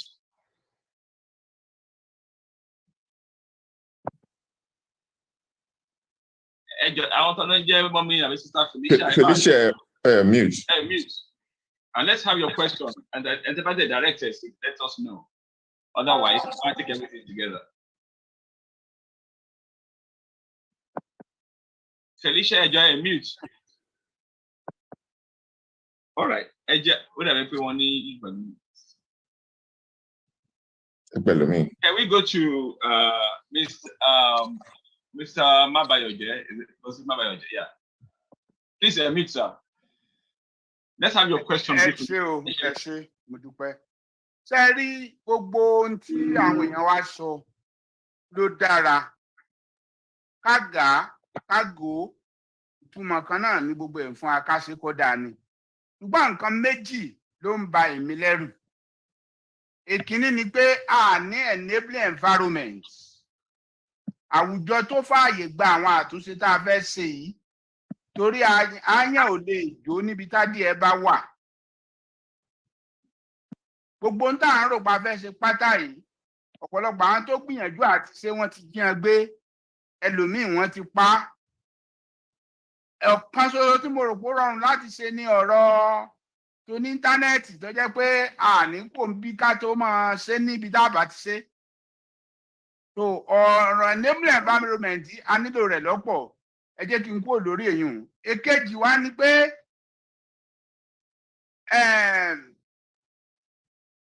wọ́n ti sọ kànga wa di ṣáláńgá. Bàbá kọ́kọ́ sọ ṣáláńgá yẹn di kànga padà tàbí ká gbẹ́ kànga míì. Ìwà ọmọlúàbí wọ́n ti jí mọ́ wa lọ́wọ́. Báyìí láà ṣe wọ́n ti jí mọ́ wa lọ́wọ́. Èmi ti gbìyànjú àti lọ dáṣẹ́ kan nílẹ̀ Nàìjíríà. Gba àwọn èèyàn fọ́ tọ́ mi pé bàbá àwọn tẹ́ fi bẹ̀ ń kó jẹ ẹ̀ lè ṣe rere ń díẹ̀. Àwọn yóò sọ fún ni bí ẹ bá ń pa wọn làwọn sọ fún wọn pa àwọn. Mo yà ara fẹ̀yìn rìn mo ra kúkú kò ń bẹ̀. Ìwà ọmọlúàbí ni ẹjẹ́ àkọ́kọ́ mójútó. ní 18 something tí irú ilé ìfẹ́ ṣẹlẹ̀ ní Japan tí wọ́n ọmọlúàbí nù wọ́n gbé ọkùnrin kan dìde, ìjọba sponsor rẹ̀, wọ́n ní kó máa fi ìwọ, ó kọ́kọ́ bẹ̀rẹ̀ fúnra ẹ̀ ni. Nígbà tí wọ́n wá rí pé n tó ń ṣe ó ń yí àwọn èèyàn lọ́kàn padà, wọ́n ní ìjọba wa ní àwọn ràn lọ́wọ́, wọ́n ń pe ọkùnrin yẹn ní Ido Takayoshi ní 1833 to 1837. Major project pé kọ́ máa kó àwọn èèyàn ní ìwọ ọmọlúàbí, kó dá ìwọ ọmọlúàbí padà sọ́dọ̀ wọn, ìdáwọn òyìnbó tó wà ní wọn ti jágbà. So tí àbá lè kọ́kọ́ mọ bá àwọn ọmọ wa ló ń ṣe yahoo yahoo, níṣẹ́ àwọn ló ń ta body part, gbogbo wọn di iṣẹ́ bí wọn ó ṣe jágbà. Gbogbo nǹkan wọ̀nyí bá àbá tó ìwọ ọmọlúàbí ṣe, gbogbo àtúnṣe tá a fẹ́ ṣe yìí kò lè padà. Bó o láṣẹ ṣe tí ìwọ ọmọlúàbí yẹn ó fi sùn wá pọ̀. Èkejì nu, ẹ̀kẹta wá ni pé ẹnì kọ̀ọ̀kan wa ní onílùjìlù gẹ́gẹ́ bí mọ̀mọ́ Tẹ̀nábèjì sọ pé kí ẹgbẹ́ ọmọ Yorùbá jẹ́ umbrella body, kí àwọn onílùjìlù ní ẹ̀ka encourage wọn kó ń kálukú lọ tún lu bàbá ẹ̀ ṣe. Bí gbogbo ọmọ Ìbàdàn bá pawọ́ pọ̀, wọ́n lè dá technical college kan lẹ̀ tí wọ́n ó ti máa káwọn ọmọ ń ṣe ọwọ́. Bí gbogbo Èkó bá pawọ́ pọ̀, gbogbo àwọn ọmọ Yorùbá tí wọ́n jọ́ ọmọ Èkó tí wọ́n bá pawọ́ pọ̀, wọ́n lè dá àdúgbò kan lẹ̀ tí náà bẹ̀ ò ní ṣẹ́jú ńjọ́ kan tó yẹ pé ibẹ̀ làwọn ọmọ ó ti máa ṣiṣẹ́. Bí gbogbo àwọn gbọ̀ngàn bá pawọ́ pọ̀, wọ́n lè dá hospital kan lẹ̀, bó ṣe primary care bó ṣe secondary. So ẹ mọ̀jẹ̀ á máa fẹnu ṣe, ẹnu la fi ń ṣe ọ̀pọ̀lọpọ̀ tá à ń ṣe yìí. À ń gbẹ́ kànga ni, à ń fún wọn lówó ni, à ń fún wọn ní bọ́ọ̀lù ni, bígbà tá à ń fún wọn lẹ́ja jẹ ni, ẹja wa bá ṣe kọ́ wọn bí wọ́n ṣe é pẹja. Ẹ ṣé sir. Ẹ ṣé. All right. Mr. Bolanle Bamidele, can you please unmute? Ẹ jẹ́ ká ṣe question ní ṣókí tó ní time ti lọ so that wọ́n á lè dáhùn gbogbo ẹ̀kọ́. Mr. Bolanle Bamidele, kẹ̀lẹ̀ yẹ ká mẹni tí ẹ̀dá ìfẹ́ question yìí sí. Mọ́mí never bínú. Àwọn dà. Short your mute. Ọkùnrin ló ń jẹ́ bẹ́ẹ̀ o. Mr. ẹ má bínú o. Your question briefly. Ọkùnrin ló ń jẹ́ bẹ́ẹ̀ o. Bọ́láńlé Bámidélé ni orúkọ mi. Ẹ má bínú sir. Rárá, àwọn ìbéèrè méjì ni mo fẹ́ béèrè. So ṣùgbọ́n ní ṣókí kí n tó béèrè méjì yẹn, mo fẹ́ fìdí ẹ̀ múlẹ̀ wípé àpéjọpọ̀ àpérò yìí àpéjọpọ̀ aláǹfààní ni, Ọlọ́run ò dẹ̀ ní jẹ́ kó bàjẹ́. Gbogbo ọ̀nà tí ẹ máa gbé ohun gbogbo ká fi máa ṣàṣeyọrí tí yóò fi rọ gbogbo ọmọ Yorùbá lọ́rùn nílé lóko, Ọlọ́run á kọ́ yín. Ìbàjẹ́ tó máa ń wọ inú ètò tí a bá gbé kalẹ̀ tí kì í jẹ́ kí èèyàn lè achieve set goal kò ní dé bá yín. Mo fẹ́ pe àkíyèsí wa sí nǹkan kan. Lóòótọ́ nǹkan ti bàjẹ́ púpọ̀, ọ̀nà sì ti jì. Àwọn bàbá wa tó ti sọ̀rọ̀ púpọ̀ látàárọ̀, mo kí yín gan o, àti màmá wa, mo kí yín gan, àti gbogbo àwọn èèyàn tó participate, mo kí yín gan. Ẹ ṣeun, ìdùnnú ńláńlá ló jẹ́ fún mi láti wà níbí. Bàbá wa Túndé Kìlání, àwọn ni wọ́n ṣe okùnfà bí mo ṣe wà níbí lénìí. Àwọn náà pè mí ti pé ọmọ yìí ó gbọ́dọ̀ dá sí kíní yìí, ìwọ náà ẹ máa kẹ́kọ̀ọ́ o. Mo fẹ́ ká mọ̀ wípé gbogbo ohun tí wọ́n là sílẹ̀ yìí ló ṣeé ṣe o. Even ní àsìkò tí Nàìjíríà wà bí Nàìjíríà ṣe wà yìí, lóòótọ́ nǹkan ti bàjẹ́. Àwọn ọ̀dàlẹ̀, àwọn ọ̀tá, wọ́n sì ti yí ìran Yorùbá ká. Bọ̀ ìyẹn ò túmọ̀ sí pé àwọn àlàsílẹ̀ yìí ò ṣeé ṣe. Ìyẹn ló máa mú mi béèrè àwọn ìbéèrè méjì tí mo fẹ́ béèrè yìí. Ìbéèrè àkọ́kọ́ ni wípé, is it possible kí wọ́n patent ká establish all these development strategies, kán model ẹ̀, kán dẹ̀ kí ilẹ̀ Yorùbá institutionalize ẹ̀? Nítorí ẹ jẹ́ ká wò ó, bí ètò tí Yorùbá nation, kí n fẹ́ lè kún kó dàbí ìdáhùn ráńpẹ́ sí ìbéèrè tí àwọn èèyàn wa ń béèrè lórí Yorùbá nation. Àti gbogbo wa, kò sí ọmọ Yorùbá kan tí inú ẹ̀ ò dùn sí Yorùbá nation. ṣùgbọ́n ṣe é mọ̀ wípé bàbá wa kan pòwe kan sìn wọ́n ní kágà kágò èdè ní òyìnbá wa nǹkan kan náà ni gbogbo wa fẹ́. Mo sì ṣàkíyèsí wípé ogun tó ń ja Yorùbá pọ̀, a lè fi ohun ìjà ẹyọ kan kojú ogun tó ń ja Yorùbá. Bàbá ṣe gbé ọ̀kọ̀ lọ́wọ́, a tún gbọdọ̀ ní ìbọn. Ó sì ṣeé ṣe kó jẹ́ pé ọgbọ́n àtinúdá kan lèyìn ó fi ja ogun tó fẹ́ jà, ọgbọ́n àtinúdá yẹn gan ni yóò fi ṣẹ́gun. Yorùbá wọn a máa fi ebi jagun, wọn a sì máa fi ọpọlọ jagun, èèyàn a sì máa díbọ́n jagun. Nígbà míì ó lè jẹ́ wípé ogun àdá òun ọ̀kọ̀ ní kọ́kọ́ la máa fi ṣẹ́ ogun tí ó ń kojú wa. So tí gbogbo wa bá ti wọ́n ní tó tó ṣe bí òwe ẹ̀yin bàbá wa, wọ́n ní ìmú ọwọ́ ìmú ẹsẹ̀ ni là á jiyàn oko. So bí ìbéèrè yín sà.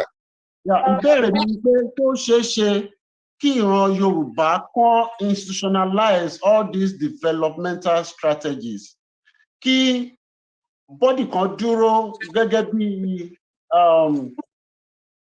Dawn Commission yẹn mo fi ṣe àpẹẹrẹ ní o, tó jẹ́ wípé gbogbo àwọn àfojúsùn àti àwọn àlàkalẹ̀ yìí wọ́n máa institutionalize it, á dúró like an institution which is going to be effectively used to solve our problems, even while we are still in the marriage of inconvenience with other tribes.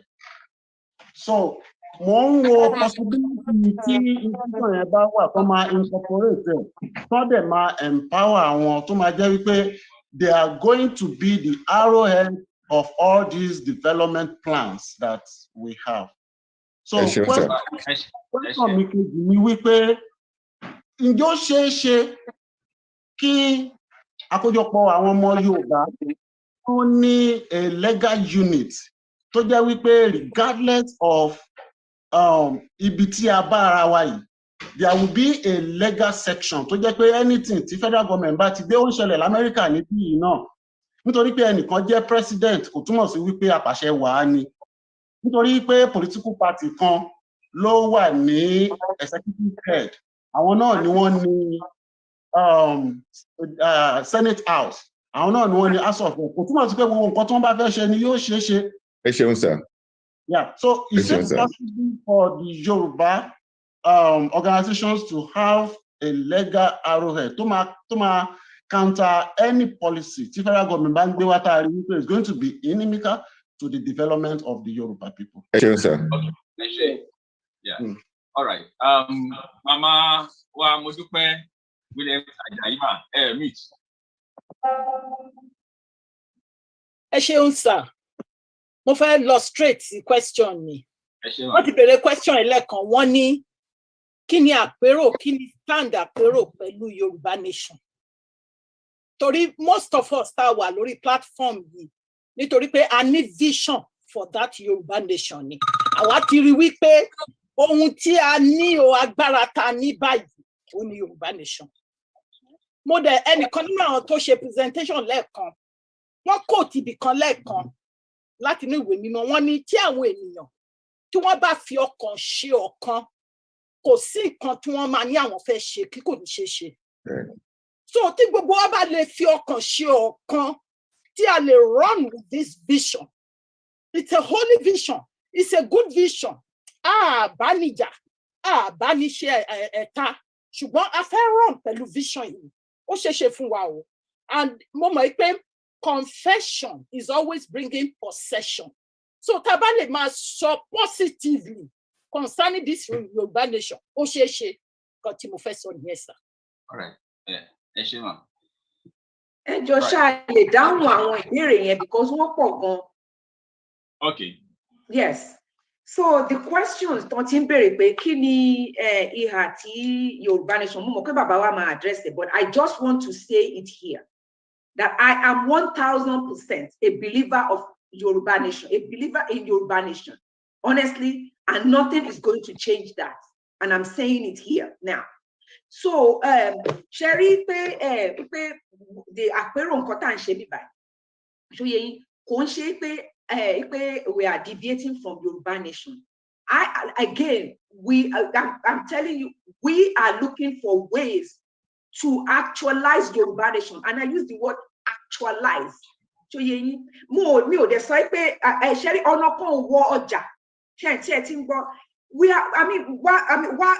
some people are also working, you know, in different ways.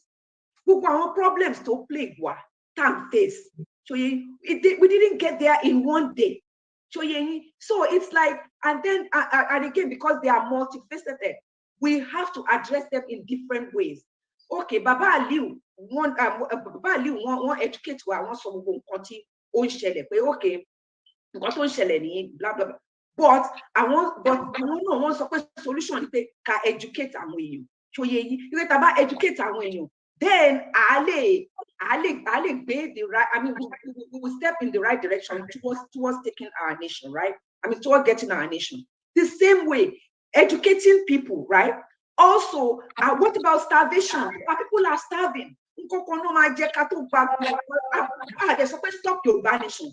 We are doing this simultaneously. We can walk and chew gums at the same time. Please, my people, we are not saying that we are not for you. I am for Yoruba nation, but at the same time, we have to look at problems facing our people. Healthcare. Even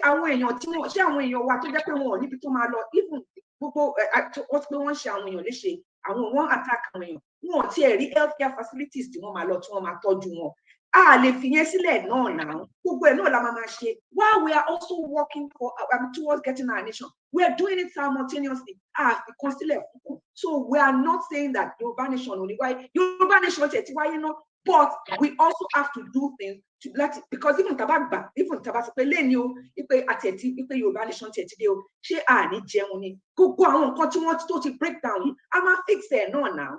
So these are ways to navigate our ways. To navigate through those problems.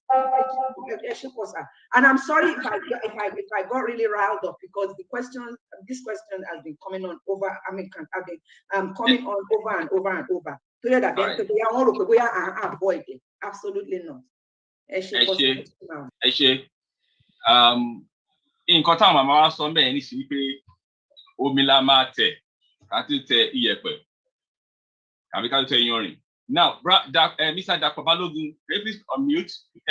Question. And briefly, please, just the question, and also, who are you directing it to? Are we taking the last one before the panelists respond? Because last one, yeah. Mo dúpẹ́ lọ́wọ́ gbogbo àwọn tó ti sọ̀rọ̀ àtàwọn tó fún wa ní ìdánilẹ́kọ̀ọ́. Kókó ọ̀rọ̀ mi ni pé ìhà tí a dúró sí gẹ́gẹ́ bí àpérò yìí. Gẹ́gẹ́ bí àpérò yìí, ẹnìkan sọ̀rọ̀ lẹ́ẹ̀kan pé a lè ṣàìdìbò.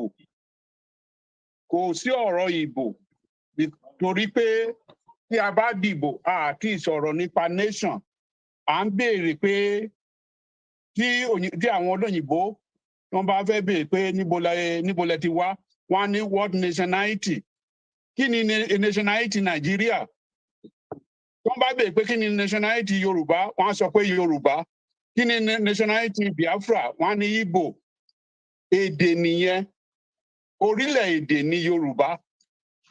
Nítorí náà, ẹ jẹ́ ká kún dúró, ó pẹ́ ó yá, ká kún mọ̀ pé àpérò yìí nípa Yorùbá nation òun la wà fún. Ibi tí mo ń lọ nẹ̀ tún fẹ́ béèrè pé kí ni percentage tí àpérò dúró fún nípa Yorùbá nation. A kàn lè máa wíwù. À ń ṣe Yorùbá nation, àtúnṣe ọ̀rọ̀ Ìgbò. Kò sẹ́ni tó wọbẹ̀ ní Ìgbò, kò sí ìrètí ń bẹ̀. Kò sí ìrètí ń bẹ̀. Evil plan ni ẹni tó sọ̀rọ̀ lẹ́ẹ̀kan pé kìíní jẹ Tinubu torí pé ó ṣe Yorùbá. Trick ni, wọ́n kàn tàn wá sí mi.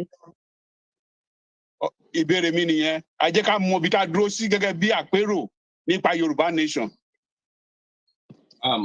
Okay, okay, bye Dàpọ̀ Balógun, ẹ má bínú ẹjọ́, ń láti response sílẹ̀. Àwọn màmá tó sọ̀rọ̀ lẹ́ẹ̀kan yẹn, ọmọ Yorùbá ni wọ́n. So àpérò, gbogbo ọmọ Yorùbá ló wà lápérò. Ṣé ti yẹn? So wọn sọ pé member àpérò làwọn. Nǹkan tí wọ́n wà lọ́kọ̀ ọlọ́sọ síta yẹn. So everybody tó bá jẹ́ ọmọ Yorùbá ló wà lórí àpérò. Ṣé gbọ́? Ẹ ṣé. All right. I think that's the last. Okay. Yorùbá nation ti padà. Can you please unmute? Just your question. the can repeat question. Mo tẹ́ pé tó ti sọ tẹ́lẹ̀ ní ẹ má bínú ṣe gbọ́. New question. Okay, mute. So whatever what so ẹ má worry. Go ahead, sir. Hello? Hello? Yes, I can hear you. Go ahead. Hello, everyone.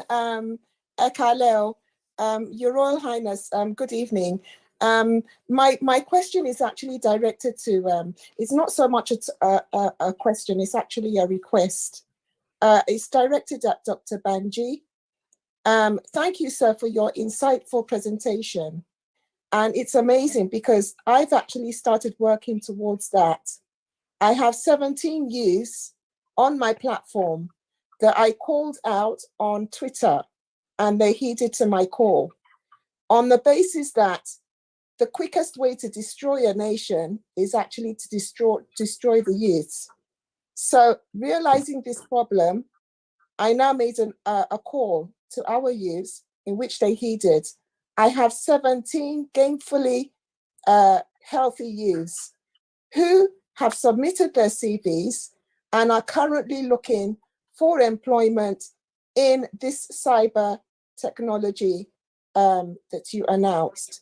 They are graduates.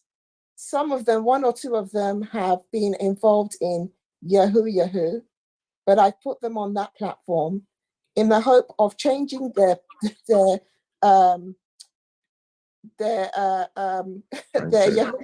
what's the question? SBT, what's the question? Well, the question is that I'm asking if I could work, if Dr. Banji can come on board with me. These youths have submitted their CVs. They are eagerly looking to either continue their education or at least having some form of sponsorship in order so that they can come out of the situation that they are in. You know, right. So that's the situation at the moment. And if there's anyone on this platform that is willing to at least help these youths, you know, they're willing and ready. So my details is actually on the platform. It's info@yorubanation.co.uk. My information is there, and my phone.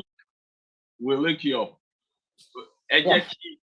All right, I think that should be the last question for today because we have over 14 now.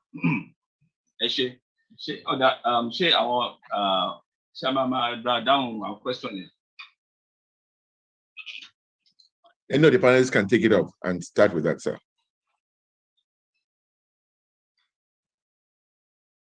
Only anyone. Aliyu, TK, Professor Adebayo, I think we've answered one.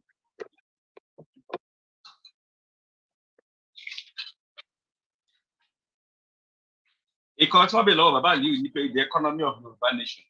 How do you achieve that? Okay. That's your model. Briefly, sir. Sorry. Ó dùn mí pé ní kò sí ààyè. Àánú Yorùbá sì ń ṣe mí. Màá dáhùn béèrè o. Ó dùn mí pé kò sáàyè rárá fún mi fún kíni lecture tá a ṣe lónìí. Mo tún wá sọ lẹ́ẹ̀kan sí mo ní àánú Yorùbá ń ṣe mí gidi gan. Wọ́n sọ pé ní restructuring, wọ́n ní kò sọ̀rọ̀ ńbẹ̀. Resource control, wọ́n ní kò sọ̀rọ̀ ńbẹ̀. Security, wọ́n ní kò sọ̀rọ̀ ńbẹ̀, kò sí lọ́wọ́ yín, ọwọ́ àwọn ló wà. Tọ́, báwo la ṣe fẹ́ achieve Yorùbá nation? Báwo la ṣe fẹ́ rọ́nu economy Yorùbá nation? Gbogbo àwọn fact yẹn, gbogbo ẹ̀ láti ṣe sórí ìwé tá à ń pè ní Yorùbá Nation Gazette. A ti ṣe àwọn DVD káàkiri tá a pè ní kí nìdí tá a fi ń pèpè fún òmìnira ilẹ̀ Yorùbá. A ti ṣe sínú DVD èyí tá a pè ní Yorùbá ẹ fura. Níbo ni wọ́n ti ń rí owó? Báwo wọ́n ti ń ṣe owó? Gbogbo àwọn fact yẹn ó ti wà ń bẹ̀. Ẹnu tí mo kàn fẹ́ ṣàlàyé lónìí kò tayọ pé ní ọ̀nà wo la fẹ́ gbà tá a fẹ́ fi lọ. Torí àwọn bọ́dà kan sọ̀rọ̀ lẹ́ẹ̀kan pé ní kìí ṣe sin kìí ṣe gbà kan kìí ṣe kíní kan. Nígbà wo la fẹ́ gba Yorùbá nation? Àti sin ló ti yẹ ká ti bẹ̀rẹ̀. Because bẹ́ẹ̀ bẹ̀rẹ̀ Fúlàní máa jẹ ìlú Yorùbá run. Wọ́n ti sọ̀rọ̀ ní gbogbo agbègbè Yorùbá. Wọ́n ti ń pa àwọn èèyàn wa gidi gan. Tọ́ táwọn èèyàn bá sì fojú di wọ́n no problem. Ọlọ́run ṣe gbogbo wa Yorùbá náà ni wá. Ọ̀nà tá a lè gbà àkọ́kọ́ òun ni kí a sọ fún àwọn ọmọ ìyá tiwa ká educate wọn most especially àwọn tó wà ní diaspora because ọ̀rọ̀ tẹ́lómi ò máa sọ yóò máa yà wá lẹ́nu ẹlòmíì ń gbé ó wà ní Amẹ́ríkà ó tún béèrè pé ní báwo la ṣe fẹ́ ní òfin ọ̀tọ̀ọ̀tọ̀ à ń sọ pé ní tá a bá ti ní country titi wa ta ní nation titi wa provinces ló máa wà Ìjẹ̀bú province Ẹ̀gbá province Ìlàjẹ province Ọ̀yọ́ province Ìbàdàn province pé ìlú kọ̀ọ̀kan máa ní law sí tiwọn ọ̀nà tá a lè gbà dádúró ni pé ní ká kọ́kọ́ educate àwọn èèyàn kọ́njọ́ kọ́kọ́ mọ̀ pé níbo ni Yorùbá ti ń bọ̀ ta ni Yorùbá ta ni Nàìjíríà kọ́ understand number one tó máa understand ìyẹn tán ká wá ṣàlàyé fún wọn pé nítò oko òparun ni Yorùbá wà oko ẹrú ni Yorùbá wà ká sì kó àwọn fact and figures gẹ́gẹ́ bí mo sọ pé ó ti wà nínú àwọn òwe tá a ti ṣe síta ó ti wà nínú àwọn DVD tá a ti ṣe síta lóríṣiríṣi láti lè jẹ́ kí wọ́n mọ̀ pé ní Yorùbá ló ní resources yìí epo wà nílẹ̀ Yorùbá federal inland revenue òbítúbitú owó tó ń rí 80% owó yẹn ilẹ̀ Yorùbá ni wọ́n ti ń rí bákan náà lẹ́yìn port authority ńkọ́ ọ̀dọ̀ Yorùbá ni òbítúbitú owó more than 80% owó tó ń rí yẹn ilẹ̀ Yorùbá ni wọ́n ti ń rí bẹ́ẹ̀ lọ torí àsìkò ni so ta ọ̀nà wo la fẹ́ gbà nísìn lákọ̀ọ́kọ́ gba ayé sọ pé ní ká kọ́kọ́ educate àwọn èèyàn wa ká jẹ́ káwọn èèyàn ó mọ̀ pé nítọ̀ ẹ ní ìdí àti support ọ̀rọ̀ kí Yorùbá dádúró with fact and figures a ní ìdí àti sọ fún wọn tá bá fi lè convince wọn tó má ti gbọ́rọ̀ wa yé ọ̀nà ti sí that is number one bá a ṣe wá ń ṣe yẹn lọ́wọ́ àwọn ọmọ ìyá wa tó wà ní diaspora tó ti gbọ́ yé káwọn náà máa ṣe the same thing kọ́ máa try láti jẹ́ kí àwọn ọmọ ìyá wa tó wà káàkiri àgbáńlá yé mọ̀ pé ní tọ̀ àsìkò ti tó ó yẹ ká lọ o èmi ò mò ń fẹ́ kí ẹnìkan proof fún mi pé ní bí Yorùbá ṣe wà tá we are more than 60 million people ká sọ pé èèyàn 60 million kò lè dá dúró àwọn country Saudi Arabia ó ń sọ èdè tiẹ̀ àwọn Singapore àwọn ìlú kékèké èèyàn tó ìmí ò ju 10 million lọ wọ́n dá dúró ní títí wọn tá bá convince àwọn èèyàn wa lókè òkun nílé tí wọ́n ti gbàgbọ́ tó ti yé wọn dáadáa the next thing is àwọn tí wọ́n wà ní internet tó wà ní abroad kó wọ́n bẹ̀rẹ̀ sí í ṣe kíni kó máa bá wa lobby ní international community wọ́n ti ń gbégbèsè wọ́n ti ń ṣe lọ wọ́n ń bá wa lobby ní United Nations wọ́n ti ṣiṣẹ́ lọ wọ́n ti ń bá wa lobby ní European Union àwọn kan ti ń ṣiṣẹ́ yẹn lọ wọ́n ti ń bá wa lobby ní US Congress iṣẹ́ ti ń lọ ń ta nídìí ní pé ní kí àwọn ní sàn láàrin ajé ní pẹ̀kọ́rọ́ tábà fẹ́ ṣe Yorùbá ká ṣe Yorùbá a gbọ́dọ̀ continue láti máa deceive ara wa wọ́n ń pa àwọn èèyàn wa ẹgbọ́n tí gómìnà Kaduna tí gómìnà Benue Tẹ̀sí sọ ó ti lọ kó èròjọ ó ti mobilize security ó lọ máa kọ́bọ̀ fún wọn ẹ̀wọ́ adúrú òkú tó ń pa ni more than 5,000 dead bodies gbogbo àwọn fáàkì yẹn wà gbogbo làwọn máa fọ́ káàkiri fún gbogbo ọmọ Yorùbá tó bá wù Yorùbá kó gbọ́ tó bá wù Yorùbá wọ́n máa gbọ́ èmi mọ̀ pé ní adarantẹ́ fi ń wò yẹn tí Yorùbá jẹ́ ìlú Yorùbá run tọ̀ ojú wa ni ó ṣe kọ́lọ̀ ṣàánú wa kọ́lọ̀ ń já gbọ́. Ẹ ṣé o. Like that's the last question tí wọ́n ti down. Okay, there is one.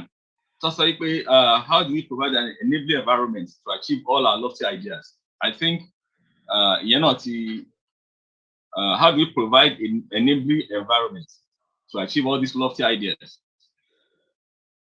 Eti Dr. Banji Sonia, but I think that will be taken with Elder one more. How do we institutionalize all these ideas just to like done commission too? And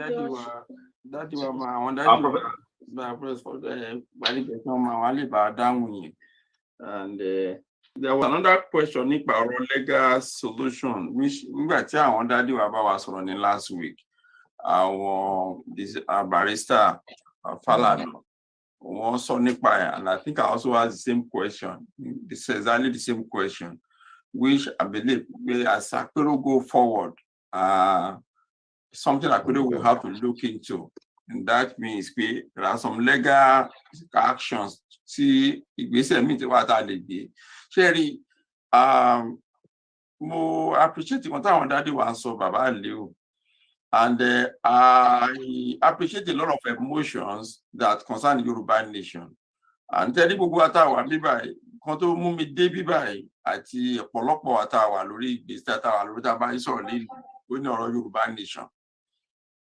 Ṣùgbọ́n ìgbà míì tí a bá sáré gírígírí ìgbà míì ó yẹ kéèyàn sún sẹ́yìn ká tẹ̀wò nǹkan tó ń léèyàn ká tuntun wò ká fọgbọ́n sí i. You see, sometimes it's not just by following the crowd and shouting that solve the problem. Yorùbá ní ọgbọ́n ju agbára. Nǹkan tí mo fẹ́ kí a mọ̀ nìyí. Àwọn èèyàn ló ń ṣe drone. Àwọn èèyàn ló ń ṣe. You see, we are talking of a craftsman. Ṣé bá rí àwọn ọmọ Ìgbò, wọ́n lè rọ ìbọn fúnra wọn. Àwọn ọ̀rọ̀ mi wà tí ẹ pé kò tẹ̀ ṣe ń sọ bí. When we start talking about technology, ibi tí a ti ń sọ̀rọ̀ nìyẹn. Sí àwọn ọmọ wa wọ́n máa mú Fúlàní nínú igbó. The next tó máa ṣe ni pé wọ́n máa bẹ̀rẹ̀ sí ya fọ́tò, wọ́n máa show ẹ̀ lórí YouTube, wọ́n máa show ẹ̀ lórí everything, wọ́n máa show ẹ̀ lórí WhatsApp. We're talking of intelligence. Wọ́n á gba ìbọn. Okay, ẹni pé ẹ need ìbọn. Bàbá Aliyu ṣe ẹ̀ listen sí mi. Ẹ fẹ́ jà, ẹ fẹ́ gba òmìnira. I need ìbọn, I need AK-47. Ẹ rí AK-47 gbà lọ́wọ́ ọmọ Fúlàní. The next thing ẹ ya fọ́tò ẹ kó immediately ti share lórí WhatsApp. The next thing the police are coming and withdrawing those AK-47 from the kids. Ìgbà tí ẹ ní ẹmọ pé ẹ ní àmọ̀pá ní ohun ìjà yìí fún wa láti fi defend ara wa. Kí ló dé táwọn ọmọdé wọ̀nyí fi ń yọ fọ́tò wọ̀nyí tí wọ́n fi ń gbé sórí Facebook, tí wọ́n fi ń gbé sórí YouTube? Ṣé bí ẹ̀kan pa inú wọn mọ́ ni kí wọ́n tọ́jú ẹ̀ kan fi ṣe ohun ìjà tọ́jọ́ tí ìjà bá máa dé ká ní nǹkan tá máa fi defend ara wa. So you see, má jẹ́ ká lọ síbẹ̀. So mo sọ pé ọgbọ́n ju agbára gbogbo ọ̀rọ̀ àti òjì ń sá lóòrùn. Kì í ṣe pé ká kàn ṣe kì í ṣe pé gbogbo àwọn àtàrí pé à ń sọ̀rọ̀ wọn olóòtú sí gbọ́rọ̀ bí ẹ má jẹ́ ká ẹ má rò pé bóyá àwọn àkọ́tọ̀ à ń sọ̀rọ̀ pé ní Europe, but like I say, I'm from a royal family. I know the project I'm doing at home. Èmi mọ̀ kan tí mò ń ṣe nílé, mo mọ̀ kan mo dẹ̀ mọ̀ ipa tí mò ń kó. So mo bó ṣe ń ta mí lára, ó wù mí kí n wà nílé, ó wù mí kí n wà nílùú nísìn. Some of us know the pain we are going through. Àwọn ọmọ mi sì, they are grown up. They want to go home. They want to come home. Mo ti bá yín sọ̀rọ̀ sí ní contact mi lọ́wọ́. In fact, mo ti bá yín sọ̀rọ̀ sí call mo bá lọ́wọ́ sí I'm getting receiving a call right now from home. So ẹ má jẹ́ àwọn ká some of us lára. Kì í ṣe pé mi ò rí ilé ayé gbé l'Amẹ́ríkà. Ṣùgbọ́n ó ń kà wá. Ẹ má rò pé bóyá kò kà wá lára. Ṣùgbọ́n ẹ̀kọ́ táwa kankan wá ń rò nísìnyí pé ọgbọ́n ju agbára. Ẹ má kàn rò pé bóyá bí a ṣe ń pariwo oríta nìkan ní ọ̀nà. Àwọn sísítà mi ti sọ̀rọ̀ lẹ́ẹ̀kan. Ìyà ń jẹ àwọn èèyàn. Obìnrin tó lọ́mọ mẹ́ta tí ò mọ̀ bọ́n ṣe máa jẹun sùn lálẹ́ yìí.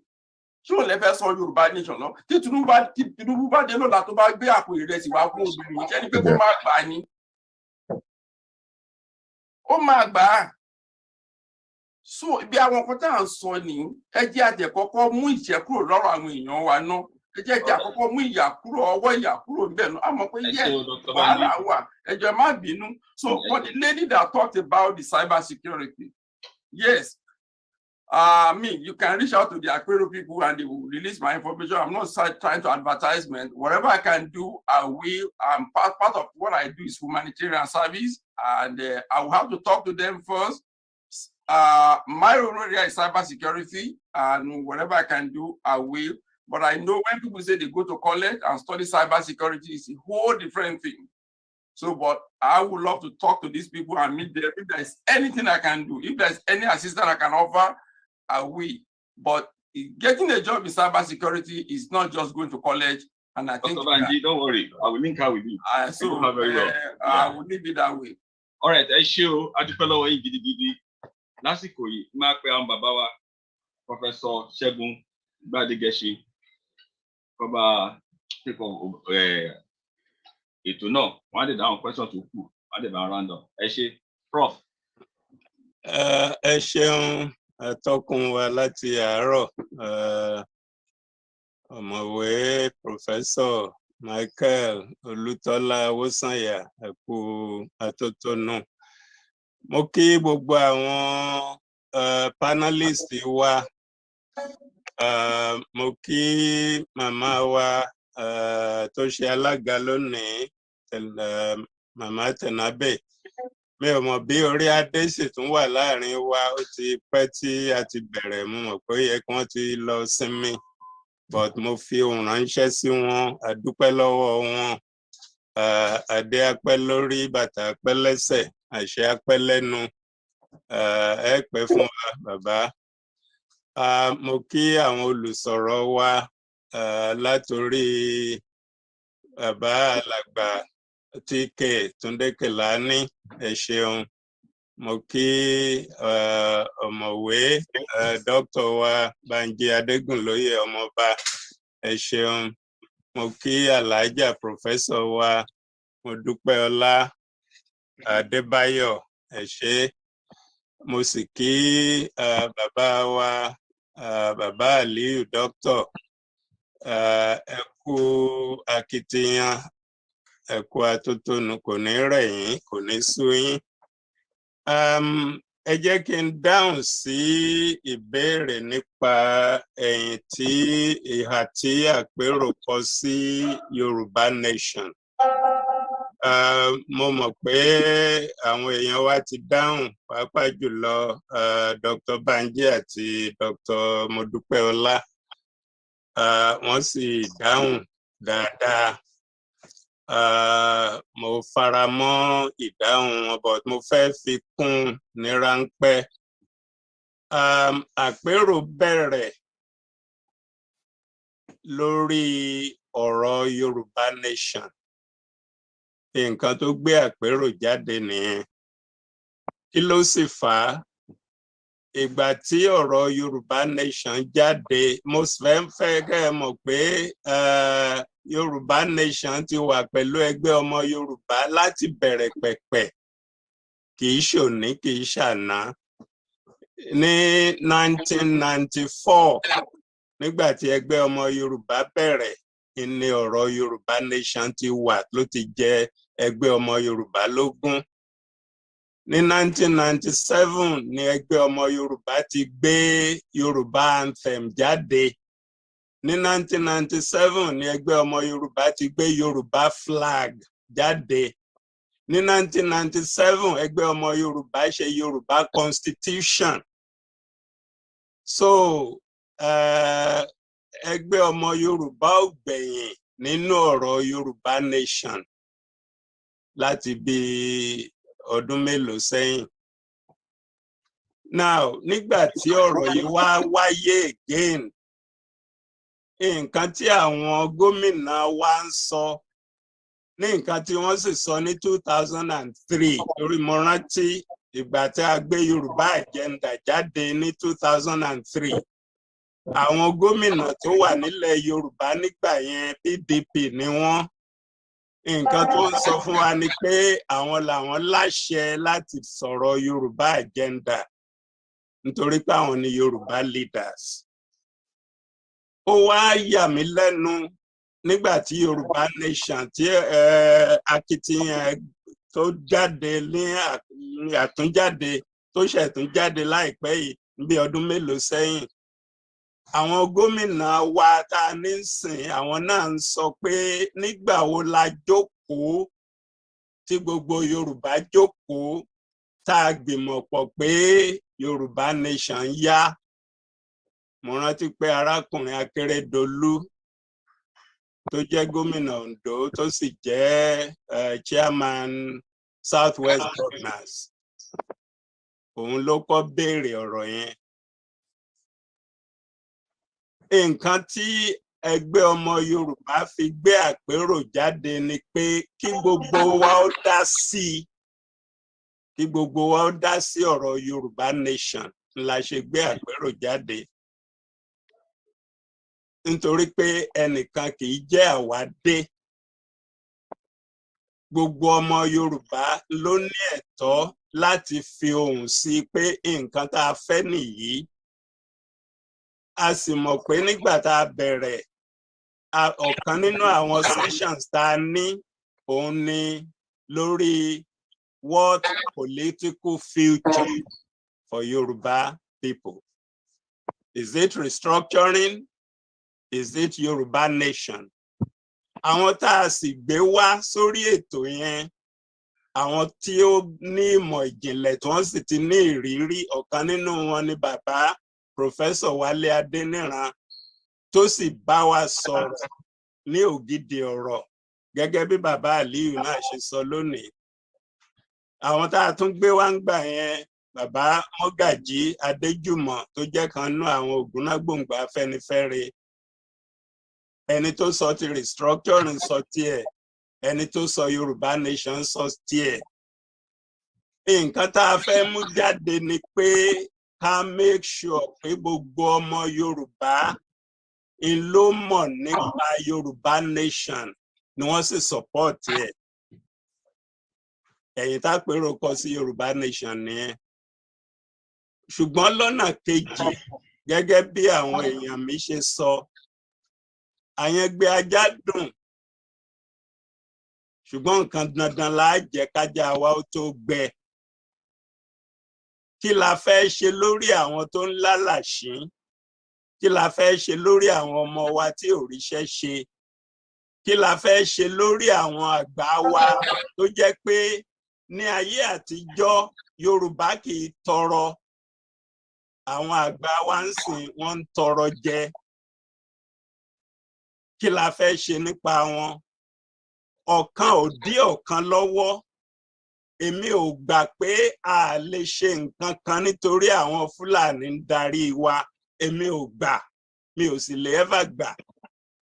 Nítorí pé ń sìn àwọn èèyàn wa wọ́n ń ṣe nǹkan tí wọ́n lè ṣe lórí ọ̀rọ̀ àtijẹ àti mu. Kí la fẹ́ fi ràn wọ́n lọ́wọ́? Ìyẹn ni kókó. So bàbá ń wá Yorùbá Nation now, tá a sì ń ṣiṣẹ́ tọ̀, ṣé èèwọ̀ ni ká wá nǹkan táwọn èèyàn wa ó jẹ ń sìn? Àwọn tó ń ṣe yahoo yahoo ká yà wọ́n kúrò níbẹ̀. Ẹ gbọ́ nǹkan títí kè é sọ fún wa nípa nǹkan tí wọ́n ń ṣe ní wáàsinmi. Ṣé èèyàn ṣe nǹkan tá a lè dágbá lé ní gbogbo ilẹ̀ Yorùbá? Àbí ta ló ń dí wọn lọ́wọ́ ní nǹkan tí wọ́n ń ṣe ní wáàsinmi báyìí? So ẹ má jẹ́ kí a rò pé a lè ṣe nǹkan nítorí pé àti ní Yorùbá Nation. Àdúrà mi ni pé a ní Yorùbá Nation, ṣùgbọ́n mo gbàdúrà, mo sì ní mò ń bẹ̀bẹ̀ pé gbogbo nǹkan tá a bá lè ṣe láti mú ayé àwọn ọmọ wa dára, láti mú ayé àwọn àgbà sunwọ̀n, ẹ jẹ́ ká ṣe é, ká gbìyànjú láti ṣe é. Ọlọ́run ó sì ràn wá lọ́wọ́. Ní ọ̀sẹ̀ tó ń bọ̀, lágbára Ọlọ́run, níjọ́ mẹ́jọ, a ó sọ̀rọ̀ lórí ìṣèlú. A bá wọn ṣòṣèlú, ṣùgbọ́n a fẹ́ rán àwọn èèyàn wa létí. Awólọ́wọ̀ ṣòṣèlú, ó sì fi ran ìlú lọ́wọ́. Kí làwọn tí wá ń ṣe ń sìn? Ṣé wọ́n ń fi òṣèlú wọn ran ìlú lọ́wọ́?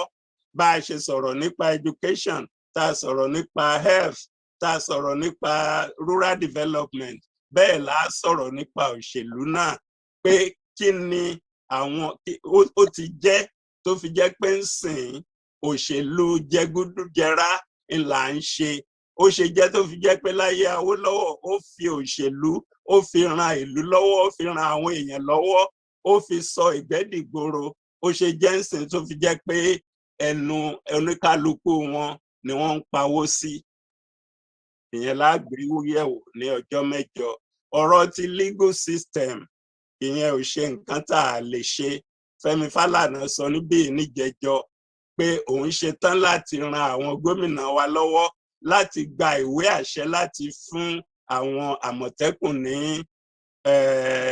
ohun ìjà tí wọ́n nílò yàtọ̀ sí ṣakabùlà tí wọ́n ń gbé káàkiri. So tó bá lè sọ yẹn, mo mọ̀ pé ó rẹ́dì láti fún wa ní Yorùbá legal institution. Lẹ́ẹ̀kan sí, gbogbo eléyìí láti gbé yẹ̀wò nígbà tí ẹgbẹ́ ọmọ Yorùbá bẹ̀rẹ̀.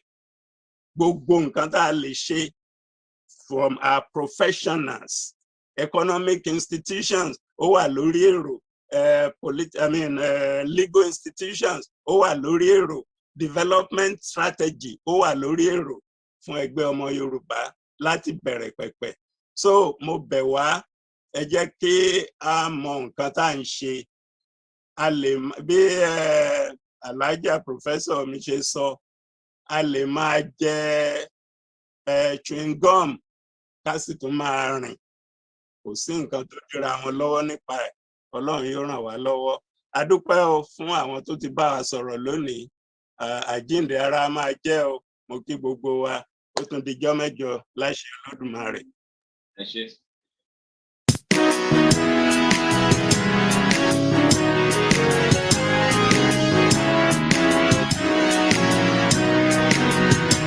Iṣẹ́ wa fún ẹwà, fún ilẹ̀ ìbí wa. Àgbéga, àgbéga, àgbéga fáyé rí. Ìgbàgbọ́ wa ni pé láti bẹ̀rù làgbọ́ mọ́. Ká ṣiṣẹ́, ká ṣiṣẹ́, ká ṣiṣẹ́ ká jọlá. Ìṣọ̀kan àti ìlera ni ẹ jẹ́ ká máa lépa. Tẹ̀síwájú ọ̀pọ̀ ire àtòhun tó dára. Ọmọ òmìnira bọ́ sípò ẹ̀tọ́ rẹ̀.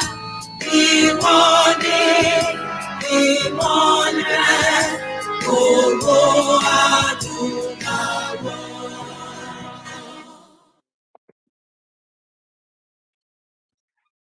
Ẹ ṣeun ọmọ káàárọ̀ oòjíire, iṣẹ́ wà lọ́wọ́ wa, àwa lògo adúláwọ̀. Ẹ jẹ́ ká gbìmọ̀, ká pèrò, ká jọ fọwọ́sowọ́pọ̀. Èdè ọwọ́ kò gbẹ́rù dórí o. Ẹ jẹ́ ká ran wa lọ́wọ́. Ẹ jẹ́ ká ṣe ara lóṣùṣù ọwọ̀ gẹ́gẹ́ bí ọmọ Yorùbá. Oòduà gbè wá. Yorùbá nation tiwa ni. Ṣùgbọ́n kí àyàn gbé ajá